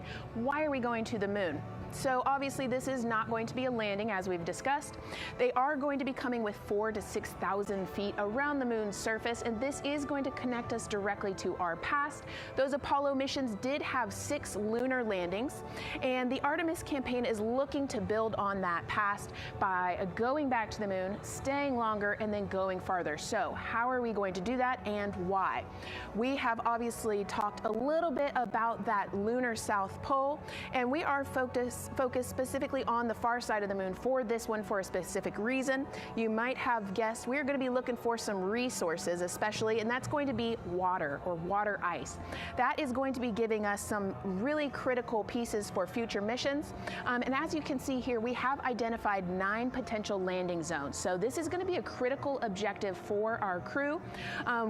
Depending on when they launch, it will determine what is going to be visible, but we do have these 9 landing zones right here around the Shackleton crater. And as you can see here, a lot of that area is deep and dark, and that is where we are going to be looking for that water ice, because that is obviously going to give us not just water to drink, but as we know, that can actually be converted into our propellant potentially, that hydrogen and oxygen. So that is going to make the moon a critical place for that moon base, because we want to think of it essentially as a backpacking trip. If you have your tent and your hiking boots and your camping stove and all your gear, you don't want to take that out and be on the trail for the first day and then try everything out. You're going to test things out a little bit closer to home before you go out on that adventure. And that kind of goes for us as well. So the moon is going to be critical for us in the future steps towards our lunar landings, and then also for going farther on to Mars in the future. It's going to set us up for that deep space exploration, and we can't wait to see what they see once they get to that flyby. But for now, we are, like I said, getting closer. So I'm going to turn it back over to you, Megan. Exciting stuff. Again, the idea of accomplishing a moon base, like as we've been saying, sometimes things just seem like science fiction, and it's amazing that we're making it science fact. Yes, yeah, we're going back. We're going to scout it out, and then on the future Artemis missions, we're going to put boots back on the moon for the first time in over half a century. But we're going to stay, and we're going to learn from the moon, and we're going to, as Megan talked about, the water ice, and harness that resource, and, not only learn from the moon about Earth and about the solar system, but also figure out how we get to Mars from the moon. And so what we're seeing now back inside the White Room with the closeout team, they are removing basically fixtures that protected the crew module hatch while they did work around it, right, Nicole? Yep. Yeah, so anytime that you're moving around and working, there are some sensitive sensors and parts of the crew module that we don't want to kick or bump into, and so it's easier to just put a guard up while you're working in there and then take it down later. And so this is a visual cue for us that the team is getting ready to close the last hatch, again, the launch abort system hatch. Can you tell us about what the last is? Yeah, so launch abort system, this is, we have the crew module, and then what sits out basically on top of the crew module is the launch abort system, and it has its own motors, so that we'll arm it about 5 minutes prior to launch, and then it stays with the crew module until about the Kármán line, so that 100-kilometer point in space. Once the crew could safely get to orbit, it will actually be jettisoned, and the crew module will then be exposed. So this is just a safety mechanism that stays on the outside of the crew module, and then as they monitor the attitude and the thrust and all sorts of the roll, all sorts of different data points to make sure the crew is safely getting to orbit. And once they are safely to orbit, then we will get rid of that launch abort system. And it looks like they're putting all these parts that they're removing from around the crew module hatch into a bag, because they have to take this out with them once they leave the pad, right? Yes, yeah, we don't want anything left up there in the White Room, and especially because that crew access arm will move away from the capsule and the rocket, and so we want an empty White Room, no FOD like we talked about, so that we can have a safe launch. And this orange tube that you see on the right side of your screen, that had been inside the crew module, providing breathable air to the crew. And now again, with the crew module closed and them getting ready to close the second hatch that has been removed and is out of the way. So again, the closeout crew can continue to do their work. Yeah, that's just a duct to provide some cooling air and some breathing air to the crew and the closeout crew while they're in there. That's actually a good point, yeah. And so as we continue to watch the crew prepare to close the launch abort system hatch, why don't we take a look at the crew's mission patch?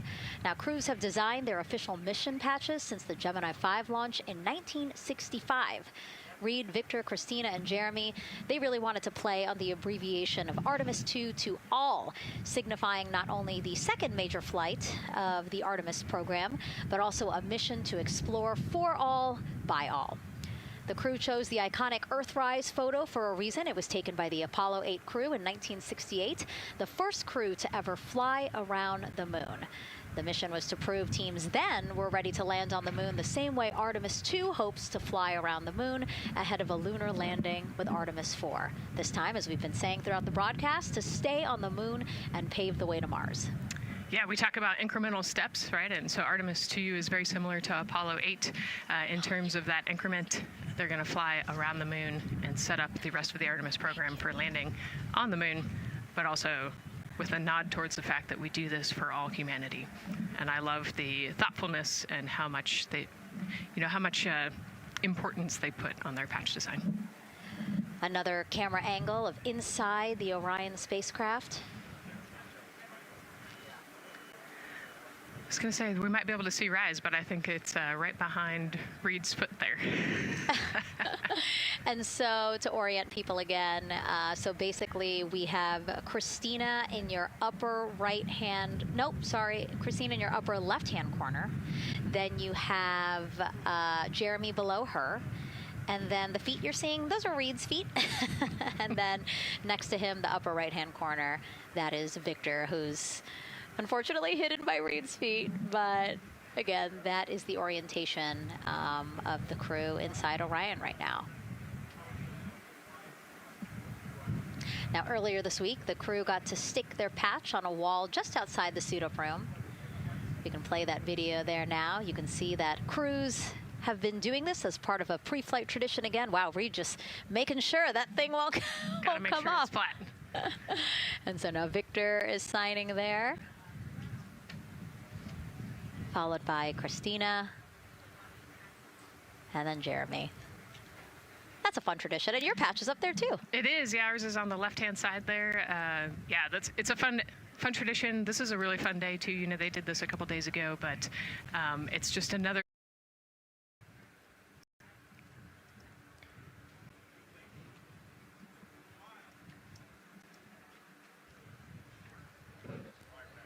Again, we talked a little bit about this before. The basically like a computer there on Jeremy's leg, a way for him to just check out the data, see some of the data that also Reed and Victor are getting to see, but in those much bigger displays for Orion. Right, yeah, it's basically a tablet on his leg, and it's actually plugged into a cord nearby that allows him to have a screen repeater so he can see what they're looking at. And it looks like he's taking notes.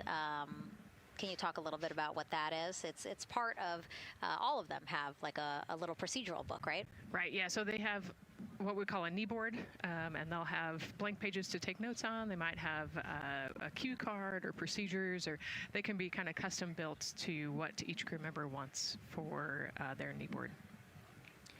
This mission, of course, built by people and companies in all 50 states, has been saying throughout the broadcast, and with our international partners as well. Let's take a look at some of the people playing such a big role in today's test flight.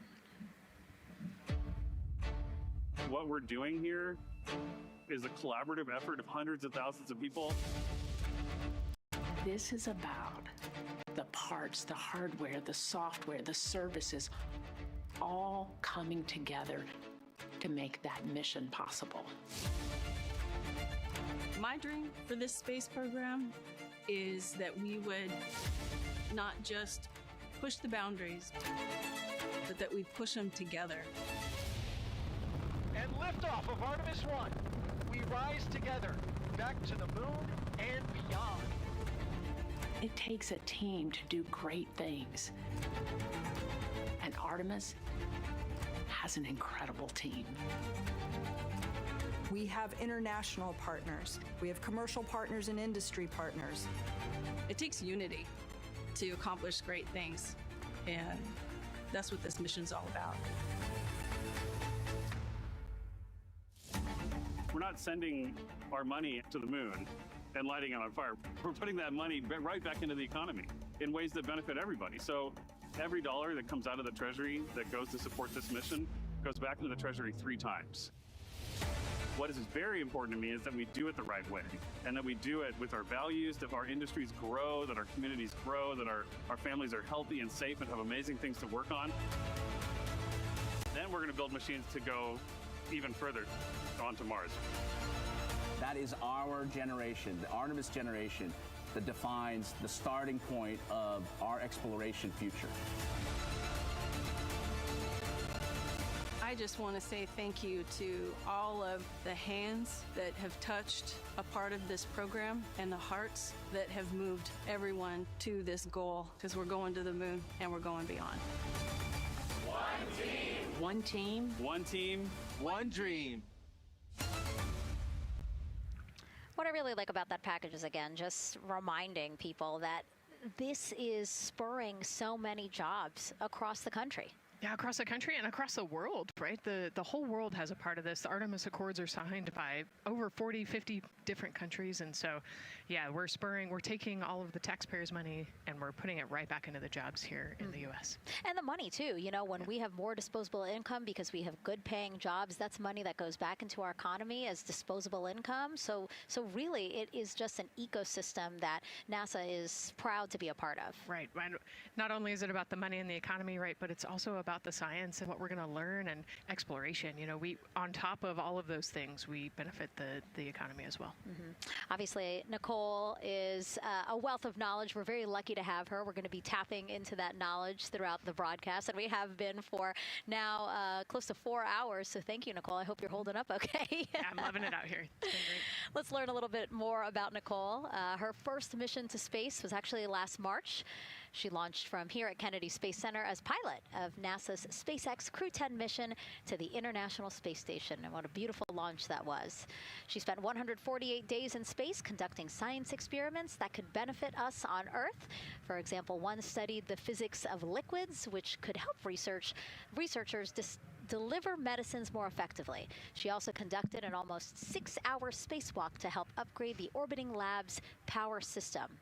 Nicole is a lieutenant colonel in the U.S. Air Force and flew one of its most advanced aircraft. She was born in San Diego, California, and is a twin. That's a cute photo of the two of you. Oh, that one too. Young explorers, yeah. Yes, yes. That's so great to just see how far you've come. Again, I think that speaks to what we've been saying. Like, you know, just if you're passionate about something, go for it and see where that takes you. Yeah, I think that's a great example. You know, I was a serious little kid with really high goals and, you know, just kept working hard and never got bumped up the path and ended up here.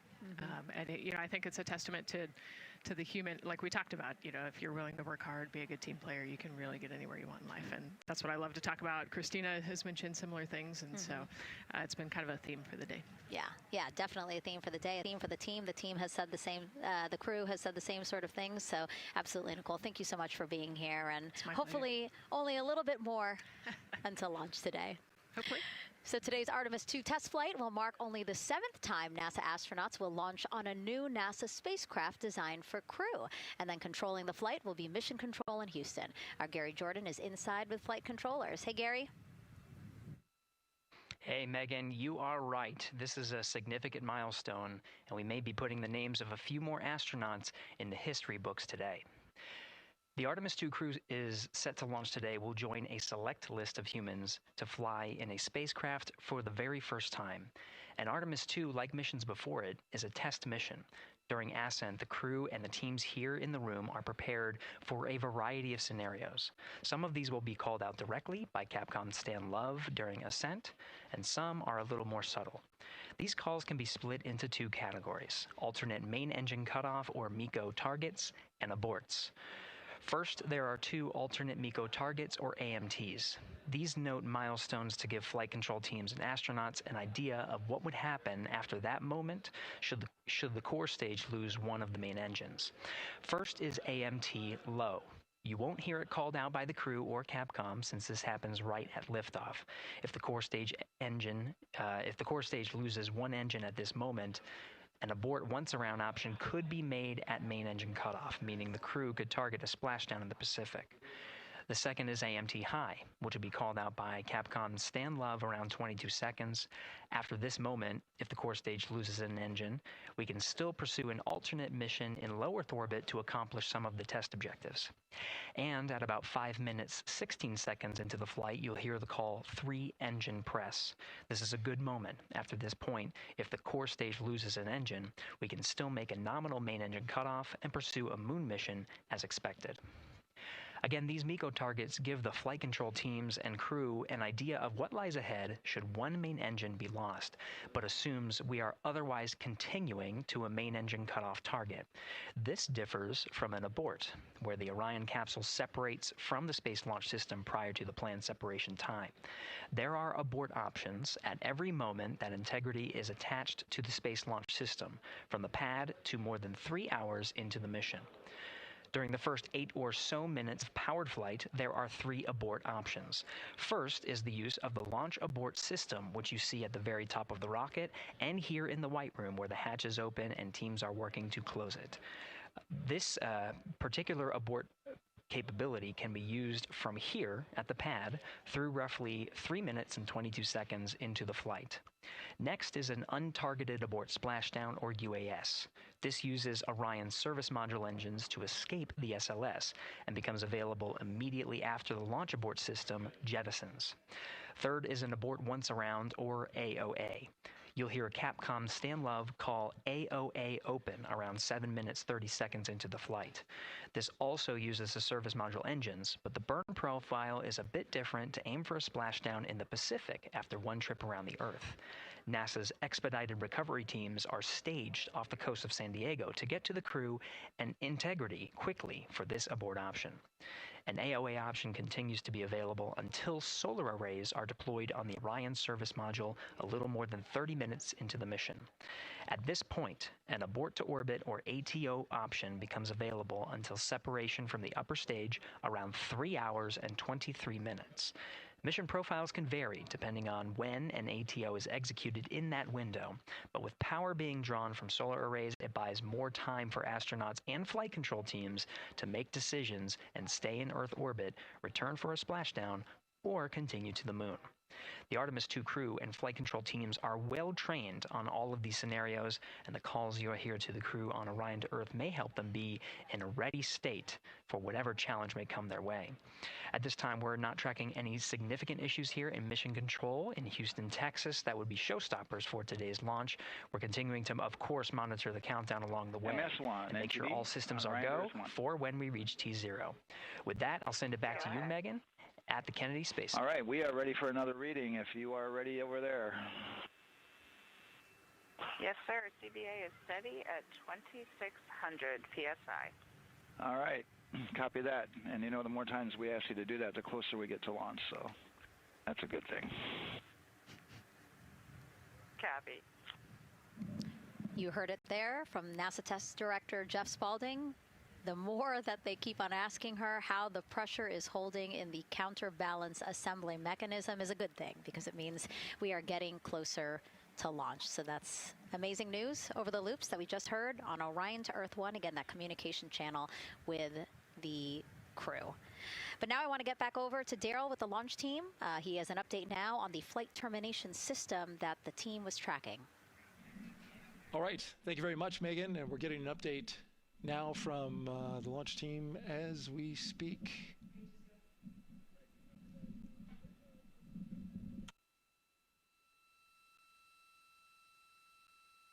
All right, stand by 1 second.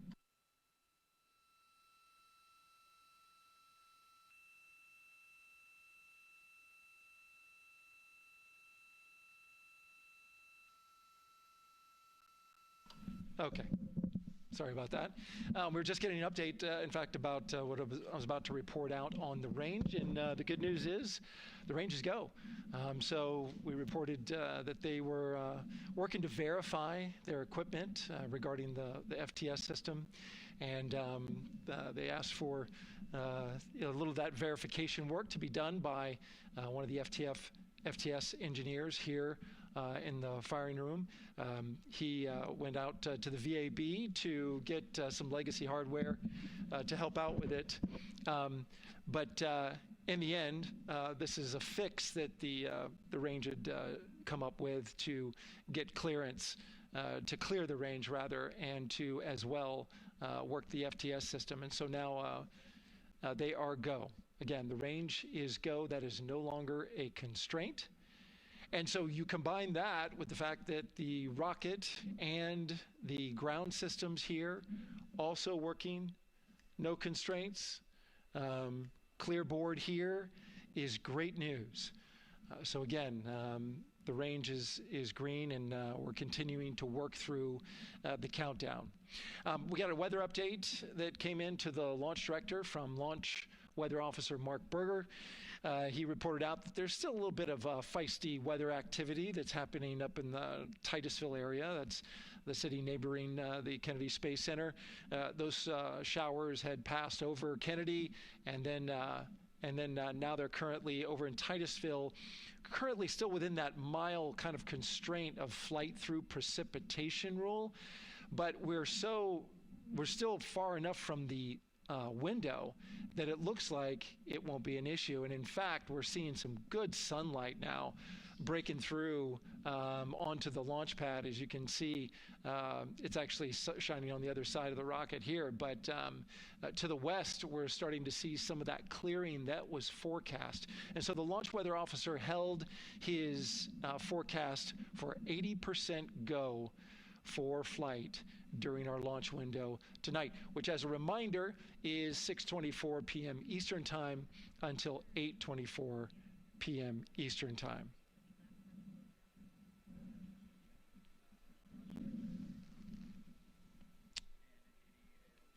And we're also hearing that the last hatch closure, as you can see in the bottom corner of your screen, they're starting to work on that. That's the launch abort system hatch.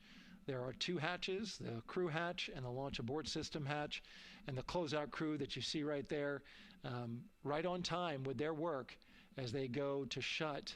And you can see it in motion right now, that launch abort system hatch. That's the latest from the firing room. We'll send it back to the host desk. Thank you so much, Daryl. Great news all around. And yes, we did just see them close the last hatch. And now we are looking at a live view of Banana Creek. Lots of people there, I'm sure, relieved to hear that that issue with the flight termination system has been resolved. And we are go for launch. Go for launch from the range, go for weather, and go from all of them, I would imagine. Yes, it's got to be exciting. The crowd is building. And as Daryl said, you can start to see the sun poking out here, and we can see all the clouds are moving north and moving away from us. So it's all good news. And so as we know, we have our Leah Martin down there at the Banana Creek viewing location, and she's standing by with some other guests. Hey, Megan, I don't know if you heard that huge cheer just now. If you heard a big rumble, as soon as Daryl said that the range was clear for launch, everybody clapped. It was super excited as we get to do some final countdowns. Standing next to me, I have Hudson and Maddox, the son of brothers here. And I asked you a little bit earlier, how excited are you to be here for launch? What did you say? I'm very excited. It's our mom's birthday, and, you know, not a better way to celebrate right now. I asked you on a scale of 1 to 10, how excited are you? Would you say?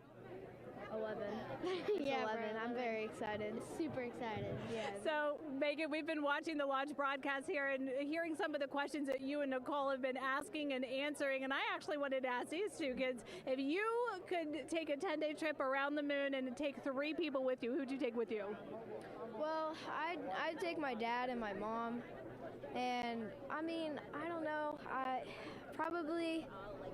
My best friend. I'd just say one of my friends, you know. Oh, one of your friends. So brother got left out. Who would you take? That was just what I was thinking. My dad and my mom and my best friend. That's a pretty good answer. Your brother can get his own trip to space, right? Yeah. So I'm actually joined here also by Dad. Now, you were sharing with me that a lot of the work that you've been doing over the last several months has been prepping the launch teams, our engineering teams, our ground systems teams to get ready for launch, to be mindful and to be in this moment. How does it feel to be standing here knowing that the people you've worked so closely with are doing what they're passionate about, or doing what they were born to do, moments away from launching this rocket? I mean, this is an exceptionally happy moment for us and all of us and the people that are, about to take off on this historic trip here. And I'm grateful to know that we've helped in some way, shape, or form to help them stay steady and calm, in such an exciting time within the agency. And so to just be here and witness it and know that, they've got some tools to help them stay calm and steady is everything to us. So. Fantastic. Well, Megan, we are standing by ready to go, and we're ready to cheer this team on. Thanks so much, guys. And yes, Leo, we did hear that cheer. That was very exciting.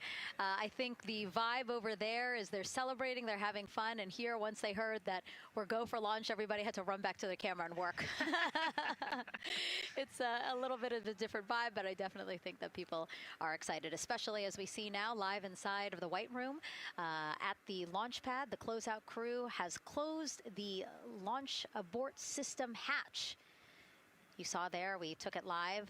Took a lot of them, I think all of them, except for one. I think it took 3 or 4 of them to push that hatch door close, and then they felt around the perimeter of the door to make sure that everything was sitting just right. Right, yeah, we talked about how heavy the crew module hatch is. This hatch is just as heavy probably, and so, they're working the closure here. And working those connections, and you can see, there's still 3, 4, 5 people that we can see in the White Room. It takes a lot of people to get these hatches closed and this rocket ready to launch. Mm-hmm.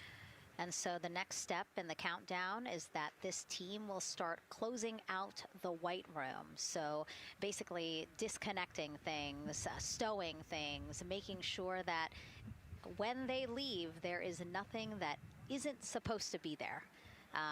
And really, then at that point, it's just all 4 of the crew member, Victor, Reed, Christina, and Jeremy by themselves at the top of the launch pad.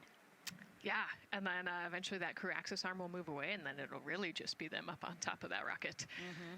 Yeah, your eyes lit up when I said that. That's exciting. It is. It is.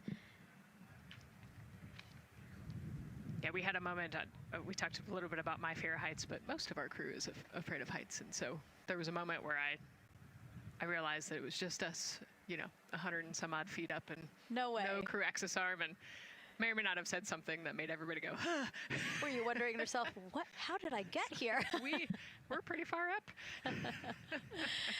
That crew again bringing that drag-on camera.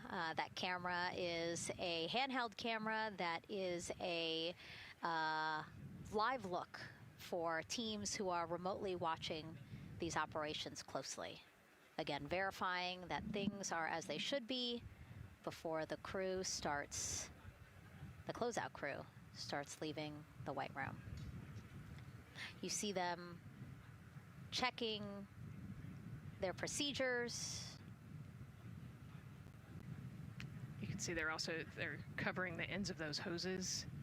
That's to protect those hoses from FOD, so we don't want any dirt or anything to get into those while we transport them and stow them. So you can see Andre there working to close out the hoses as well while they're cleaning up the White Room. And so they'll tape that close. You just saw number 5 holding some tools. Again, we'll stow those away. You have to account for everything. Obviously, they did have tools out. They did have procedures, paper, notes out. Like all of that has to go. Yes, and you can even see on number 3's hat, he's got a string that's connected to his suit there. Mm-hmm. That's, again, just to make sure that we don't lose anything. If, a gust of wind or you get knocked or something, you don't want to lose a single thing in the White Room. So everything is tethered, everything is accounted for, and everything is protected. The crew now, another live view of them inside Orion. Jeremy, Christina, and Reed and Victor on the right side of your screen. What do you think they're thinking right now, Nicole? Oh man, just over an hour to launch. There's probably a little bit of a lull right now, monitoring some systems, but you can see Reed's got his feet crossed. So I think just trying to relax and, pass the time by maybe thinking through the items that they're going to monitor through the launch, the different jobs that each of them have throughout the launch. And once they get to orbit, this first day on orbit is actually really busy for them. They've got, 2 burns that they have to monitor. They've got to get the system set up, and they've got to get the cabin set up. So there's a lot going on in the next 24 hours for this crew. I think they've got a couple sections where they get to take a nap, but I don't think they get a full night's rest for quite some time. So, going through what's next. And so as we say that, I mean, imagine what it would be like to live in a spacecraft for 10 days. Let's take a look at what life will be like in Orion.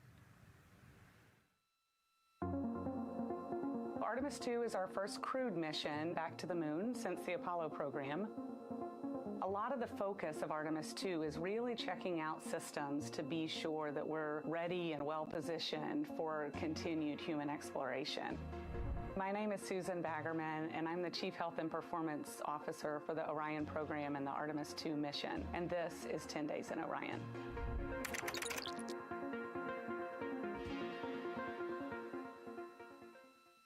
For this mission, the crew will launch in the Orion spacecraft on top of the Space Launch System rocket, or the SLS rocket.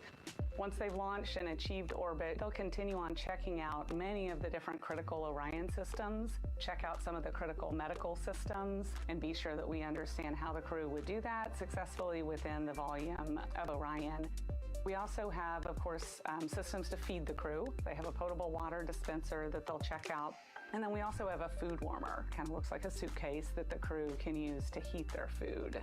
They're also going to check out the flight wheel system. We'll have the crew perform some initial exercises. Part of that is to ensure that the flight wheel is actually working, but part of it is actually to be sure that our environmental control systems are actually working. For sleeping, the crew will sleep in sleeping bags. Some crew members like to be very tightly bound up, and some like to float very free. They'll use the toilet for the first time and be sure that it's able to flush. While they're on their journey, they'll do some testing that they quickly don their suit just to be sure that we would be ready in the future for an emergency. They'll also check out our radiation shelter. If we were to have a solar particle event, we would be asking them to take stowage out of the stowage bay and put it in some specific locations on the vehicle, basically for it to serve as shielding.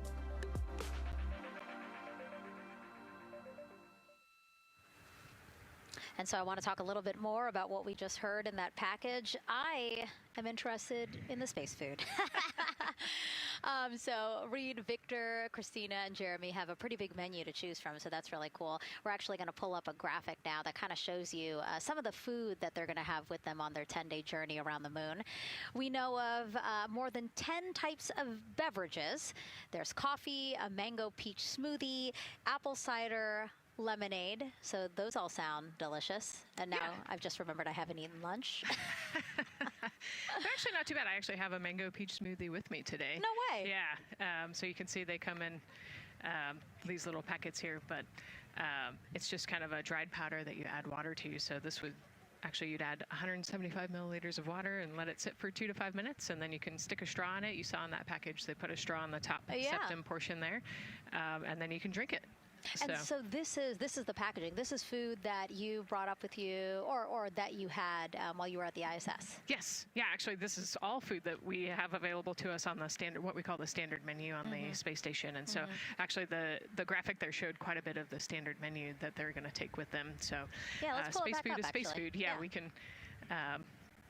we can use the food that we have been using. You know, our food lab at Johnson Space Center actually creates that food, and then they stabilize it and they package it for us and everything. So they do a really wonderful job out there. We've got different types of food.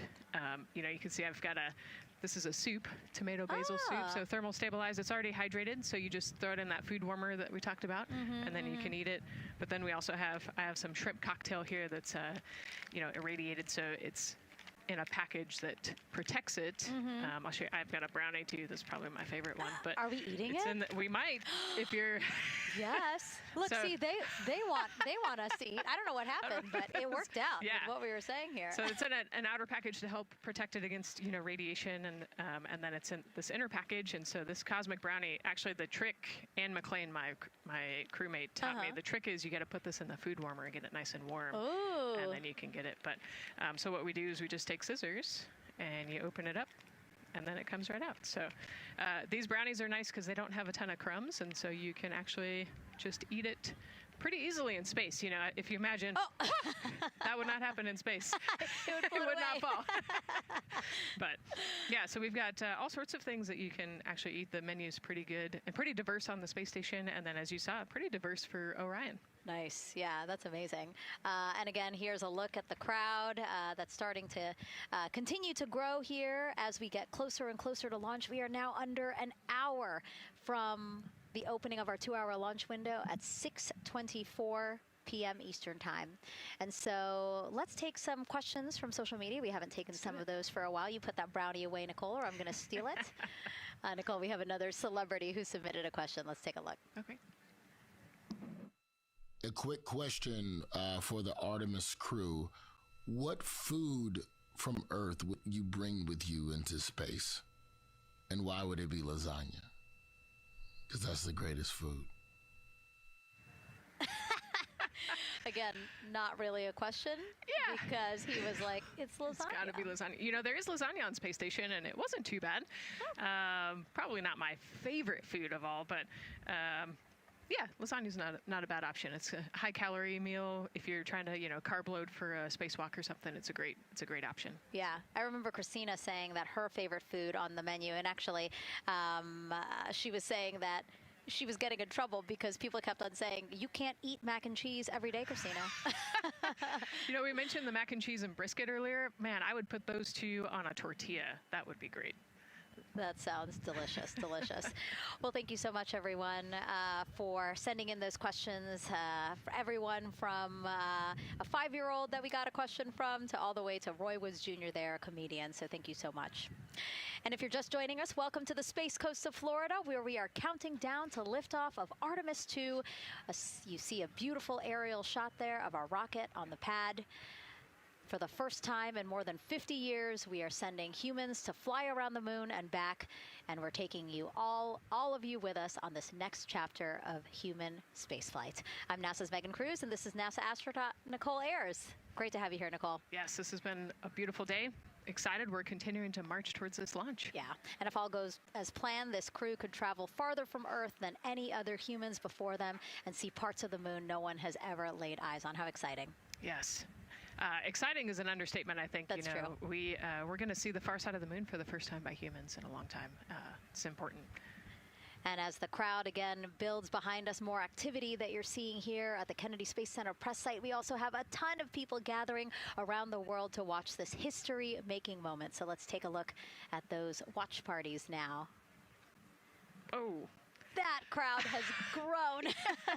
We checked with them probably like 30 minutes ago, and it was half that. But again, as we get closer and closer to launch, we are seeing more and more people gather together, wanting to experience this together and not just in a vacuum at home, Yes, this is so exciting. Look at all of those people.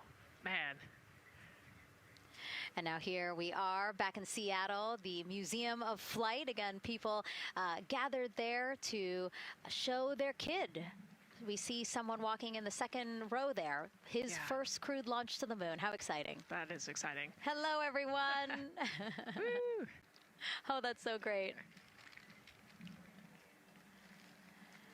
And now let's get you up to speed on what's happened so far. Again, we are now within an hour of the opening of our launch window. So what has been happening so far today? Well, a lot.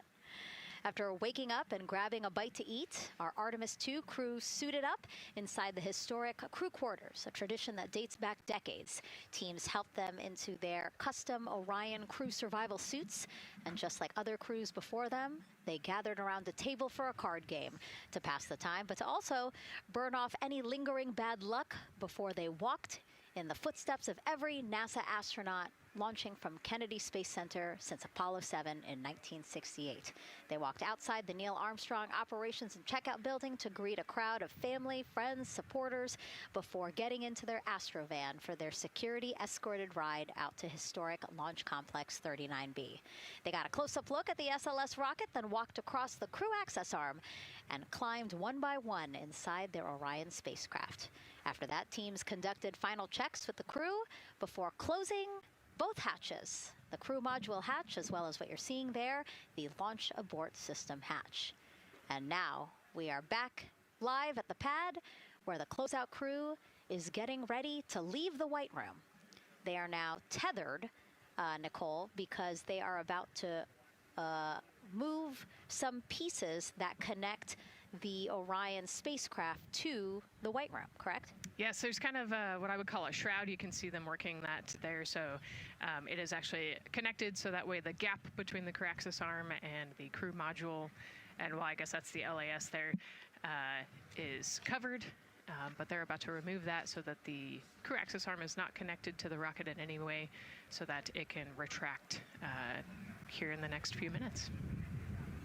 And for how we're looking with the launch countdown milestones, let's go to Daryl Nail in the Launch Control Center. All right, thank you very much, Megan. And as you can see there, the finishing touches, as you've been talking about, to the LAS, which brings me to that subject, because we currently are hearing the launch team is working an issue that was reported out with the LAS. At least there's an issue apparently with a battery on the LAS. The engineer who is in charge of the launch abort system sits on console here, reported that a temperature for one of the two LAS batteries is out of range, and although it's not a constraint for launch right now, it would be when that temperature is checked inside of T-minus 6 minutes, which is inside of terminal count. So right now the team is working some troubleshooting on this issue. Going to follow, of course, along closely with what they learn. But again, a battery temp for one of the two batteries on the LAS is out of spec, and the team is working to understand, first of all, whether or not this may be a sensor issue, or is there an issue with the battery itself. So again, looking into it, troubleshooting and researching as we speak. With regards to the weather, we did get some good news there. Launch Weather Officer Mark Berger reporting to the launch director that the weather chances have now improved for the window. We are up to 90% go, which is great news. Again, 90% go. That is up from the 80% that we started when we had the first weather forecast come out officially 3 days ago. And so that is great. And for anybody who's here in the launch area knows that is certainly viewable. They can see that by just looking up. So we're getting some good clearing as forecast.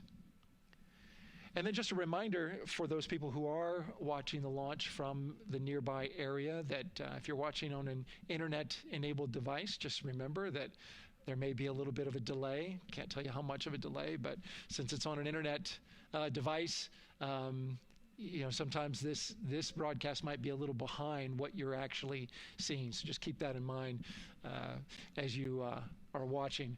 Don't wait till the last second to run outside if you're inside your RV or your camper or your house.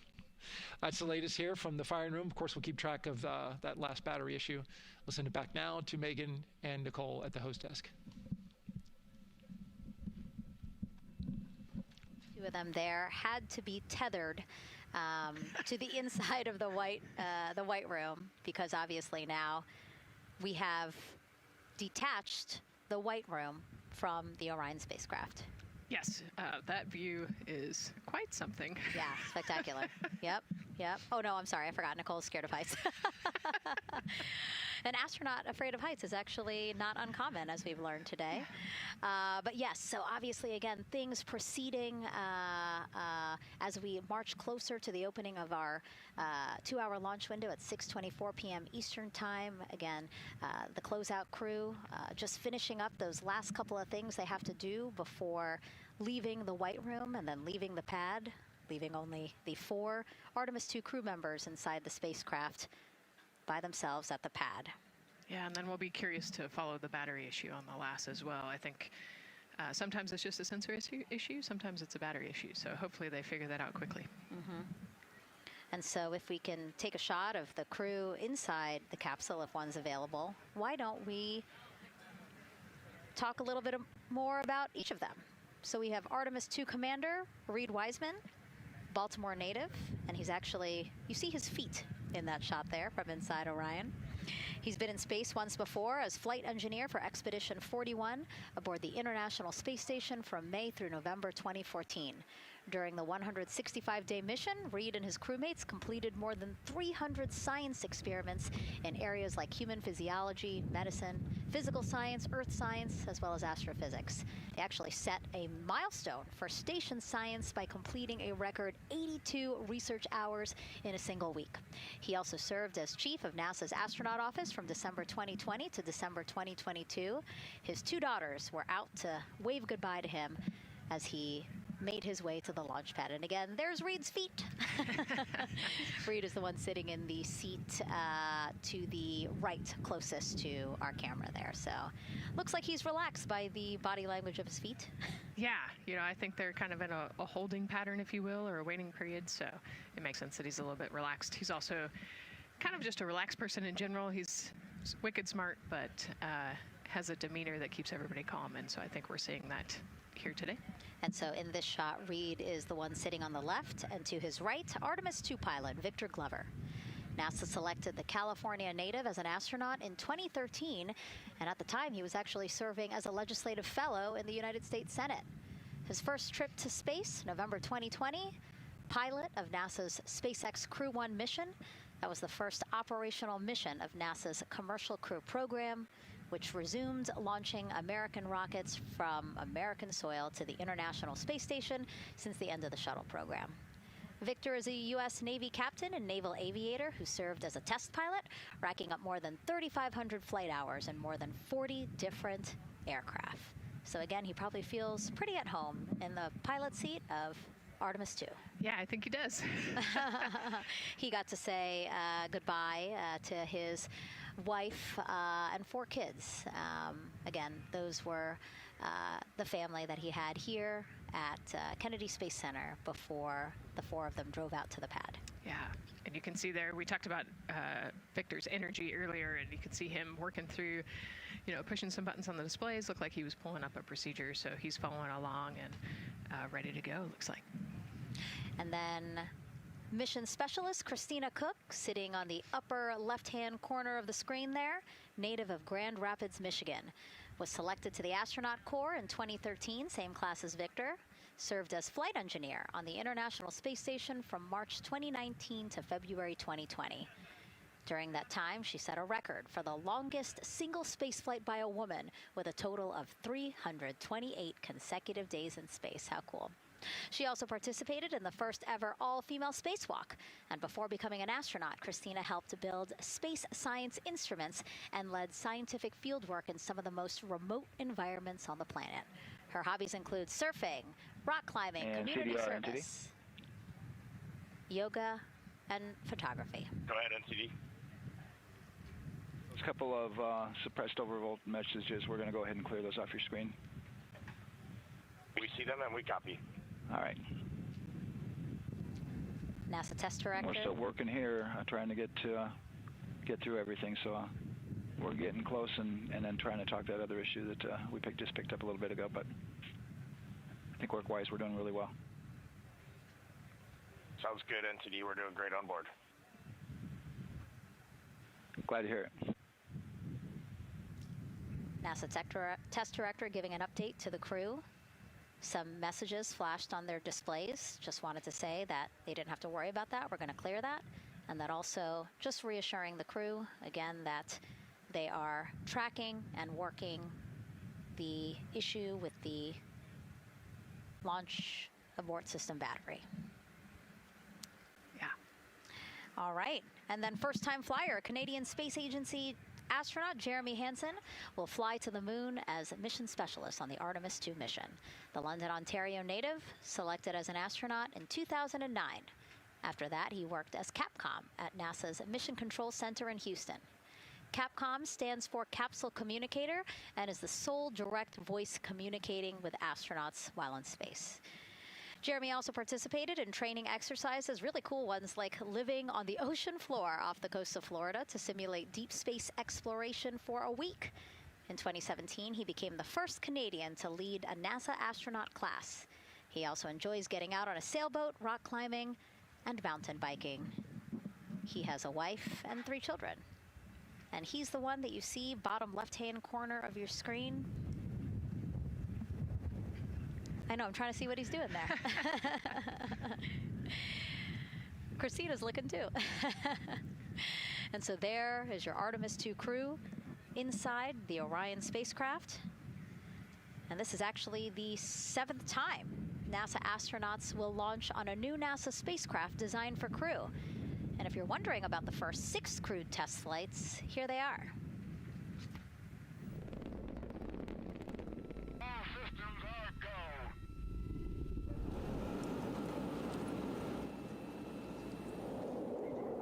Gemini 3, Gus Grissom, John Young, March 23, 1965. Apollo 7, Wally Schirra, Don Isley, Walt Cunningham, October 11, 1968. Space Transportation System, or STS-1, John Young, Robert Crippen, April 12, 1981. Then NASA SpaceX Demo 2, Doug Hurley, Bob Behnken, May 30th, 2020, followed by NASA's Boeing crew flight tests. Butch Wilmore, Sonny Williams, June 5th, 2024. And now, Artemis II with Reed, Victor, Christina, and Jeremy. It is really surprising, honestly, to hear that through all these decades, through all these launches we've had, this is only our 7th new vehicle that we're testing for crew. Yeah, you know, we have so many different missions that we think about and we talk about, but really 7 vehicles that we've tested and that we're flying. You know, I like to think of spaceflight really as a permanent test, right? We have, you know, hundreds of missions or so. You know, an airplane that gets tested and then flown has thousands of data points. And so really spaceflight is always going to be in the test field. And I think it's important to remember that, especially as we put humans on rockets that we never have before, or for the 7th time we start a new vehicle and a new mission. Just getting word now that White Room closeouts are complete. And so the closeout crew is preparing to leave the pad. It's exciting stuff. We are making good time, and the closeout crew is doing really well. 41 minutes, 43 seconds and counting until the opening of our window. And Artemis II is a 10-day mission that will send the 4-person crew on a journey around the moon and back to Earth. It will be a critical step towards future lunar and Mars missions.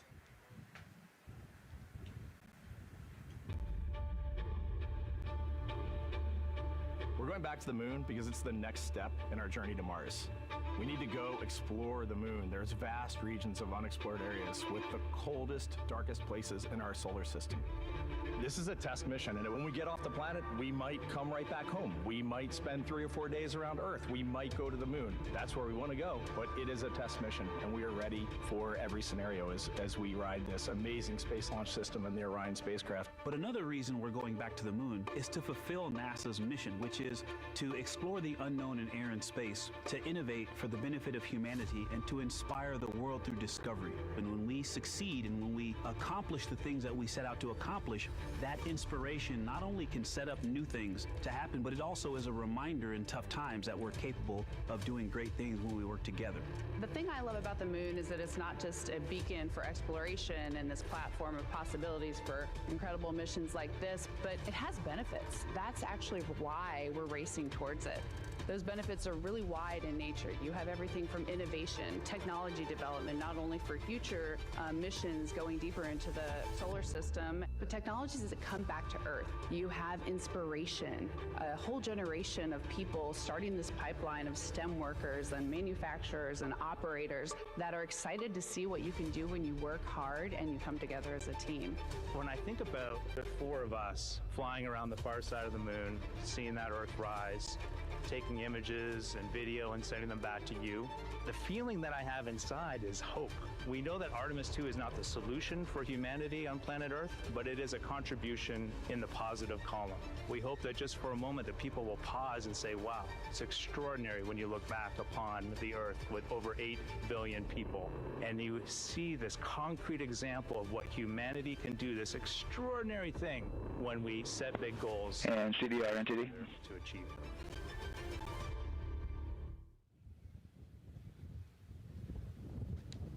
And so Mission Control Houston will control the flight of Orion after a liftoff here at Kennedy Space Center. Here's Gary Jordan, who's embedded with that team. Gary, you might have to pause because we did just hear a call out to the commander in Orion. Will do, Megan. I think that was Commander Reed Wiseman responding to prepare for some of the next steps. We are now holding at the T-minus 10-minute hold. Expected a 30-minute hold. So we are well on the countdown. We are well on the timeline to meet this L-minus time and launch towards the beginning of the window, but continuing to track progress along the way. Again, I'm here with the Artemis II flight control teams in Mission Control Houston. The team in the room behind me has been monitoring the countdown and verifying their own mission-specific launch criteria of the Space Launch System, the Orion spacecraft integrity, and its crew. During the final poll before launch, if all looks good from each of the flight controllers in this room, Flight Director Judd Freeling will report a go for launch from Houston Flight. Upon liftoff, teams here take control of the mission and communicate with the crew while they fly on the Space Launch System. This phase of flight is highly dynamic, and each console position has a dedicated and important role of looking after critical systems. You'll hear calls from Capcom and NASA astronaut Stan Love in this room to the Artemis II crew as milestones are reached during the more than 8 minutes of powered flight on the core stage. Liftoff and ascent are just the beginning. This room will be staffed around the clock over the next 10 days to oversee every moment of the mission through splashdown. Here from the Johnson Space Center, we'll be streaming the mission live 24/7 so anyone can follow the crew's journey, take peeks inside the spacecraft, and share the experience of a lunar flyby with astronauts looking down at the moon's surface. Teams here have been rehearsing tirelessly in simulations to throw every conceivable and inconceivable scenario their way. We are ready and eager to begin the Artemis II mission. Still milestones to come as we continue the countdown, but we'll be right back with you during the ascent phase of today's flight. With that, Megan, I will send it back over to you at the Space Coast. Thanks so much, Gary. Under 37 minutes until the opening of our 2-hour launch window, 6:24 p.m. Eastern. I've never been more excited for a time. But why don't we send it back over to Megan Carter with the Moon Board to learn more about what happens after ascent. Absolutely. I am definitely also getting excited. Things feel like they're starting to pick up a little pace here. A lot is about to happen within the first 10 minutes of launch, but what happens after those first 10 minutes? Let me take you over here to my mission map so we can kind of jump ahead and let me explain a few things. So, our main engine cutoff is going to stand for MECO, and that is essentially where the rocket's job is done, and it is then going to turn the propulsion duties over to our ICPS. That stands for Interim Cryogenic Propulsion Stage. Don't try and say that too many times fast, but the ICPS is going to be right here, and that's our in-space propulsion. About 50 minutes into, after about 50 minutes into launch, it is going to conduct that first burn, and that's going to be the perigee raise maneuver. Essentially what that is going to do is going to raise the spacecraft from a lowest point of Earth just a little bit higher into space, and then they're going to conduct that nice path. It's going to set them on that nice circular path around the Earth. That's when they're going to start to be able to really check out the spacecraft. The Orion spacecraft is going to be able to, like we've talked about, be maneuvered by the crew. They're going to check out those life support systems, and communication checkout's going to be vital at that point as well, obviously. Then they will be conducting that another burn, and that's going to raise them just a little bit higher again. And then they will, it'll be about time for the ICPS to separate, and they will start another lap around the Earth as well. Now, the ICPS, but even after it separates, its job will not be done because they will have the opportunity to conduct something called the proximity operations demonstration. And this is going to be really important for our future lunar missions because the ICPS actually has a target on it, and the crew is going to have the opportunity to manually maneuver these spacecraft like we've mentioned and practice those docking maneuvers. Now, obviously, they will not be docking for this mission, but that is, again, going to be critical for those lunar missions in the future. Now, all right, after that ICPS has separated and they've done that second lap, they're going to conduct 2 more burns. And what these burns are going to do is set them up to the high enough orbit and a fast enough speed in order to conduct the translunar injection. This is going to be that critical moment and that critical milestone where they are going to produce about 6,000 pounds of thrust. And this is that point that is going to take them out of low Earth orbit into deep space, and it's going to set them on that nice path towards that lunar flyby. And I know we have talked a little bit about why this could be a record-breaking flyby and journey to the moon. And with that, I'm going to turn it back over to Megan so she can tell us just why. Yeah, she's talking about the distance record set by the Apollo 13 astronauts in 1970. They were 248,655 miles away from Earth, and this Artemis II crew might surpass that on flight day 6 when they fly around the moon by more than 4,000 miles. Yeah, it's a long ways. It's tough to fathom 250,000 miles from Earth, right? I mean, space, the space station is only 250 miles, and so we're going, I don't want to do the public math, but we're going much further than that. But it's important, right? Because we want to get back to the moon. We want to see the surface. We want to see the far side of the moon. And the way we do that is by breaking distance records. Yeah, and the exact distance record depends on exactly when they launched, like the time, the day. So we'll learn more as we go into this 10-day mission with the Artemis II crew. But here we are, 32 minutes, 50 seconds and counting from the opening of our launch window. Feels really, really surreal here as more and more people come to gather on the press site lawn here at Kennedy Space Center. Why don't we take a look at this video that we have here? Some familiar faces who wanted to wish our Artemis II crew a safe journey. Reed, Victor, Christina, and Jeremy, you are the real deal. You're flying to the moon for all of us, and we are in awe. You're the true heroes. You are not just astronauts.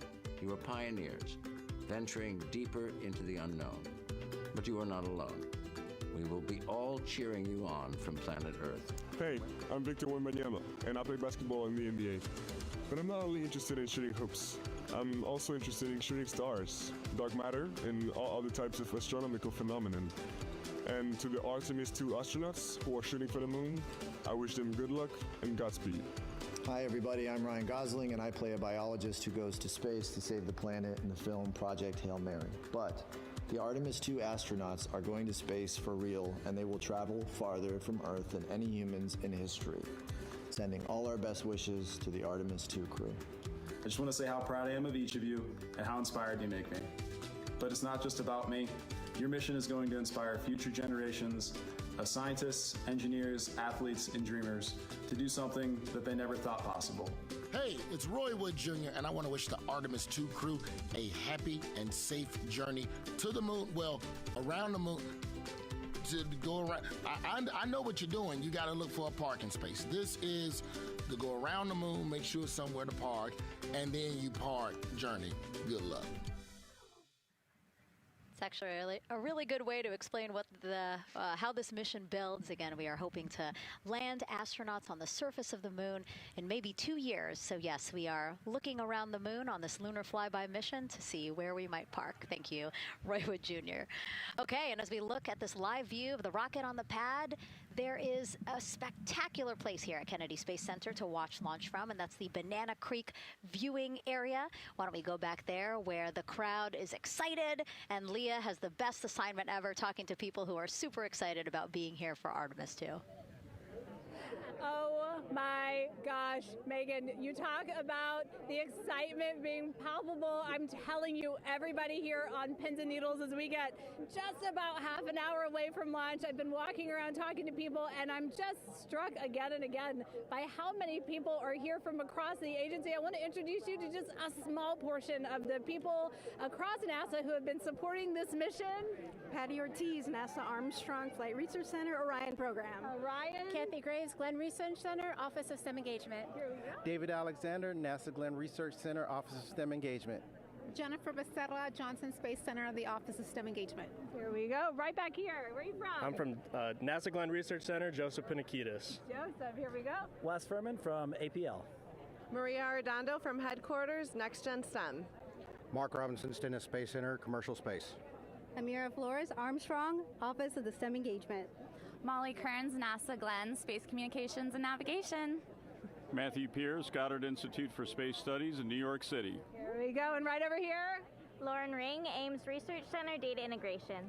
So we're coming together. We're one big NASA team, one big NASA family, and we have one major message before we launch tonight. Okay, guys, what are we going to say? 1, 2, 3. Go Army!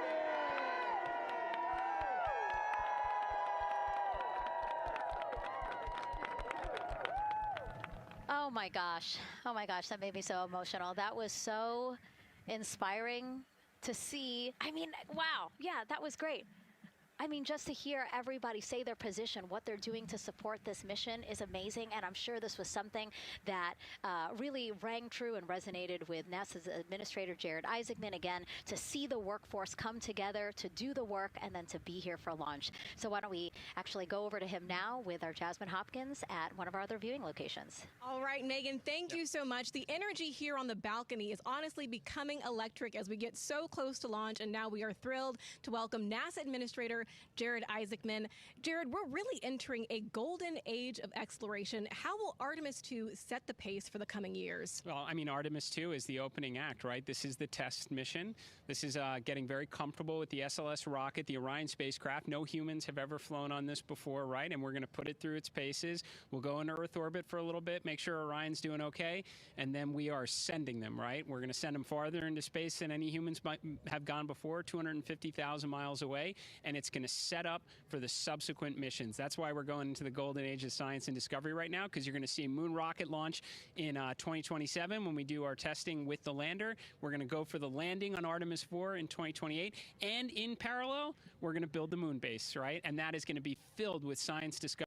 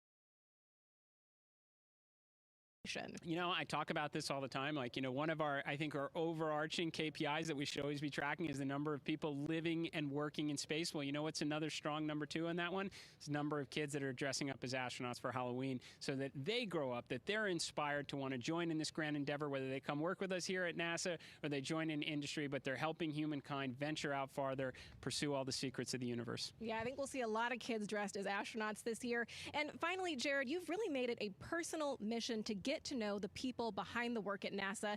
Do you have any final thoughts, any final words before today's history-making launch? Yeah, well, one, I want to express a lot of appreciation. I'll tell you what, the 4 astronauts on top of Artemis II know this. It takes an army to pull a mission together like this, right? Across all 10 of our centers, all of our commercial partners, the international partners that come together to make this possible. My sincere appreciation for everyone who is currently working the mission right now, so getting them ready for launch, that will be watching over them in mission control, recovering this crew when they splash down off the West Coast. I have complete trust and confidence in your abilities. And everybody else who's not directly working on Artemis II, Artemis III is coming up next year. When this mobile launcher gets back in the VAB, we're going to start stacking. Wow, plenty of excitement ahead of us. Jared Isaacman, thank you so much for being here. Thank you. Thanks for being here. Of course. All right. And with that, let's get back to the countdown with NASA's Megan Cruz. Under 25 minutes and counting from the opening of our 2-hour launch window, and take a look at all these people behind us. I literally, every moment I turn around and I see the clock, I am like, oh, wow. Oh, wow. There are more people and less time. Yes, exactly, which is a great problem to have. Yes. Now, this first crewed test flight of NASA's Artemis program coincides with the 250th anniversary of our country's founders signing the Declaration of Independence. Exploration is a part of America's DNA, and it continues now with our return to the moon. 250 years ago, 13 colonies laid the foundation for the greatest and most enduring democracy in the history of the world. One driven by courage, faith, and freedom. From that moment, we became a nation defined not by where we stood, but by how far we were willing to go. We conquered vast frontiers, invented tools that shaped a modern world. We found light in the dark, and we rose from the earth. Faster, higher, farther. We pushed beyond the sky and into the unknown. We carried our courage into the cosmos, and we planted the American flag on the moon, the defining achievement of American superiority in space. Today, our curiosity stretches farther than ever. American robots search ancient rivers on Mars. New telescopes unfold to glimpse the first stars. And a new generation prepares to return to the moon, this time to stay. For 250 years, America has carried the light of humanity forward. But American exceptionalism isn't inherited, it's earned. Our greatness comes not only from what we've done, but what we're still determined to discover. Because in every era, across every horizon, America is at its best when it's reaching for something greater. America celebrates 250 years, and we are leading the world into the future. 22 minutes, 15 seconds and counting from Artemis II, NASA's boldest test flight in a generation. The crew has said this often, that they hope it inspires children around the world. And recently, a group of kids here at Kennedy Space Center got a surprise of a lifetime while watching that rocket roll to the launch pad.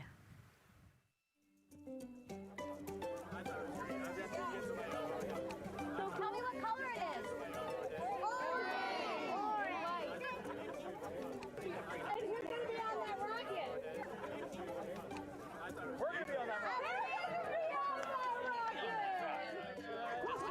Make it a little bit longer. Did you see it? Okay, so everybody's looking at the rocket because it is kind of cool in impressive. One of the coolest things happening over there right now, though, is it's on top of a giant tractor. Doesn't all food come in like tubes? It's in these like little plastic bags. You have to like rehydrate it. Sushi. There's not. I haven't seen sushi in space. It's probably hard to keep that Deconstructed sushi mashed together. My favorite part was this one little girl. She had a question. She had patiently held her hand for a long time, and Christina turns to her and says, "Okay, what's your question?" She just goes, "I forgot." It was like, that's a perfect little kid moment. I just Wait, are you my mother's cats too, astronauts? What? Say that again? Never mind. It's a little hard to say. Go Artemis! These two, yeah. You can put it on your yeah. There you go. I like your dabbing astronaut back there. It's just so fun to see the enthusiasm, the energy, and a little bit of chaos. 3, 2, 1. Wasn't that so cute? I love kids and their excitement and, even just being real. Like, I don't remember what I was I know, gonna he ask. goes, but I'm glad you're here.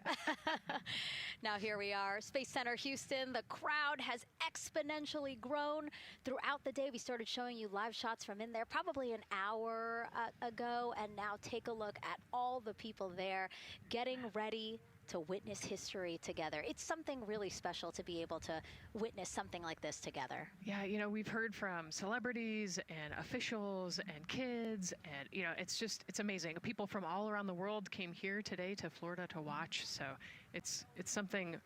It's hard to put into words just how much support for this mission we're seeing today. And great news too. Remember, the team was tracking an issue with the launch abort system battery.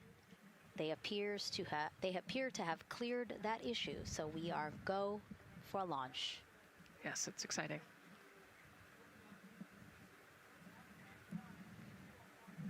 U.S. Space and Rocket Center here, Huntsville, Alabama, waving to the Artemis II crew sitting right there inside Orion. Inside of 20 minutes from the opening of our launch window, and right now we are targeting the top of that launch window, so we could be launching here in about 19 minutes, Nicole.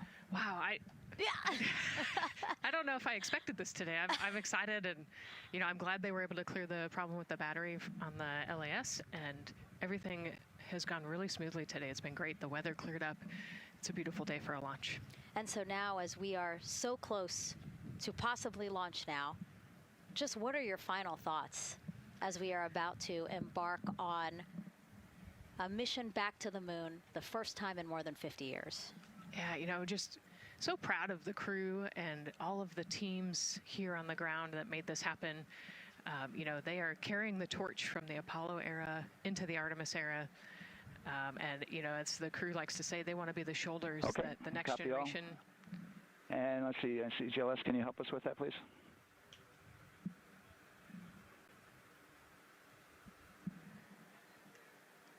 They want to be the crew wants to be the shoulders that the next generation can climb on. 001.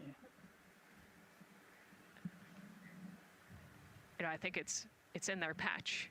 We're going for all. It's in the name of their capsule, integrity, representing humility and the professionalism of everyone that got them there today. So proud of them. We love them. We're excited for them, and we cannot wait to see what they see. Just leveraging everything we've learned so far as an agency, taking us from Apollo now to the launch pad here, 39B, with Orion and SLS poised to again fly us into the history books. And before we leave you now here at the host desk to get back into operations, we just wanted to answer one question for you guys. We asked you earlier on today, what are you most excited for? And we asked you to go vote on Instagram and Twitch. Instagram, you guys said launch. Twitch, you guys said lunar flyby. So I think you guys will all be very excited since we are now about 17 minutes from the opening of our launch window today. And so with that, as we approach terminal count, let's send it back to Daryl Nail in Firing Room 1. Daryl. All right, thank you, Megan and Nicole. And just want to give you an update on the launch abort system that you just reported that they cleared. They believe, they're convinced, this is an instrumentation failure. So there are two batteries on the LAS. The LAS, of course, and with the help of my 2-year-old son's model rocket. Daniel said I could use this, so it's okay. The last is right here. It's the tower above Orion. Orion capsule's inside of here. It's used to pull Orion off the rocket in case the rocket something's going on with the rocket, either on the pad or in flight. 2 batteries are bad. Well, I'm sorry, one of the 2 batteries reported an out-of-family temperature, and it was very much out of family. And so they checked their data going back into the vehicle assembly building where they recharged the batteries and worked on them.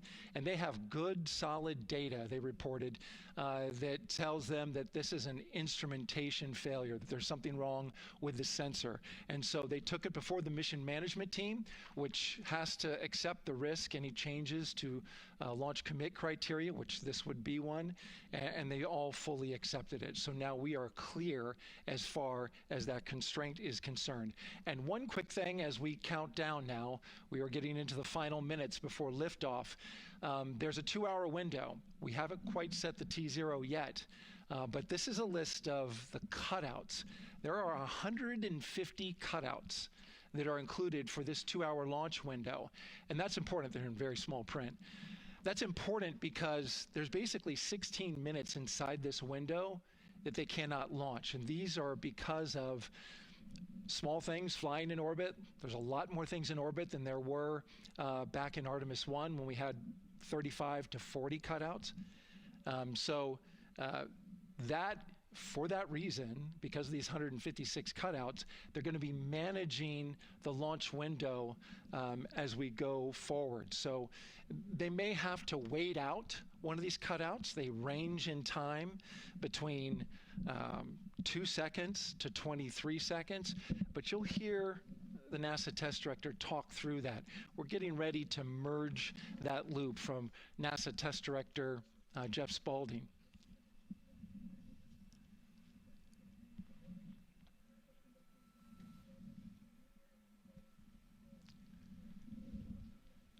And so now I'm listening to the launch team get ready to merge their operational channel.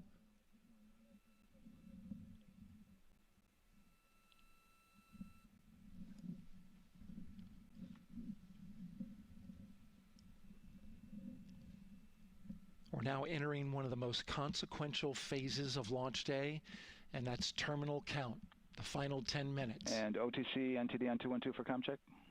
Good, comm. How me? I hear the same. STC? 2. GTC? GTC is on 212. All right, copy that. NASA Test Director Jeff Spaulding confirming communications with his team.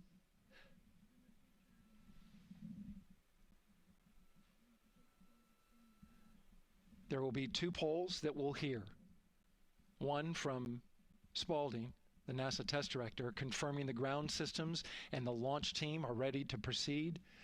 At this point, we have a clear board, no constraints, but we need confirmation from each individual on the NASA test director team. So we'll hear him poll his team. The other poll that we're waiting for is the poll from Launch Director Charlie Blackwell Thompson, who will take that final status from NASA management before giving the go to come out of a hold. And you're seeing the clock count down at L minus 12 minutes. CCL, OTC, Orion, RS1. CCL. Yes, sir. Reconfigure ARS primary loop ISO valves. Copy, that's in work. And CDR, OTC, Orion, RS1. Go. ARS loop ISO valves are being closed at this time. Integrity copies. NGDLP. Go. Yes, I had a discussion with Sea Ice and with MER Manager regarding the observation the Sea Ice had a few minutes ago. They were able to confirm with BCI photos that the condition that they observed has been there since 2025. MER Manager has had a chance to review the findings, and they do not have any constraints from either a Sea Ice or MER Manager perspective. Okay. Copy all. And Launch Director, NTD, you copy? Yes, sir. I copy. That's good news. OTC, CCL 212. OTC. ARS primary loop isolation valve configuration is complete. Copy.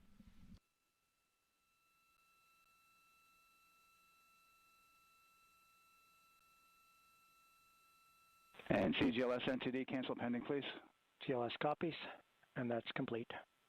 All right, and for all personnel, we got a little bit more work to do before we pick up the clock, and we're about a little over a minute from getting to T-minus 10 minutes, but we've canceled the resume time there, and then we'll pick it up after we get through all of our work and anything else that we need to do to get through the remainder of count. So we'll continue working that to get to our T0 today. So when we get to about 50 seconds from now, we'll extend that hold. CVSE OTC. CVSE 400-290, looking to verify that we are configured for ascent. Yep, give me about 2 more minutes. I'm going to start CMA2 streaming. Copy. NTD COSE hold requested. Copy that. I have an LCC violation of O-CT-004, S-band transponder anomaly. This was a transient LCC violation, so transponder 1 had a demodulated SNR estimate that went down to 2 dBm when it should have been between 10 and 13. It is now back up to 12, but we did lose that for just a moment. It does not appear that we lost our bit sync or carrier lock, which would be indicative that we lost our lock with the vehicle. So at this point, recommendation would still be go. However, we do have a pre-planned contingency procedure if we want to look at that. But again, this was transient, so we're back in a nominal range. All right, let's see, LPE NTD. Yeah, we're not seeing that hit, so I guess the question for COSE, was that less than 3 samples? Is that below our persistence? Stand by, let me look. It did look like it did persist for several seconds on mine, but let me take a look at the number of samples. Could I get a repeat on the affected LCC, please? Yes, ma'am, that's going to be O-CT-004. Thank you.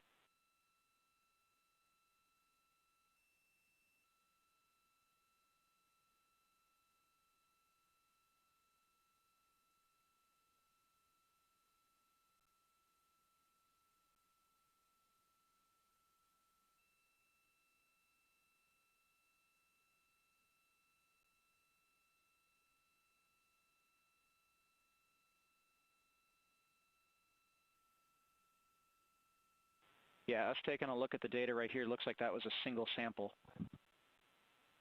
Yeah, copy that. RFTS does report that they also lost lock for about 5 seconds.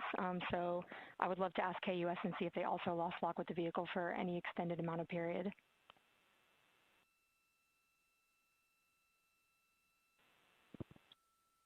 And COSE, while we're doing that, these are 1/10 hertz measurements, correct? So we would have had to lose it for over 10 seconds to get a second sample? Yes, sir, that's correct. It is 1/10 hertz. Yeah, so from our perspective, the allowance is effectively up to 30 seconds, up to 3 samples based on the 1/10 hertz. This is not an LCC violation, I believe. Yes, sir, I would agree with that at this point. Copy that. We're checking with KUS on 232. I don't think they have 212 access. We're trying to verify, but it sounds like they have a loss of lock as well. About 2 seconds. Okay. And I guess for both KUS and COSE, do we have lock now? That's affirmed. We do have lock for COSE.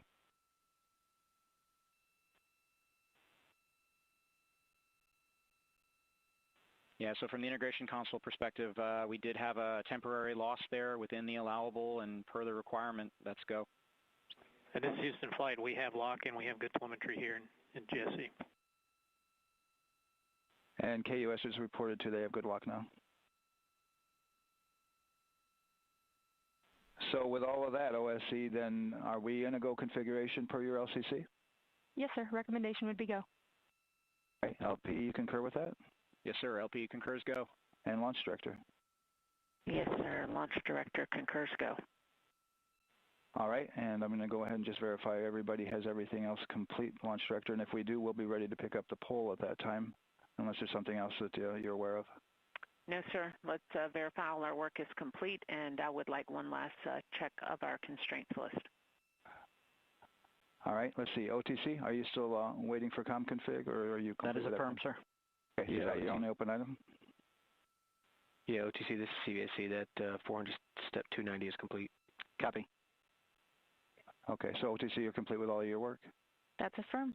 All right, copy that. STC? STC is complete. And GTC? GTC is complete. Okay, excellent. All right, and LPE, just want to verify we have no open constraints at this time. No open constraints. We have a clear board, sir. Okay, tracking the same here. And Launch Director, with that, we are clear and ready to pick up the launch readiness poll with your go. All right, sir. I am go for the poll. All right. And for all personnel, this is the NTD conducting the Artemis II launch readiness check. Verify ready to resume count and go for launch. OTC. GTC is go. STC. STC is go. GTC. C's go. MCO. CO's go. Safety Console. The Safety Console is go. LPE. LPE's go. RTD. RTD's go. Houston Flight. Houston Flight is go. ROC. ROC is go. And CDR. Crew is go. Copy that. Thank you, Reed. And Launch Director, NTD, our launch team is ready to proceed at this time. All right, NTD, I copy all. At this time, I'll perform my poll. Attention on the net. This is the Launch Director performing the final poll for launch, verifying no constraints, and go for launch. EGS, Program Chief Engineer. Artemis Chief Engineers are go. Copy, thank you. EGS, Chief Safety Officer. The Artemis CSOs are go. Copy, thank you. Range Weather. Launch weather is go. Thank you, LWO. And Artemis MMT Chair. MMT's go. Thank you, John. And Integrity Launch Director. Good air voice, Charlie. PLT. Thank you, Charlie. This is Victor. We are going for our families. MS1. This is Christina. We are going for our teammates. MS2. This is Jeremy. We are going for all humanity. All right, Charlie, your Artemis II crew is go for launch. Full send. I copy that. Reed, Victor, Christina, and Jeremy. On this historic mission, you take with you the heart of this Artemis team, the daring spirit of the American people and our partners across the globe, and the hopes and dreams of a new generation. Good luck. Godspeed, Artemis II. Let's go.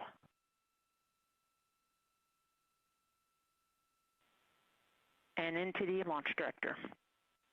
Go ahead, Launch Director. Yes, sir. You have a go to proceed with countdown. Copy that. I'll put it in work. CDR, NTD. Go. Figure risers and initiate short purge per your EPROC 10.1.1, steps 8 and 9. 10.1.1, 8 and 9 going to work. Copy. CVSE, NTD. Start and verify recordings of our Orion cameras. Copy. Okay. Well, there you heard it. RSR, NTD. RSR. They're getting ready to start terminal count. arm rotation enable at this time, please. It's currently at T-minus 10 minutes. Once we wrap up this last bit of work, SNA arm rotation enable complete. we're going to start that clock. Copy that. Thank you. Integrity crew, close and lock visors.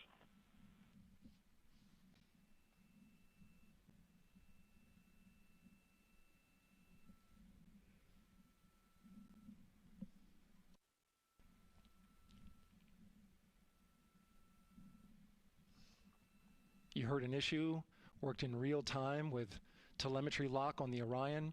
It was transitory. It was very short.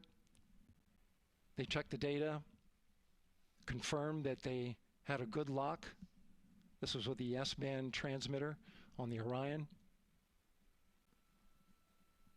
Worked through that issue, looked at the data, and cleared it. All with the world watching. Impressive work by the launch team. So we have a 2-hour window which starts in just a few minutes at 6:24 p.m. Eastern Time and goes until 8:24 p.m. Eastern Time. And ECL NTD will be waiting for your verification on the short purge. ECL copies. And for all personnel, once we get that short purge verification, we'll verify that we are clear to go, and then we'll proceed with the terminal count.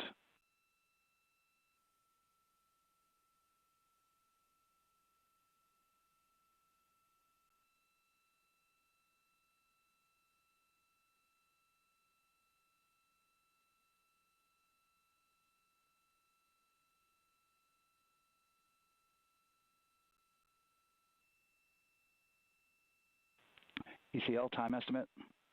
About a minute. Copy.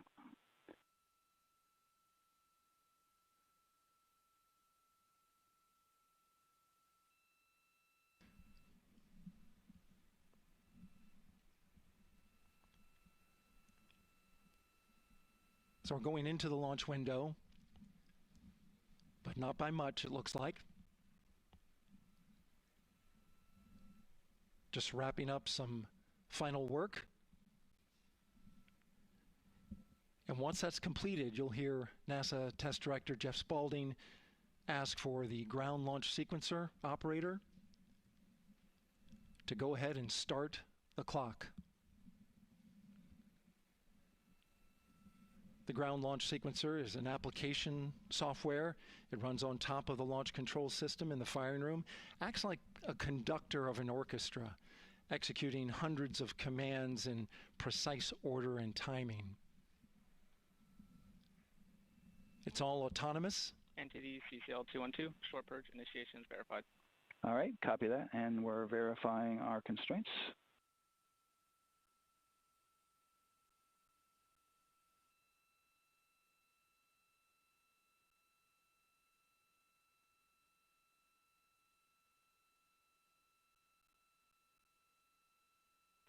All right, and we're clear from cutouts. And with that, we're going to resume the clock momentarily. And CGLS, you can resume the clock on your mark. GLS copies. 3, 2, 1, mark. GLS mainline has been initiated. T-minus 10 minutes and counting.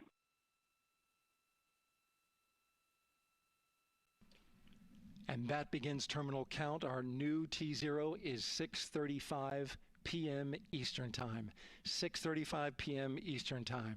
We are now counting down to liftoff of Artemis II.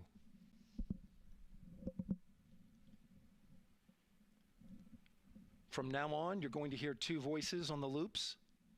If everything goes nominally, NASA Test Director Jeff Spaulding, who's directly managing the launch team, and Alex Bendelos, the GLS operator who closely monitors the software. He has the ability to stop and restart the countdown.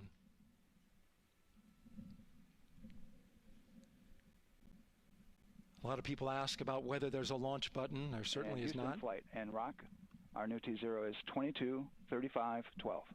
Houston flight copies. Rock copies. 22:35:12. Affirm.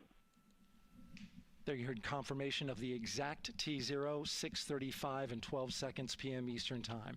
Again, our T0 is 6:35 and 12 seconds p.m. Eastern Time. But as I was saying, there's no launch button. This is autonomous. But there is a button that keeps you from launching, and that button allows the GLS operator to pause the countdown outside of terminal count and during terminal count and submit a hold to the next holding point. So the clock won't stop right away. If there's an issue, we'll go to the next stable holding point. This is how GLS configures the rocket and ground systems to a stable point where they can stop the countdown if that's needed. But right now, we are counting down. Our next big milestone, looking to retract the crew access arm. GLS is go for crew access arm retract. And there you see the crew access arm moving away.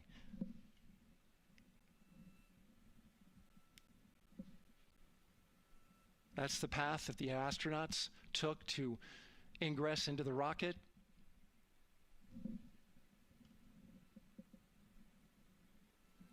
Until this point, that was their way off the pad if they needed to evacuate. But now with that arm retracting, the backup transitions to a launch abort system, and they'll begin arming that shortly.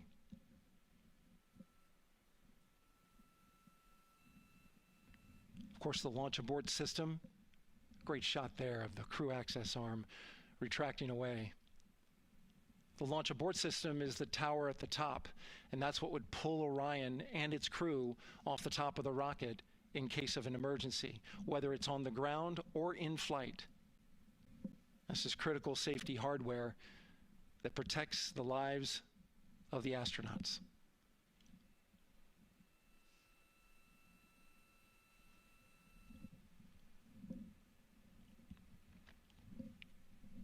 Starting at T-minus 6 minutes, the GLS will start bringing that and other high-energy systems online, starting with core stage pressurization.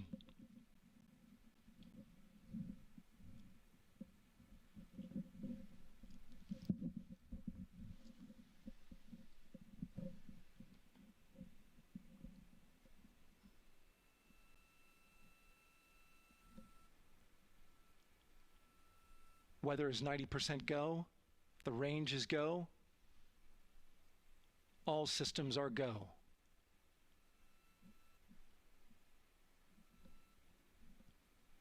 GLS is go for core stage tank pressurization.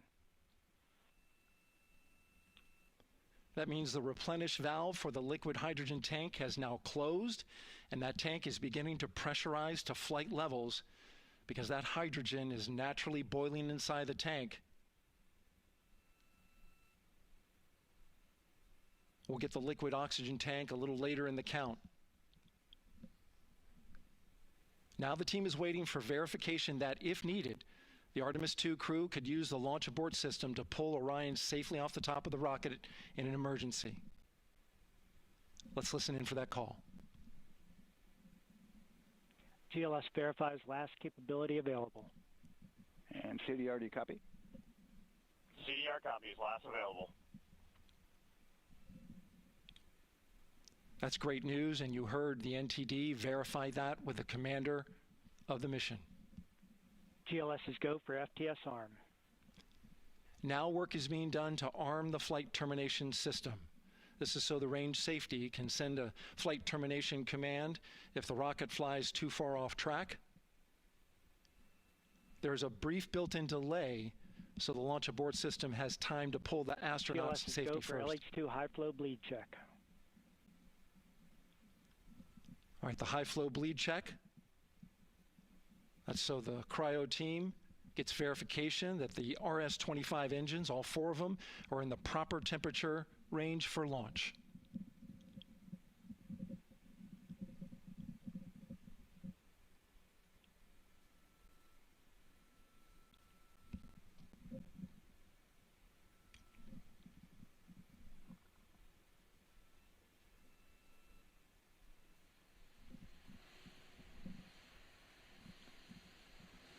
GLS is go for core stage APU start. Core stage APUs start. Those are auxiliary power units, high-speed turbines which provide pressure to hydraulic pumps that steer the RS-25 engines. We're going to see a gimbal test a little later at T-minus 2 minutes and 30 seconds. This is what allows that to happen.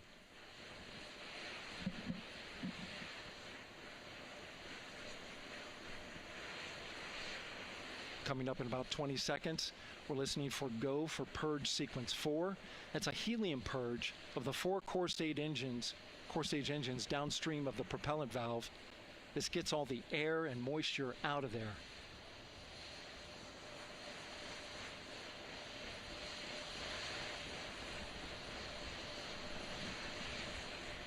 GLS is go for purge sequence 4. Moving through the milestones.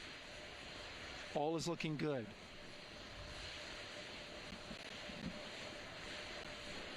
Coming up in just a few seconds, we're going to get that thrust vector control actuator test.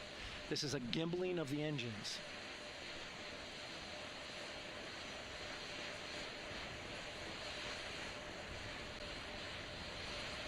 There are the 4 RS-25s, 3 of them shuttle heritage, 1 of them built from shuttle parts. And there you see them moving.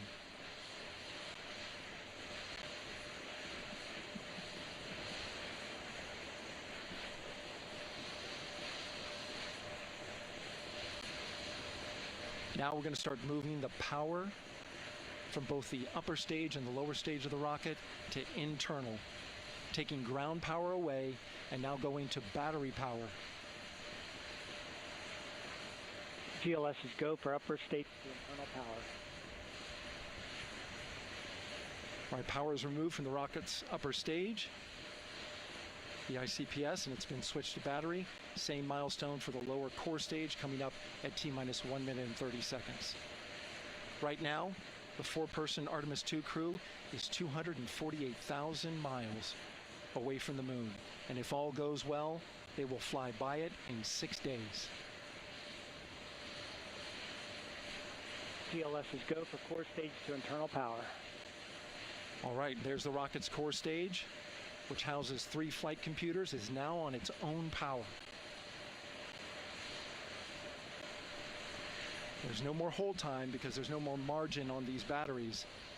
So we would have to recycle back to T-minus 10 to recharge if we had a hold.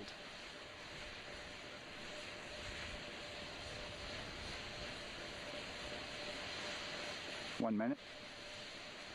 Right now, the rocket does not know what the T0 is, but coming up at T-minus 33 seconds, control shifts from the ground launch sequencer to the rocket's onboard autonomous launch sequencer, or ALS.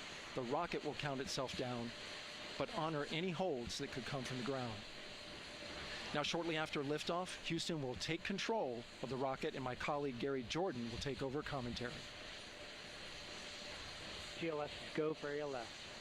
Great call out. The rocket is on its own. 4 brave explorers ready to ride the most powerful rocket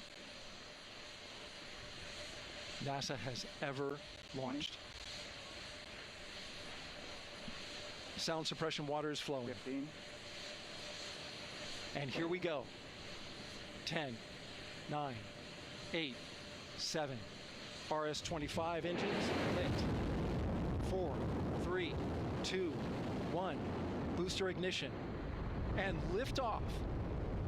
The crew of Artemis II now bound for the moon. Humanity's next great voyage begins. Good roll pitch. Roger, roll pitch. Houston now controlling the flight of Integrity on the Artemis II mission around the moon. Integrity, AMT high. AMT high. On time passing 30 seconds into the flights. Integrity passes the alternate beacon. Target milestone. Mission Control Houston seeing good performance on the 4 main engines. Space Launch System core stage. Integrity, 3 miles in altitude. Traveling more than 1,200 miles per hour.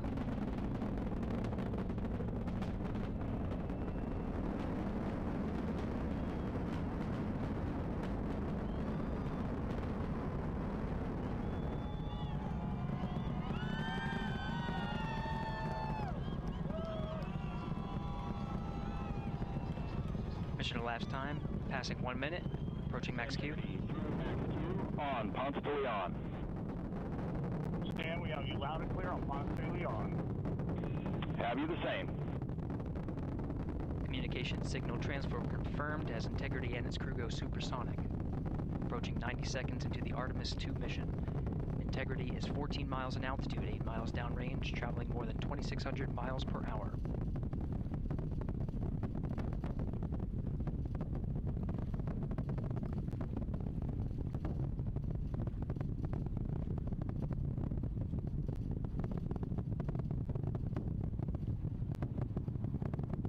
Minute 50 seconds of mission elapsed time, standing by for main engine throttle down to 85%, ahead of solid rocket booster separation expected at the 2-minute 9-second mark.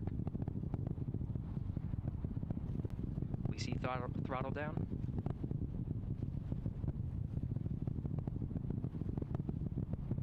Confirmed separation. Main engines throttling up, guidance converged.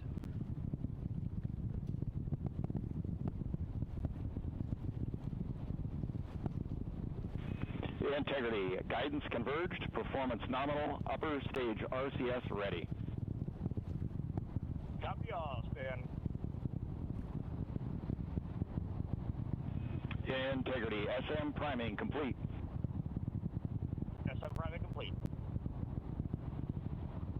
2 minutes 45 seconds of mission elapsed time into the Artemis II mission. Thrusters on Integrity and upper stage confirmed in a ready state ahead of service module fairing separation.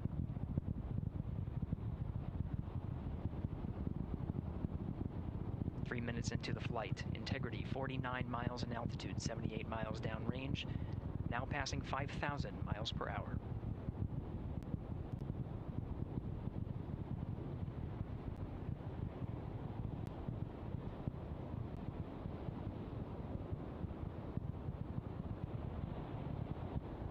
Standing by for launch abort system jettison.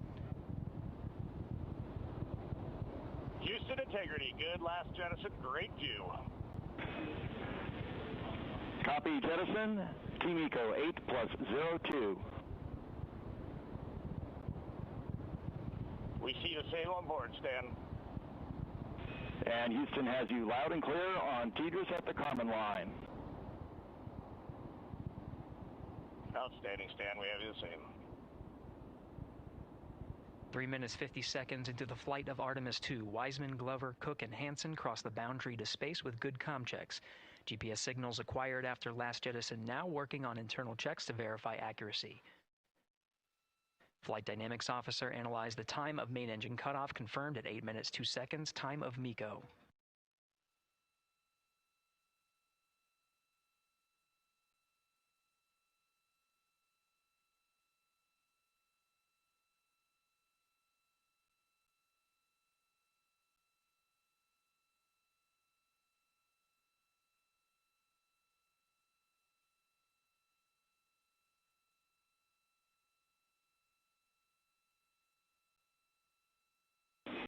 Integrity, GPS processing.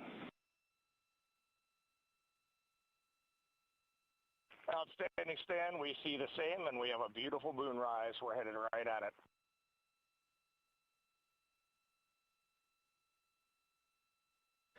Approaching 5 minutes into the flight, Commander Reed Wiseman confirms he has visuals of his destination. GPS guidance, navigation, and control software finishes internal checks and sends to navigation channels. Integrity, 3 engine press. 3 engine press.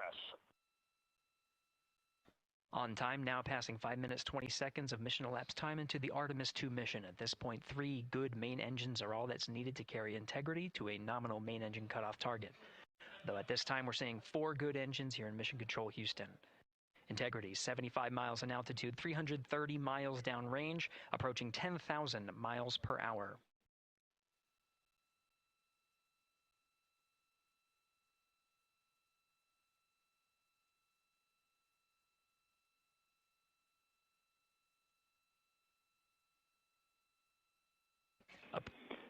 Integrity, looking good at 6 minutes. Same on board, Stan. Good trajectory and engine performance. Booster officer will soon report the shutdown plan to Flight Director Judd Friedling, expected at the 7-minute mark. Integrity, 78 miles in altitude, 460 miles downrange. Integrity, expect nominal shutdown. Integrity copies nominal shutdown.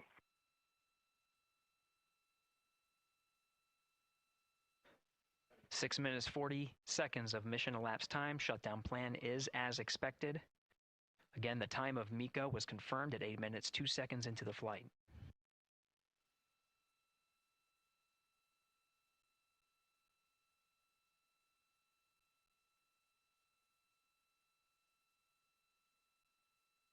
Seven minutes of mission elapsed time. Throttling down as we approach the abort once around option. Milestone at the 7-minute 30-second mark. Now 84 miles in altitude, 650 miles downrange, traveling more than 15,000 miles per hour. Integrity, AOA open. AOA open. The window is now open for an abort once around option that would target splashdown in the Pacific Ocean. Still following nominal ascent at this time.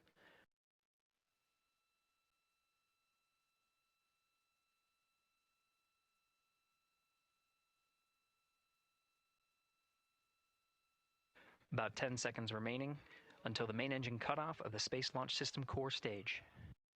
Standing by for confirmation of MECO and core stage separation.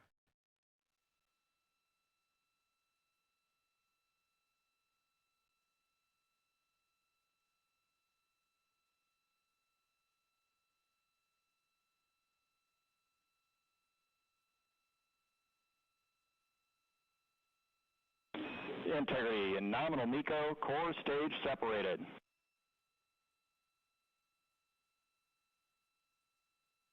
We see the same on board, Stan.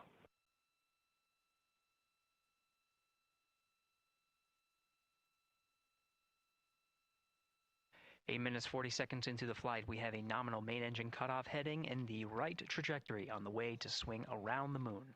Core stage has separated, done its job. The Space Launch System upper stage, the interim cryogenic propulsion stage, or ICPS, still attached to the Orion spacecraft.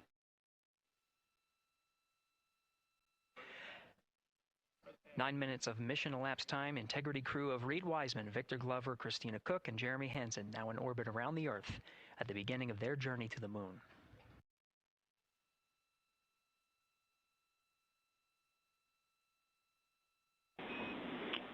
Integrity Houston, looking ahead to PRM numbers so far per the pad.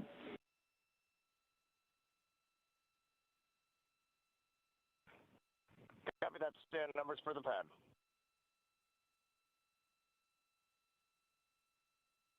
Capcom Stan Loves now reminding the crew that the perigee raise maneuver time of ignition is as expected prior to booster ignition. That time being 49 minutes, 50 seconds of mission elapsed time.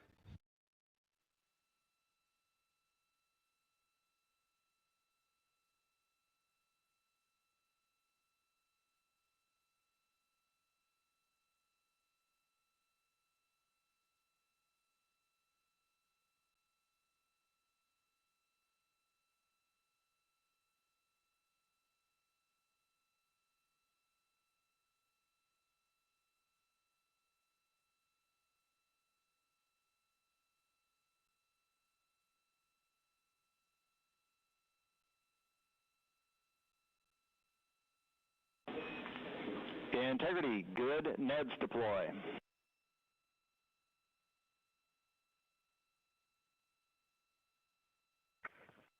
Copy that, Stan. Good, Neds.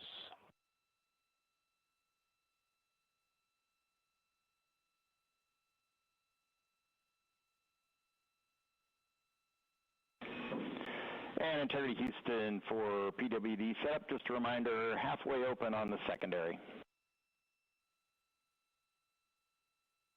We copy that, Stan. Halfway open.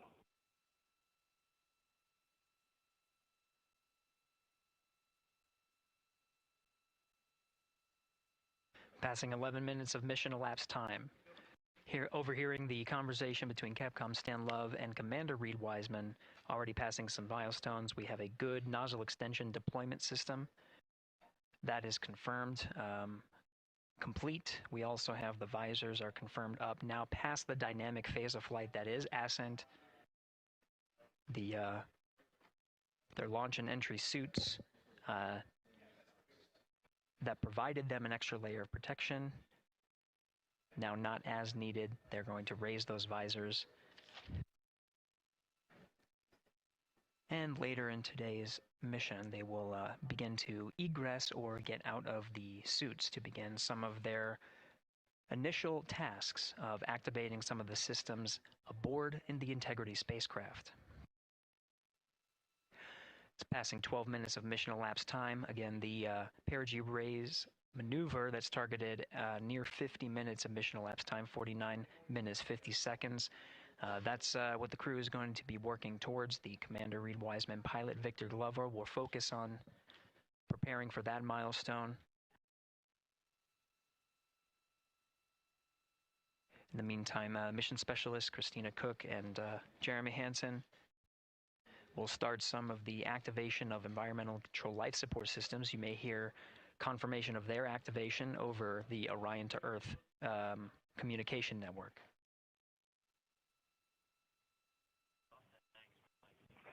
Houston, C3 aux power back in auto. Copy C3 aux, and we're 2 minutes to maneuver.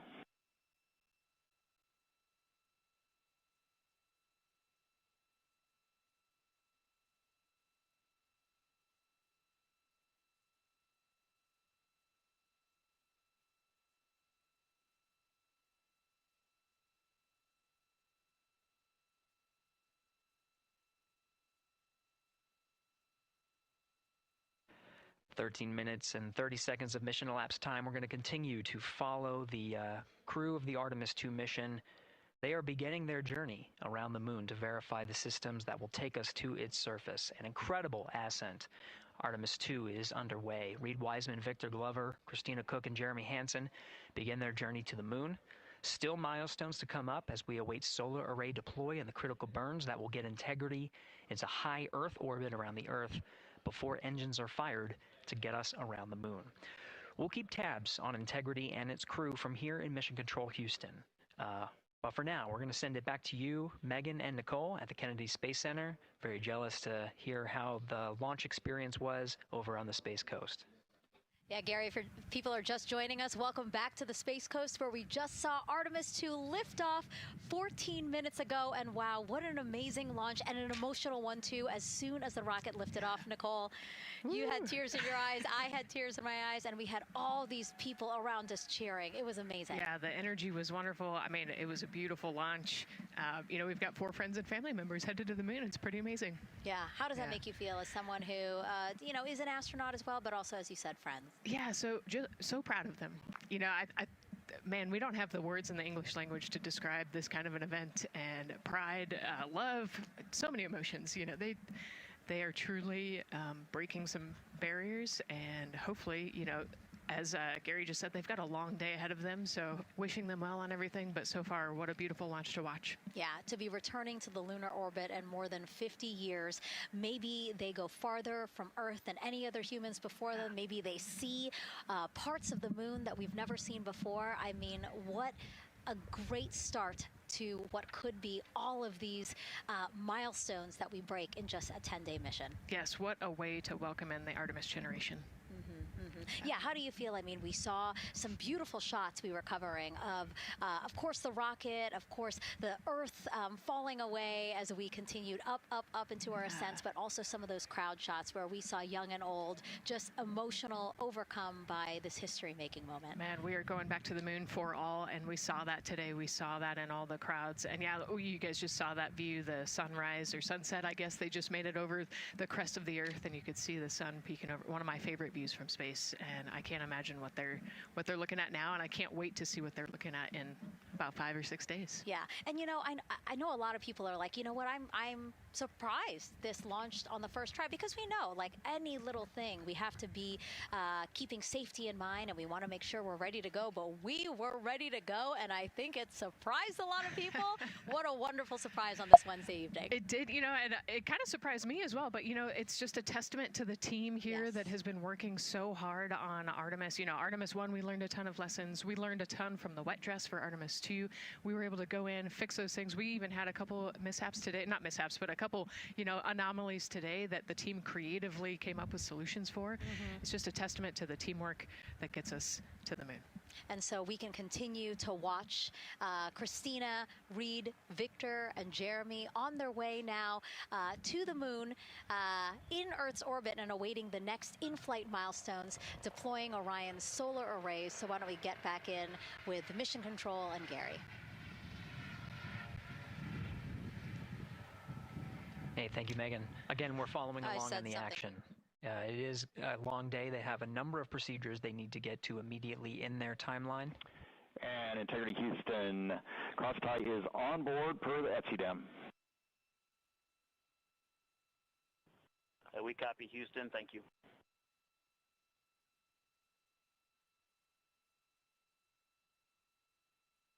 Cross-tie referring to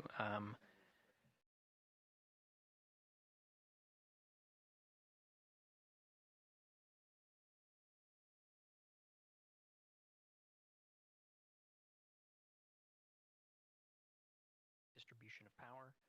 This is the flight control teams that took us through